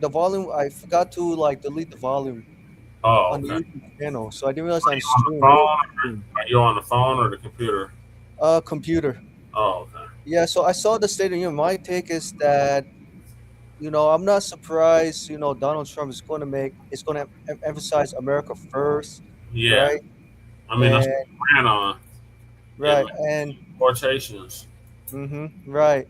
And then I saw something. Then I think I saw a clip that what's the guy's name? Gosh, the congressman from Texas. What is his name? Goss. You know who I'm talking about? Ted Cruz. Not Ted Cruz. He's a Democrat from Texas. He held a sign that says, yeah, I'm sorry. No, you remember he got removed from the State of the Union early this year for telling protesting Donald Trump, don't cut government. Oh, Al Green. Yes, there you go. Yes, Al Green. Thank you. Yes, Al Green posted that sign to Donald Trump at the State of the Union and said, don't call black people not apes. And then Al Green got removed twice. Yeah. And not fighting hard for substance. So to me, it's like. Yeah, did his sign say reparations now or else? Yeah, no reparations, not a single thing. In other words, I think Al Green was trying to say, Trump, stop calling us names. Can you please be polite? And Donald Trump is like, I'm not going to be polite. Congressman Al Green. In a monkey suit. Right. Indirectly offensive and racist towards black people because that's how they depict their black people with that scientific racism. Right, it's true, exactly right. But I know, like you're thinking during the student union, oh, Donald Trump, just cut us a check. Right, and we're good. Right, you said we built the country. You said we ain't been getting the proper recognition. So come on with the goddamn check. Right. That's the only way you're gonna show and prove, you know, that you actually give a damn about the black community, especially since this is Black History Month, Black History Year, and Black History Century. Right, exactly. And and I was surprised the State of the Union was televised late in February. Usually it's televised between late January and early February. I'm not sure why they chose. Yeah, it was kind of late this year. Yeah. Yeah, interesting. Yeah, I mean, something we know Trump is going to be unpredictable. It was the longest in history, Michael. They said it was 1 hour and 47 minutes, almost. Right. 48 minutes. 48 minutes, and this included the hour. Right. It also included like Abigail Spanberger's rebuttal, right? Oh yeah. Oh yeah, I gotta tell you. Oh my gosh, I gotta keep playing it to get Spanberger's rebuttal. Let me see if I can pull that up. Yeah, I can tell you, it is like saying like, look, this is what Donald Trump is doing to America. Donald Trump has not done this, done that. He's making America worse with his terrorists. And my question to Abigail Spanberger, what is your proposal? What are you gonna do differently? You can't just say Donald Trump is bad and then you don't offer bold solutions. Or concrete action plan. Michael, that's all the Democrats are gonna do. Right. Bad, orange man bad. Right, but to be honest, this this State of the Union address is like a message to Democrats. Look, if you're serious, if Democrats are very serious about winning the midterms, especially they want to get Black Americans voting, cut the check, cut reparations, plus an anti-Black hate crime bill. And qualified immunity and office. And qualified immunity, as well as ratifying the 13th Amendment, the slavery clause. Well, right? Now, stay safe out there, Michael. It looks like I got a big storm coming through. Yeah, we had the snow like Monday, and school had to close, unfortunately. And my work schedule got canceled. How much did you get? I think it was about 6-7 inches, I think. Oh, I didn't even go outside. Yeah, but I knew the roads were pretty bad that day. Yeah, I was not expecting any snow at all, for the end of February. Oh, okay. Yeah, it's been unseasonably warm over here. It hit like 70-something degrees today. 70-something degrees. Wow. You guys did not get any snow at all, right? No, we haven't. We've only gotten like 2 times of snow. 2 times. Oh, wow. Right. It's been extremely dry, and they said we're under drought conditions again, and that means bad news for the summer. That means lots of wildfires. Yep, as a result of climate change. It hasn't been this warm since like the 1950s. Yes, I agree. In a damn February. February is supposed to be the coldest month. It's feeling like spring already. I thought the groundhog seen this damn shadow. There's supposed to be 6 more weeks of winter out west. We can't tell. Right. Because of the effects of climate change. So it's making the weather patterns unpredictable. Right. Right. But sorry to digress.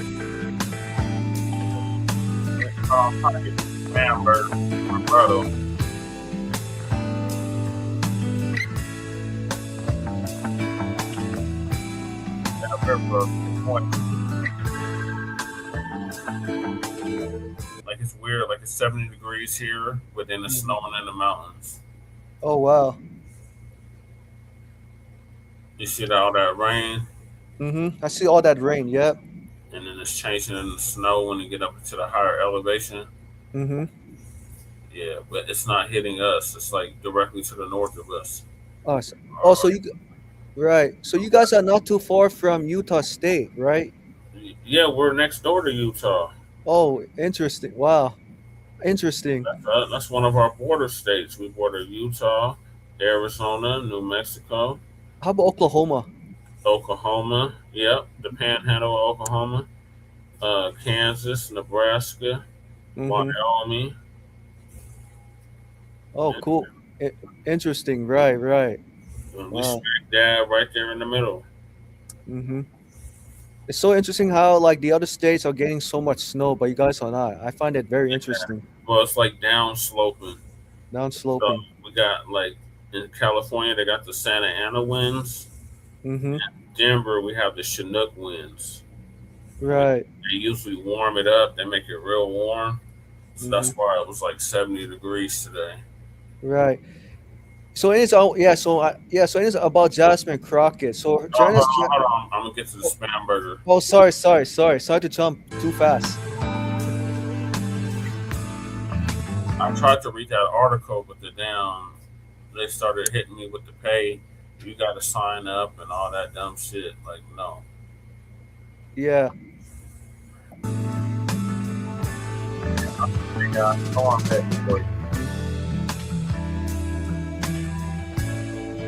got more snow coming. Man, I get snow on Chicago, Detroit. Pittsburgh.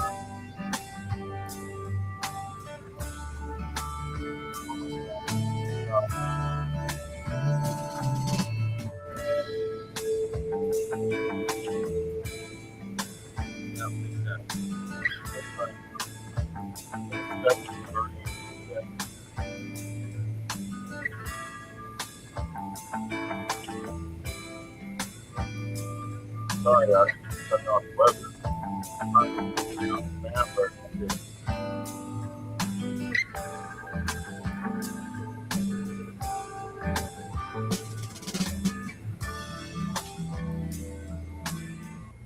Champion struck these tariffs down 4 days ago. The damage to almost every week to different states, different cities, sell his economic vision. He set the stage tonight. Did he focus enough on the economy, you think, in the speech? I think people at home will be the judge of that. The president said we're entering a golden age of America. I think Americans can decide if it feels like that. He said it's a roaring economy and it's never roared like this before. Americans will be the judges of that as well. But the bottom line is this is one speech. It needs to be a sustained effort going forward by the president and his cabinet for any of this to stick. The question is, does this president sort of have the motivation, the ability to stick to a similar message like this going forward? Christine, we only have about 30 seconds before the response. Do we understand what these retirement accounts he was talking about are? There's about 40% of Americans not invested in the stock market. That's right. What did the president say he was going to do for them? He said the typical 401k balance has risen under his tenure, and he wants everyone to be able to enjoy that. So he wants to provide the Americans who don't have a 401k, he wants them to be able to have some kind of a federal worker kind of 401k or retirement that the U.S. would then match $1,000 every year. We need to hear a lot more about that. But it is a tacit acknowledgement that Americans are chronically undersaved for retirement. Here's newly elected Virginia Governor Abigail Spanberger with a Democratic response. Let's listen in. Good evening. Good evening and welcome to historic Williamsburg. We are gathered here in the chambers of the House of Burgesses. In 1705, the people of the Virginia colony gathered here to take on the extraordinary task of governing themselves. Before there was a Declaration of Independence, a Constitution, or a Bill of Rights, there were people in this room. The people who served here ultimately dreamed of what a new nation, unlike anything the world had ever seen, could be. The United States was founded on the idea that ordinary people could reject the unacceptable excesses of poor leadership, band together to demand better of their government, and create a nation that would be an example for the world. And this year, as we celebrate 250 years since America declared our independence from tyranny, I can think of no better place to speak to you as we reflect on the current state of our union. Tonight, as we watched our nation's lawmakers gather for a joint session of Congress, we did not hear the truth from our president. So let's speak plainly and honestly. And let me ask you, the American people watching at home, 3 questions. Is the president working to make life more affordable for you and your family? Is the president working to keep Americans safe both at home and abroad? Is the president working for you? As I campaigned for governor last year, I traveled to every corner of Virginia, and I heard the same pressing concern everywhere. Costs are too high in housing, healthcare, energy, and childcare. And I know these same conversations are being had all across this country. Because since this president took office last year, his reckless trade policies have forced American families to pay more than $1,700 each in tariff costs. Small businesses have suffered, farmers have suffered, some losing entire markets. Everyday Americans are paying the price. And even though the Supreme Court struck these tariffs down 4 days ago, the damage to us, the American people, has already been done. Meanwhile, the president is planning for new tariffs, another massive tax hike on you and your family. And Republicans in Congress, they remain unwilling to assert their constitutional authority to stop him. They're making your life harder. They're making your life more expensive. They're even making it more difficult to see a doctor. Rural health clinics in Virginia and across the country are already closing their doors thanks to the so-called One Big Beautiful Bill, championed by the president and Republicans in Congress. And tonight, the president celebrated this law, the one threatening rural hospitals, stripping healthcare from millions of Americans and driving up costs in energy and housing, all while cutting food programs for hungry kids. But here in Virginia, I am working with our state legislature to lower costs and make the Commonwealth more affordable. And it's not just me. Democrats across the country are laser focused on affordability in our nation's capital and in state capitals and communities across America. In the most innovative and exceptional nation in the history of the world, Americans deserve to know that their leaders are focused on addressing the problems that keep them up at night. Problems that dictate where you live, whether you can afford to start a business or whether you have to skip a prescription in order to buy groceries. So I'll ask again, is the president working to make life more affordable for you and your family? We all know the answer is no. I grew up in a house of service. My mother was a nurse and my father was a career law enforcement officer. I began my career by following in my father's footsteps as a federal agent working money laundering and narcotics cases. I worked side by side with local and state police to keep our community safe and to uphold and enforce the law. Law enforcement officers across the country know that it is a unique responsibility to do the serious work of investigating crimes, comforting victims, and making arrests. It's about building trust, and that requires an abiding sense of duty and commitment to community. And yet, our president has sent poorly trained federal agents into our cities, where they have arrested and detained American citizens and people who aspire to be Americans. And they have done it without a warrant. They have ripped nursing mothers away from their babies. They have sent children, a little boy in a blue bunny hat, children to far off detention centers. And they have killed American citizens in our streets. And they have done it all with their faces masked from accountability. Every minute spent sowing fear is a minute not spent investigating murders, crimes against children, or the criminals defrauding seniors of their life savings. Our president told us tonight that we are safer because these agents arrest mothers and detain children. Think about that. Our broken immigration system is something to be fixed, not an excuse for unaccountable agents to terrorize our communities.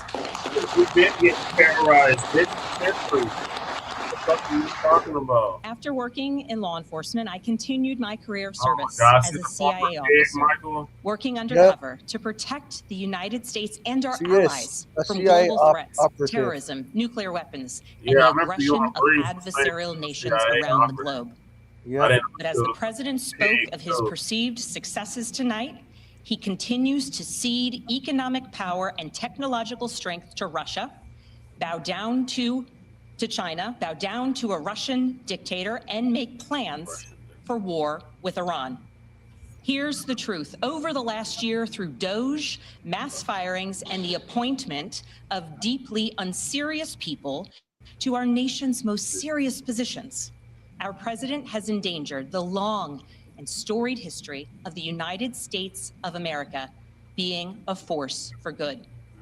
So I'll ask again, is the president working to keep Americans safe, both at home and abroad? We all know the answer is no. In his speech tonight, the president did what he always does.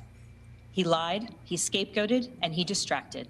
And he offered no real solutions to our nation's pressing challenges, so many of which he is actively making worse. He tries to divide us. He tries to enrage us, to pit us against one another, neighbor against neighbor. And sometimes he succeeds. My neighbor. And so you have to ask, who benefits from his rhetoric, his policies, his actions, the short list of laws Really he's pushed rich. through this Republican Congress? Really rich and white. That's what. Somebody must be benefiting. He's enriching himself, his family, his friends. The scale of the corruption is unprecedented. That should be the last. There's the cover-up of the Epstein files, the crypto scams, cozying up to foreign princes for airplanes and billionaires for ballrooms, putting his name and face on buildings all over our nation's capital. This is not what our founders envisioned, not by a long shot.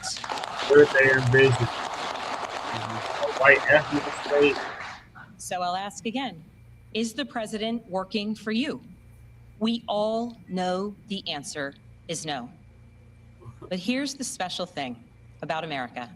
On our 250th anniversary, we know better than any nation what is possible when ordinary citizens, like those who once dreamed right here in this room, reject the unacceptable and demand more of their government.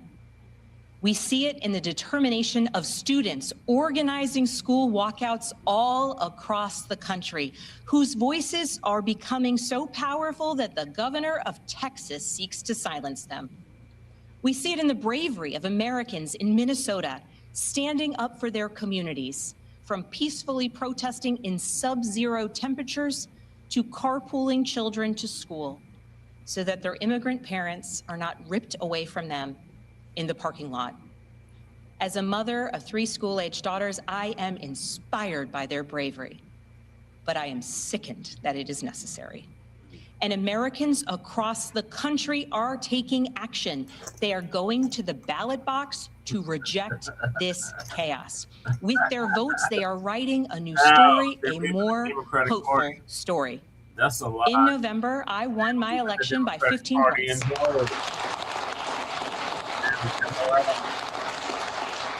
And we won 13 new seats in our state legislature.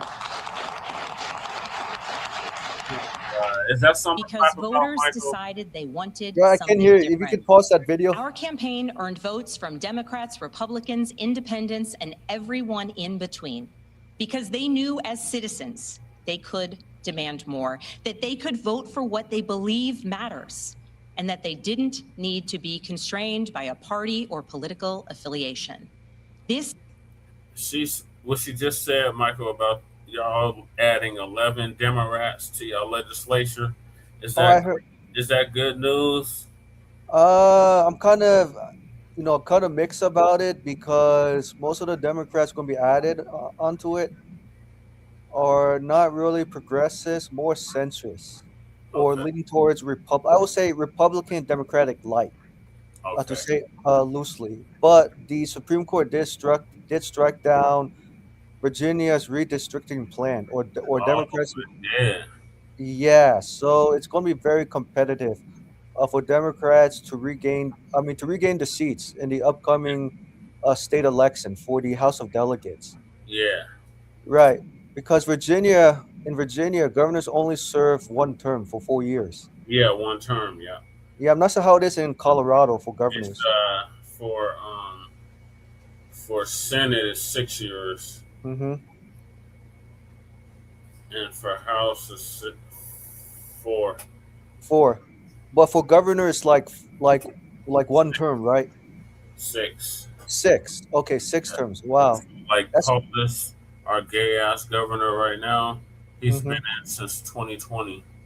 2020. Man, that's like equivalent of being a president of the United States for like what, more than 8 years. Yeah, since 2020, that's 6 years. Yeah.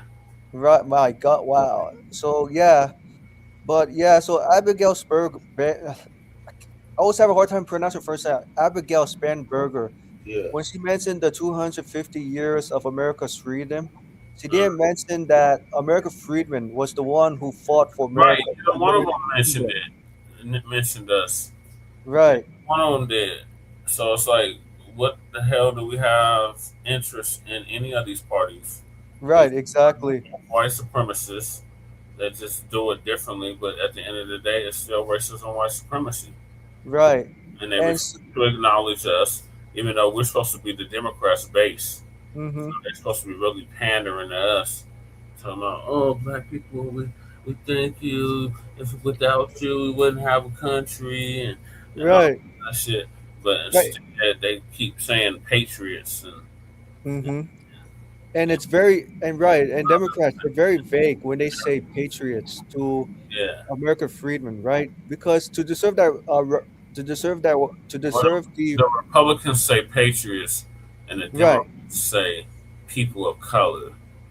Right, I noticed. Yeah, Democrats say people of color. I think the Democrats say people of color because they're trying to avoid, litigation from foundational Black American voters, diluting the fight for lineage-based cash payment reparations. It's almost like this at a job, right? I'm sure, Jesse, when you work with various groups of people, when you try to sue your company for discrimination, right? Yeah. I'm sure your boss said to you, Jesse. You have to prove intent.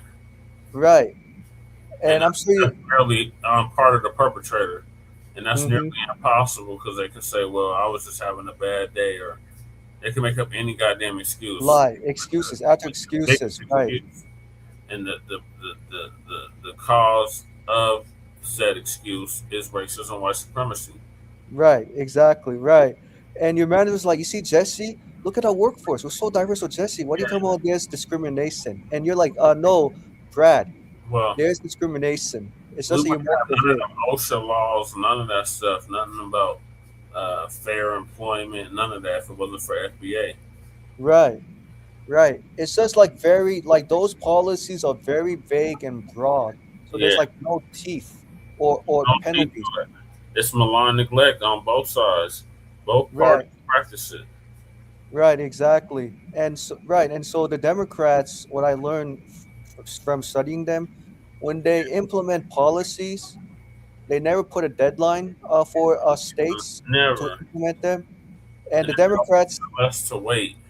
right, Can't do nothing now. We have to get back in office. Then they get in the office and they do for everybody but us. right. And I know how to imitate a Karen Democrat. You probably want to hear my voice. This It might is a Karen Democrat on your screen. This is Yeah. a Karen Democrat. Yes, yeah, but I know how to make it so funny, but it's going to sound a little like this. This is how the Karen Democrat acts. Okay. Jesse, stop it. Does that sound like a Karen Democrat, or that sounds like too gayest? A little bit of both. Both. Right. I'm sure that's how they talked to you before when you volunteered for them in the past. When they got so, Yeah. like we have angry. to hurry up and wait, and you gotta wait for them black issues to get resolved. We got to get into office. This election is this is the most important election of our lifetime. All Right. that type of dumb shit. Like, Right. And I noticed too, Democrat, and I actually studied something. no matter who the president is, black people still suffer. Suffer, exactly. It's like what Dr. Claude Anderson said in his book. Black Americans are still in an economic depression. Doesn't matter. Now it's a problem because everybody's suffering like we've been suffering. Right, exactly, right. Because the root cause for American freedom has not been cured with reparations. Because, yeah, so the government can do progress here and there. So the progress may stop the bleeding, but did not attack the root cause of the bleeding. Right. For American freedmen. And I know they never do. Never. And from Democrats, right? And I know Democrats, I know from your experience, get very, very impatient of you, angry. Very impatient, yes. Or hostile too. They're like, Jesse, how I know I'm kind of exaggerating and no, you're spot on, Michael. Right. And I'm sure a Karen Democrat grabbed you like very tightly before when you tried to I'm gonna slap that too. Oh, what the hell is you doing? Get your hands off me. Right. And it's like you had to be like really careful because so many white liberals are watching you, and you don't want the Karen Democrats to weaponize her tears. Yeah, they see me at all the events. Right, and even I learned too, when Democrats are not doing well financially when it comes to fundraising, I'm sure you have experience. What's the first thing Democrats do to restore their finances? They recruit Black Americans to clean up the Democratic Party's financial mess, right? Yeah. Once the Democrats realize that they're doing well financially, they tell Black American supporters like such as Kisa, Tyrone. Thank you so much, Tyrone and Kisa, for making the Democratic Party strong. I'm sorry, we gotta let you guys go. And Kisa and Tyrone's like, what are you talking about? We made you strong. Karen, Becky, Brad, you don't appreciate our hard work, our effort we put in this hard work we put in the soul of the Democratic Party. And Karen's like, yeah, Kisa, Tyrone, I'm sorry, we had to let you guys go. Yeah, well, that's what they do. They use us as for our numerical value, and then they abandon us in our time of need. Right. That is what we call tokenism. Yep, tokenism. And then Kisa and Tyrone get mad at the end of the day. They start laughing at the Karen Democrats, cussing them out. Let's get back to your Karen governor. Karen governor. Yeah, sorry. Is happening across the country. New Jersey elected Mikey Sherrill as governor in a double-digit victory. Democrats flip state legislative seats in places like Georgia, Iowa, Mississippi, and Texas. The list goes on and on. Ordinary Americans are stepping up to run in the spirit of our forefathers. They are running to demand more and to do more for their neighbors and communities. I know the story well. I first ran for office in 2018 alongside dozens of other Democrats who did the seemingly impossible, flipping 41 seats in Congress. In my case, I was the first Democrat elected in 50 years, swinging our district 17 points. Those who are stepping up now to run will win in November because Americans, you at home, know you can demand more, and that we are working to lower costs. We are working to keep our communities and our country safe, and we are working for you. Yeah, you're working for yourself, bitch. In his farewell address, George Washington warned us about the possibility of, quote, cunning, ambitious, and unprincipled men rising to power. But he also encouraged us, all Americans, to unite in a common cause, to move this nation forward. That is our charge once more, and that is what we are seeing across the country. It is deeply American and patriotic to do so, and it is how we ensure that the state of our union remains strong, not just this year, but for the next 250 years as well, because we, the people, have the power to make change, the power to stand up for what is right, the power to demand more of our nation.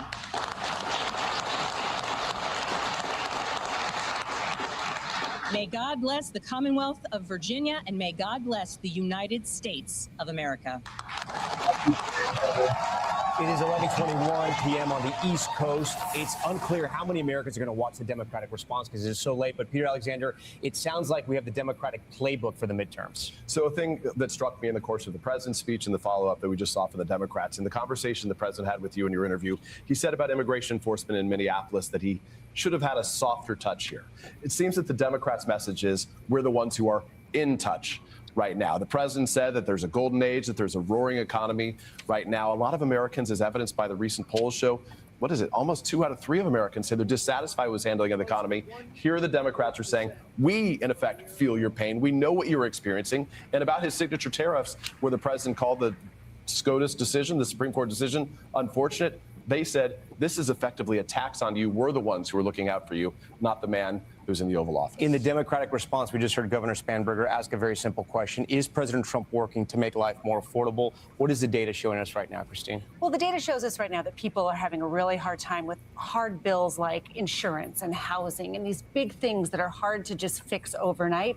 And the president, in his remarks, really was talking about there's an affordability problem, but it's their fault. It's their fault. What she's saying is they're for the crypto bros, they're for the billionaires, they're for the movers and the shakers. We're for working people, and that's what the Democrats are really trying to stake their claim on here. Hallie Jackson, President Trump is not on the ballot, but he says he'll be out there campaigning. That's right. They're going to have a midterm convention at some point. We think closer to the summer before the voting starts.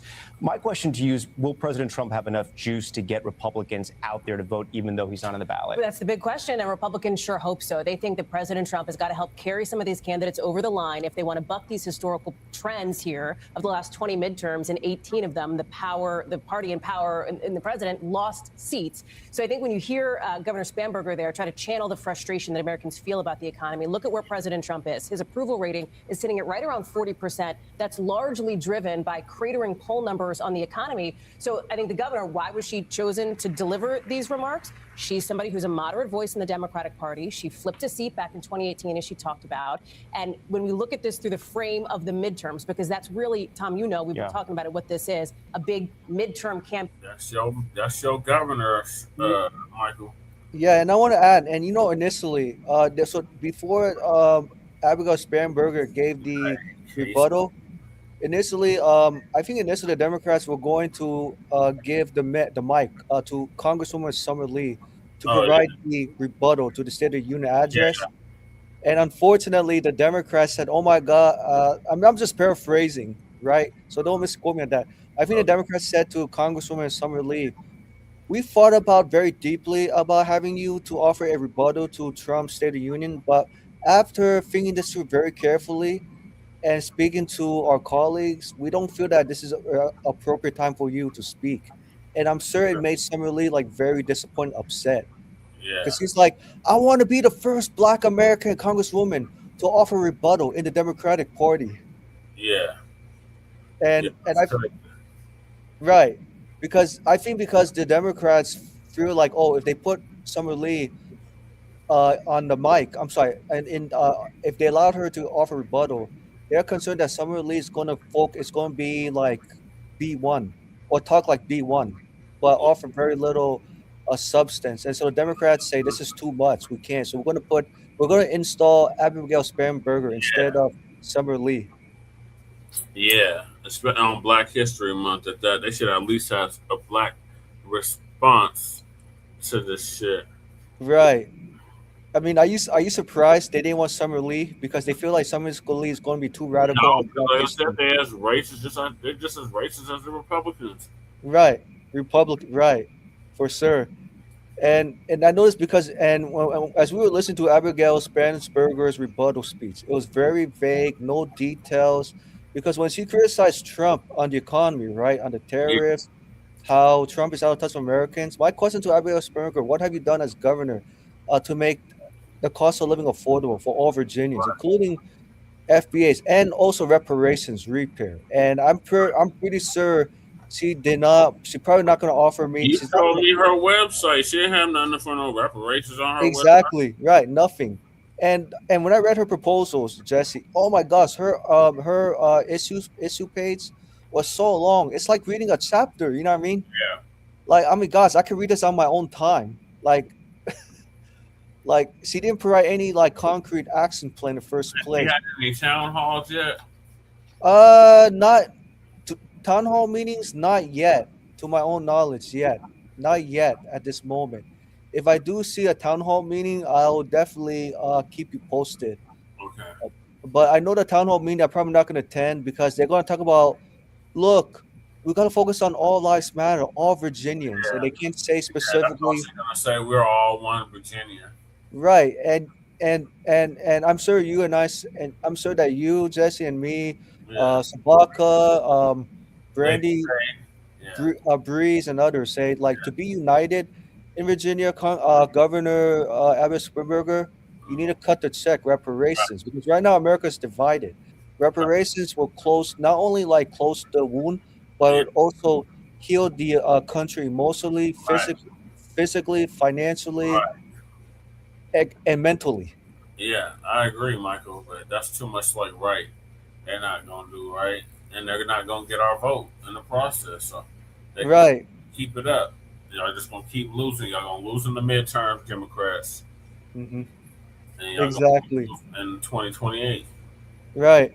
And you know the reason why the Democrats say no ID, because they're targeting potential immigrant voters, and they know that they can't attract FBAs anymore, or they can't use new tricks to manipulate FBA voters into voting for Democrats. Yeah.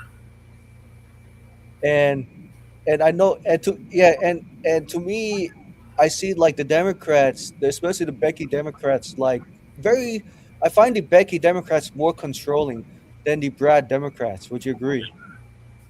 I mean, they're both equally annoying. Yeah, but I just find that the Becky Democrats tend to be more aggressive. They scream a lot. Yeah.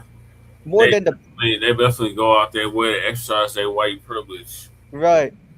And then when you see the Becky Democrats screaming, I'm sure you notice their faces turn red very quickly. They turn red they get real belligerent, real stupid. Yeah. Right. And then they say, I'm having chest pains. Yeah. Someone called 911 because Tyrone made me yell like crazy. But Tyrone did not even yell at Becky Democrat. Did not yell at a Becky Democrat in the first place. He was just listening and trying to escape. Mm-hmm. Yeah. Like I said, they're just as racist as the Republicans. Yep. Very racist Republicans. What does Bride have to say? Is that it? Is that all she has to say? Yeah, that was all she had to say, really. And because I think what everybody else Sperber is doing is she is sending a message to Democrats. Come up with some populist platforms, but be very cautious. Yeah. Don't go hard at the root cause. Don't put any teeth in whatever bills you're going to propose. Just say like American democracy under President Trump is in a crisis. We need to get more people to vote for Democrats so we can restore democracy. But that's what he's probably thinking. I don't know, but I'm just speculating. Yeah. But to restore democracy, Governor Abbott Sperber, don't you think to restore democracy you need like substantial changes? When I say substantial changes, I'm talking about tangibles for FBAs, like such as limited space, cost paying reparations for American freedom and chattel slavery, removing the loophole in the 13th Amendment to the U.S. Constitution. Well, doing away with birthright citizenship. Right, doing away with birthright citizenship, ending qualified immunity, passing anti-Black hate crime bill with teeth plus financial plus compensation for those who've been victims of hate crimes, FBAs. And then other tangibles or whatever, or universal programs can come later. Right. And it's not, and like I said, it's nothing new with Abby Bell Sperber following Obama and Bill Clinton's playbook of we need to stick to the middle, but let's be careful going into details, because if we go into details, we're going to lose Republican voters like the Cheneys, buses, Mitt Romney. We can't afford to lose them, so we have to be reasonable. We have to be decent. We gotta show professionalism, so we can't go really like. I guess we can't fight. We can't really go. We can't be bold because if we're too bold, we're going to lose the moderate Republicans into voting for Democrats. Jasmine Crockett is looking like shit. She is, and talking about Jasmine Crockett. I heard the Senate race between Jasmine Crockett and James Tallarico is going to be so close. Okay, so this is what she said. I'm gonna play what she said, and then Sure. I'm gonna go into the. Oh wait, let me do this one actually. Yeah. Cause she was on Steve Colbert. This one, let me see. I found this image on FoxNews.com, right? Yeah, but I guess she did an interview on Steve Colbert or appearance on Steve Colbert. Yeah, I didn't see that. You mean Jasmine Crockett, right? Yeah. Oh, I didn't see that. I would be surprised. It'll be funny. So her and her the incumbent James Tallarico react to controversy over his interview. Oh, he was on Steve Colbert. Okay. Yeah, and by the way, Jasmine Crockett is trying to hit at James Tallarico for the Epstein files. Oh. Get it? In other words, he's trying to tell like James Tallarico is part of the plan. Yeah. You think it's going to backfire against her, right? Yeah. Yeah. And so Jasmine, I think what Jasmine Crockett is trying to prove to the text is that I'm trying to be the first Black American woman winning not only the U.S. Democratic primary race for Senate, At but the rally winning the. Tuesday, Tallarico criticized President Trump and the FCC. These are the same people. I'm trying to bring it up, but the computer's acting on it. Okay. Let me rewind it. Sure.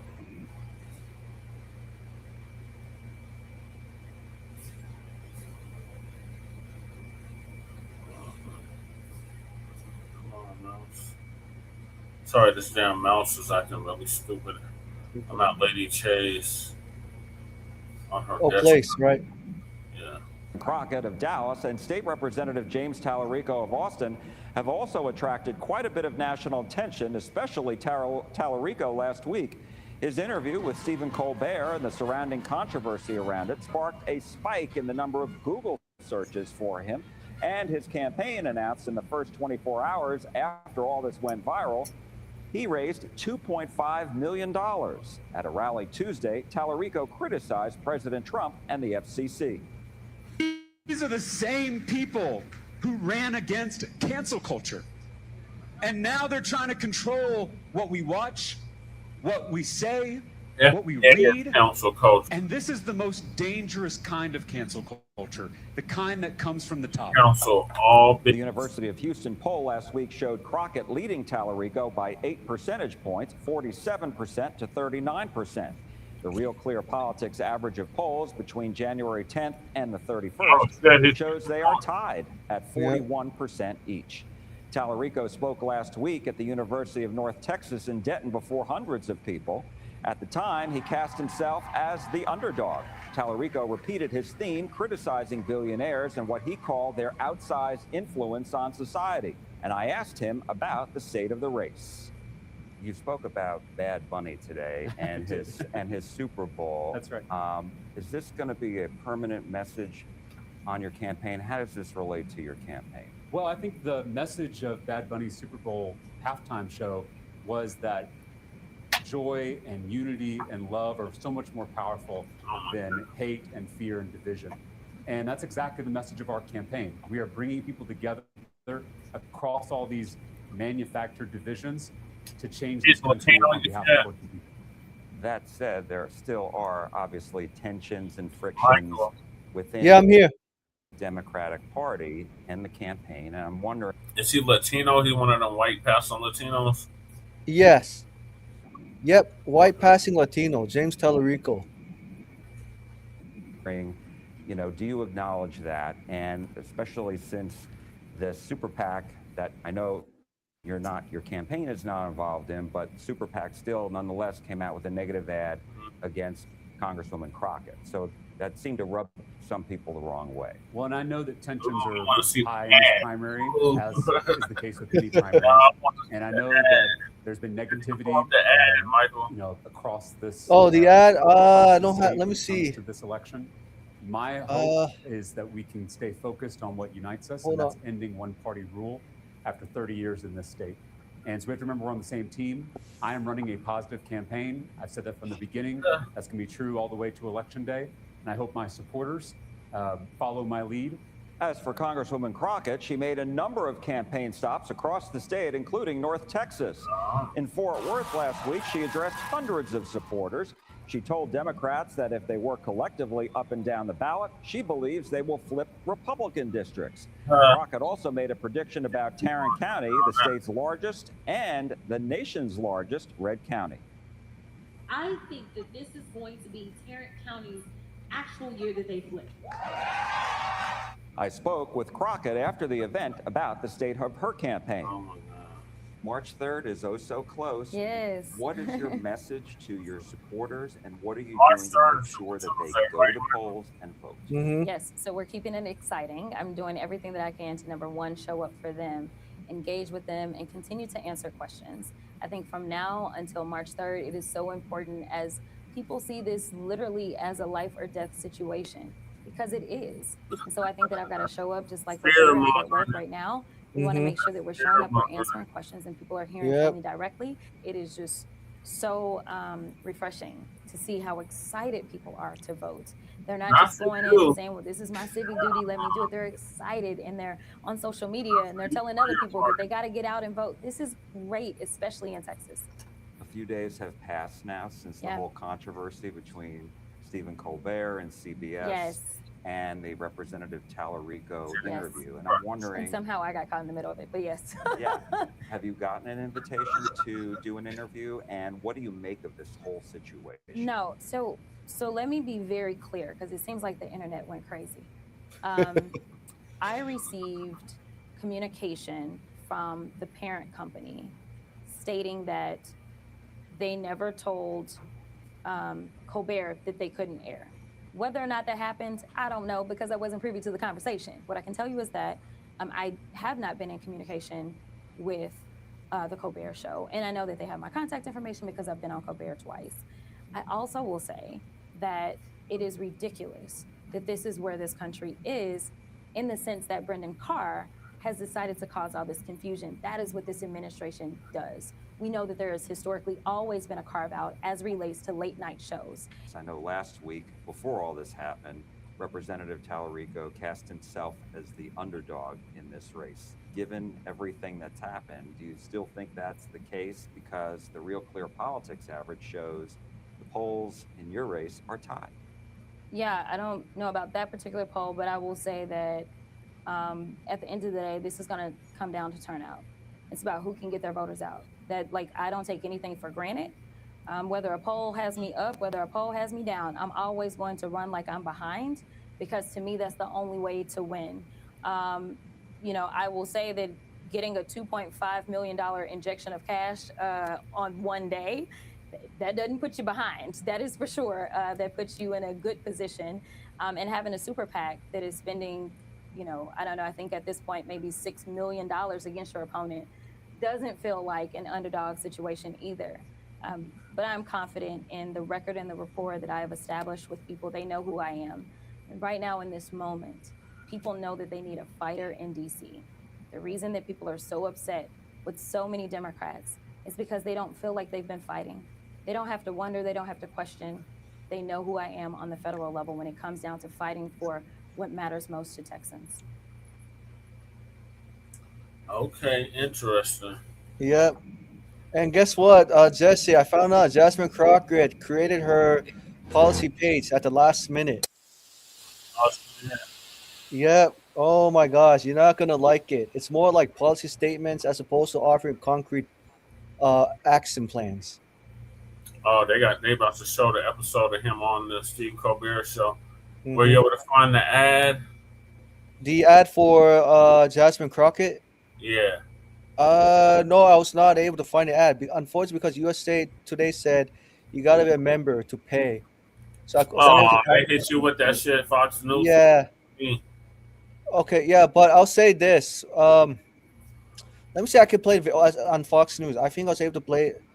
There's no ad, but it's more like her interview from CNN. I'm Interviewing. trying to pull it up. Yeah. Yeah. I hate how Fox News does that. Let me see. But I could tell you this: initially, several Texans were going to support Jasmine Crockett for U.S. Senate. But then when they saw James Tallarico, their views changed.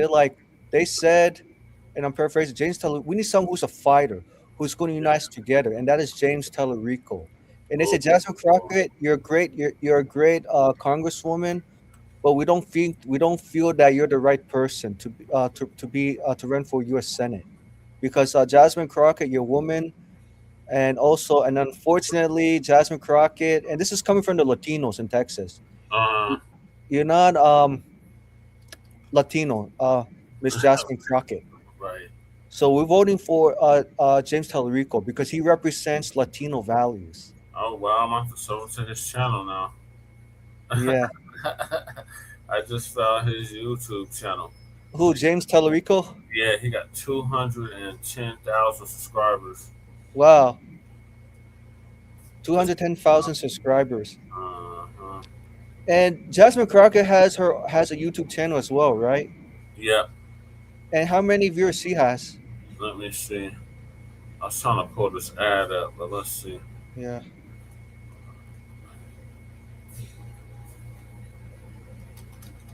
Jasmine Crockett shit. Mm-hmm.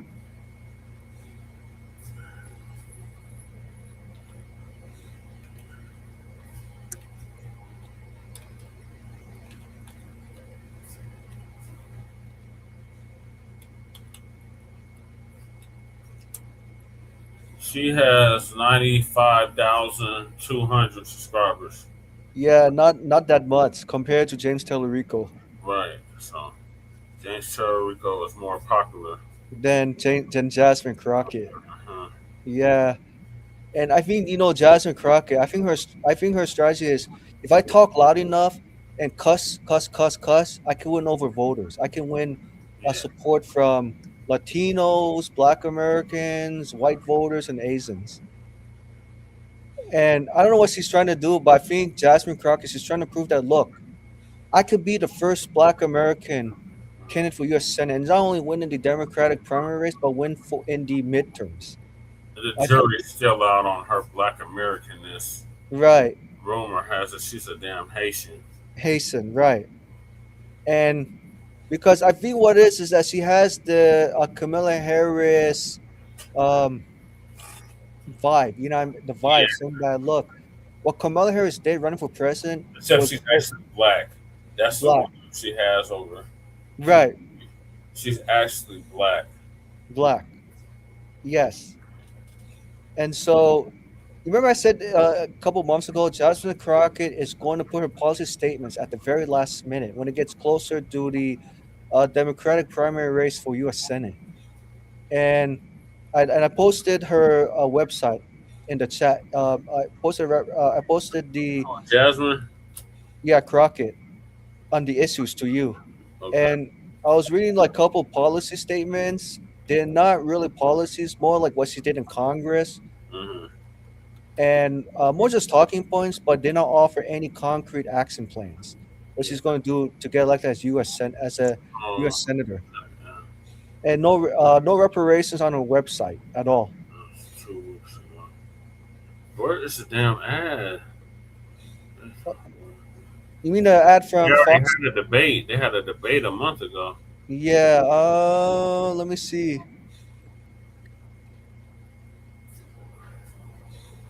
What's the damn ad? Goes dirty against. She went over a line. Mm-hmm.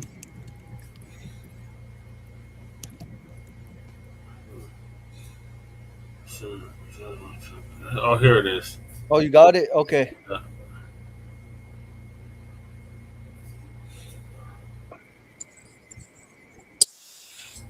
Hold on, I gotta share the screen.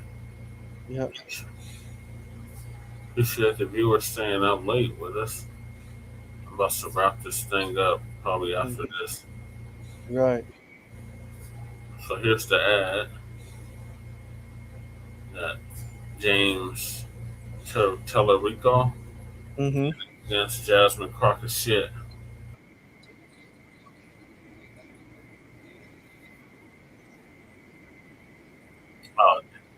Threw us under the bus, paving the way for MAGA Republicans' voter suppression law, making it harder for Hispanic Texans to vote. Then Tellerico quietly... Oh, that's the Jasmine Crockett shit ad. That's her attack ad. accepted. Democrats were united to stop voter suppression, but James Tellerico saw a chance to help himself.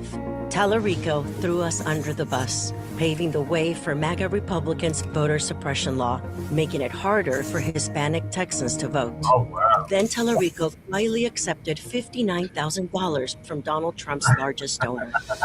Jasmine Crockett will never sell us out to Donald Trump. Jasmine Crockett, Democrat for Senate. Hell to the no. No. Yeah, you know, Jasmine Crockett attacking James. Oh, sorry, go ahead. Hold on, I wasn't even trying to play this next video. Oh, okay. Damn, I thought that was the ad. Of Jasmine Crockett, right? Yeah. The attack ad against her. Oh, fine. James Tellerico attacking Jasmine Crockett in the ad. Yeah, that's the one. I thought that was it, but that wasn't it. That was her clapping back against him. Mm-hmm.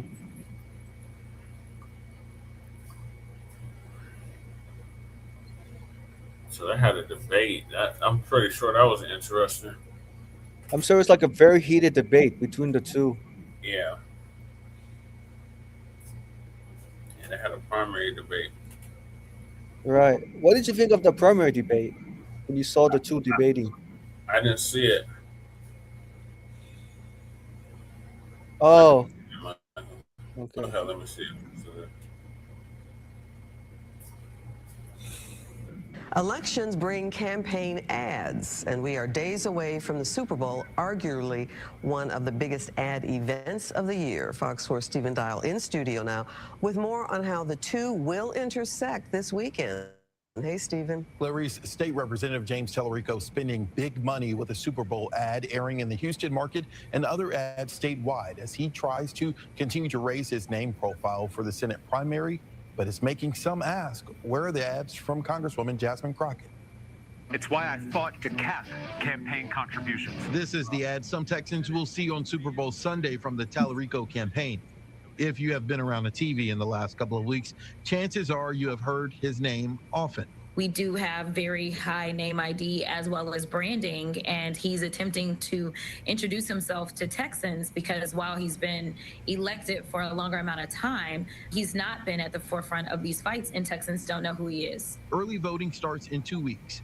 Thursday, I asked Dallas Congresswoman Jasmine Crockett if she will do more to get her name out on TV. Will you be getting up on the airwaves, or are you focused on your ground game and sticking to your gut? It is all of the above.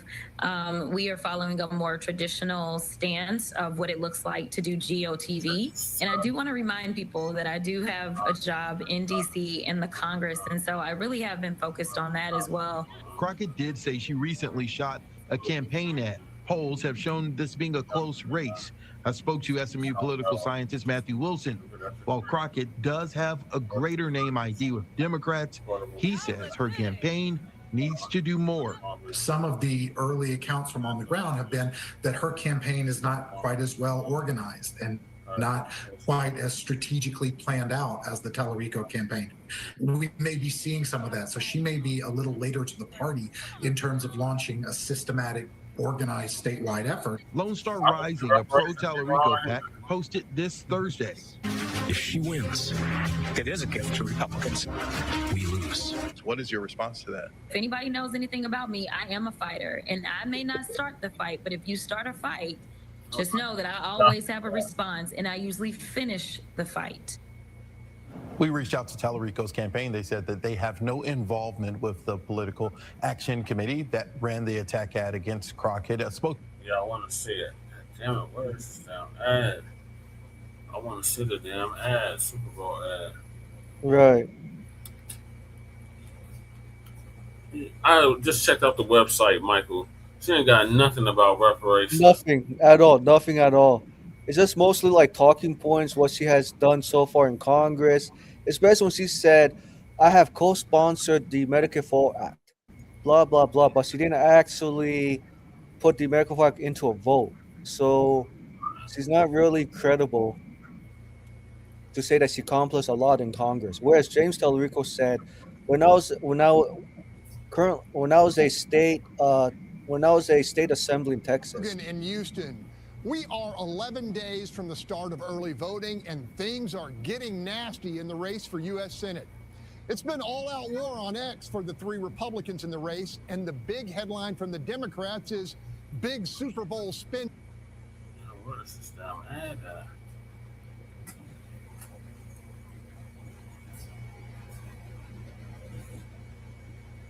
Check a check out. Maybe that's probably what. Yeah. Okay, Texas. That's Jasmine Crockett's and that's hers. I seen that one. I want to see. Oh, sure, we go.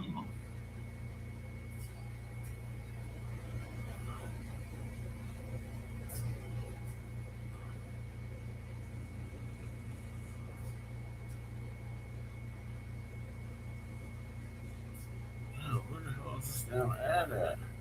You gonna post it online?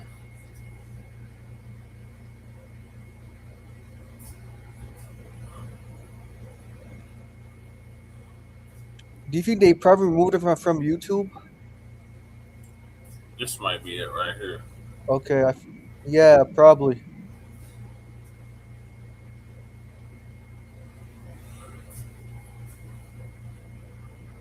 After an upset victory last weekend in a North Texas state Senate race, Democrats felt they had a lot of momentum heading into the primary election. Then this week, the party experienced political infighting in the race with the highest stakes, the U.S. Senate primary. But as Capitol correspondent Dylan McKim shows us, this sort of fighting is normal in Texas politics.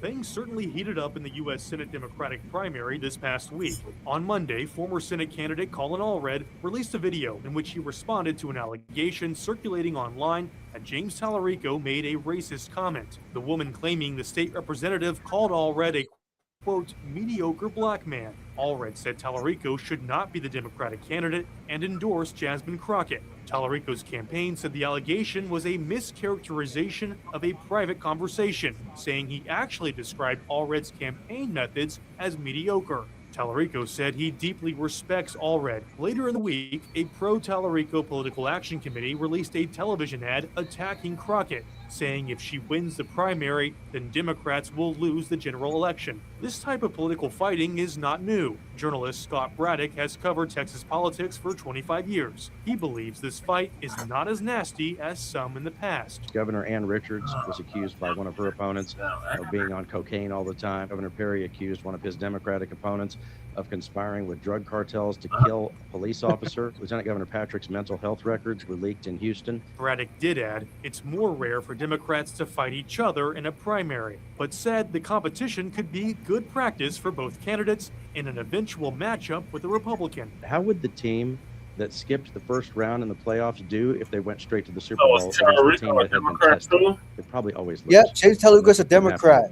If a primary gets too nasty, Braddock said there is a risk it could turn off some voters in the general election. But Beto O'Rourke, who has been raising money and campaigning across the state Hey, for look at Democratic Beto O'Rourke. He candidates, looks so old. believes the party will Yeah, he unite does. once the primaries are over.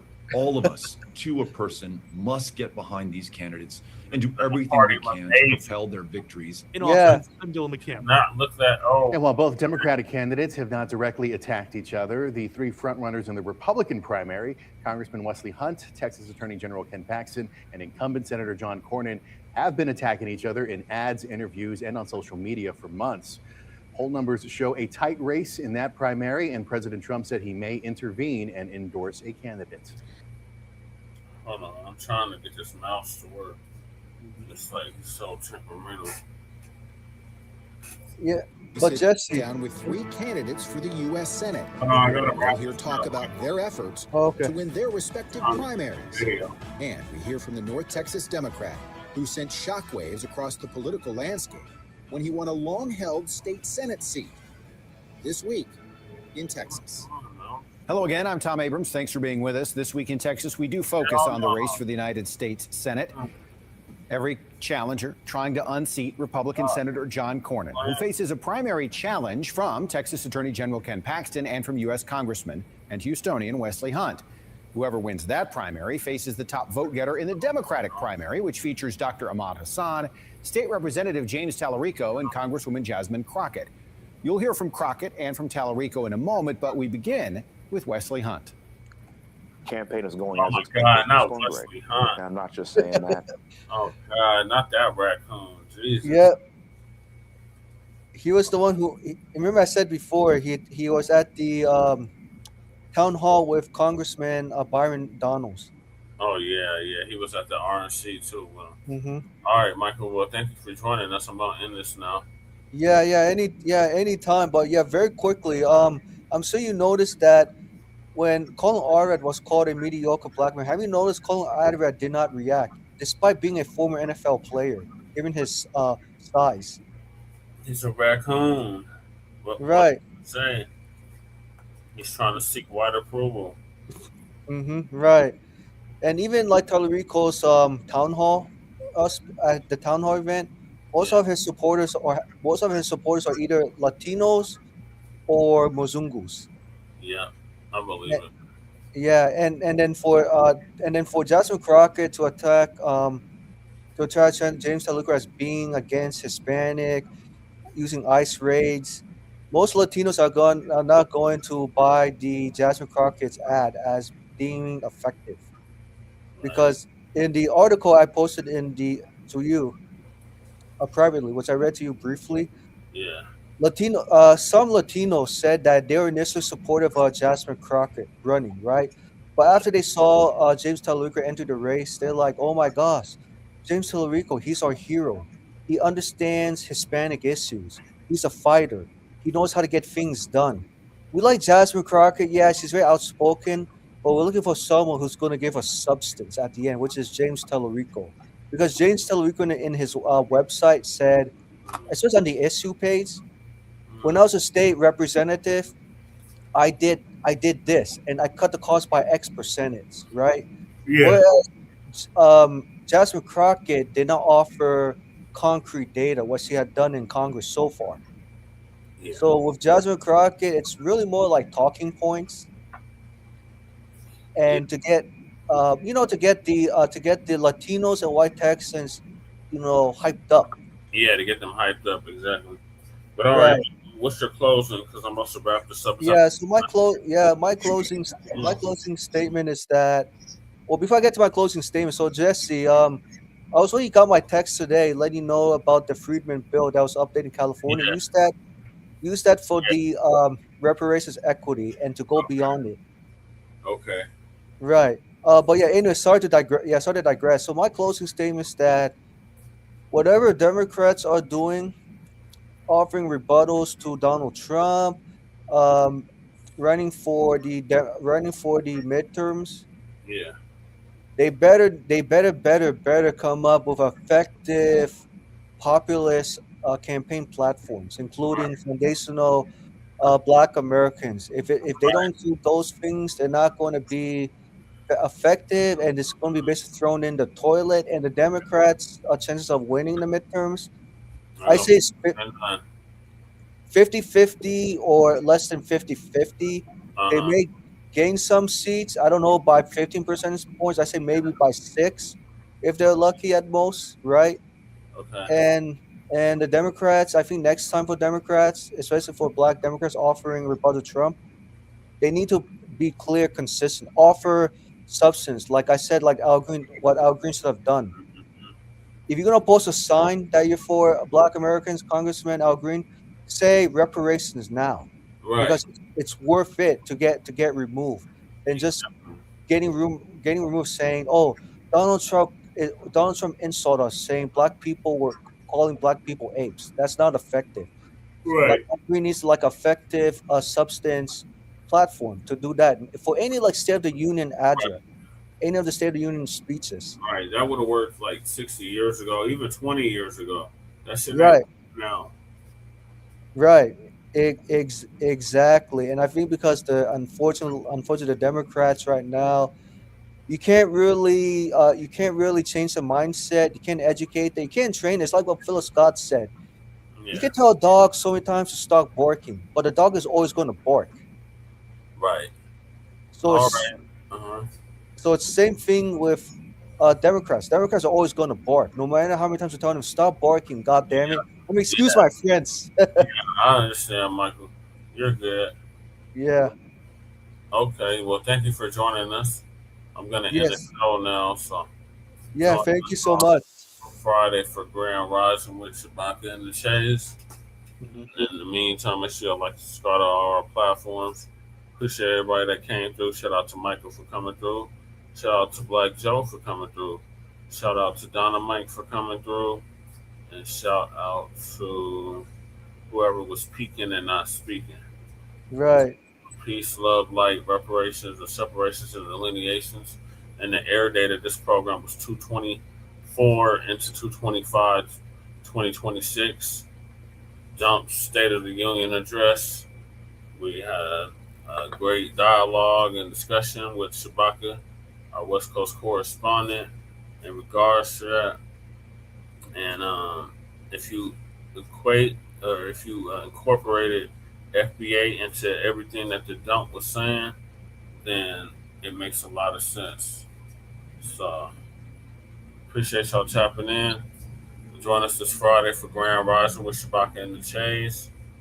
Hopefully Lady Chair do an RBA again this week. Make sure y'all check out her previous RBA on her other channel, Seduction Doll. And she went over the data centers. Mhm. And they try to put one here in Denver. Right. We have to put a stop to that, or we about to put a stop to that. The Amen. Amazon shit. Amen. How's Lady Che doing? Right now she's asleep, but Oh, sleepy. Oh, okay. I thought she was listening. Sorry. she's doing all right. I'll let her know you asked about her when she wakes up. Okay. All right, so appreciate everybody that tapped in. So peace, love, light, reparations, delineations, separations, and black empowerment. Training crewmen signing off on the mile high income and illegal migrant flooded city in a sundown town known as Aurora, Colorado. Right. The so-called liberal Karen city. Yeah, it's a legal migrant city now. Right. Illegal migrants. Crazy. It's driving residents nuts, especially FBAs, disproportionately affected. Right. So enough is enough of this madness. If you're gonna vote for something tangible. Right. Exactly. Yeah, make sure you exercise your Second Amendment rights against the Aurora Democrats, Jesse, if you can. Yeah. All right. We'll see you next time, Michael. All right, peace. Next time, too. Stay strong. Be ready before you get ready, like what Philip Scott has always said.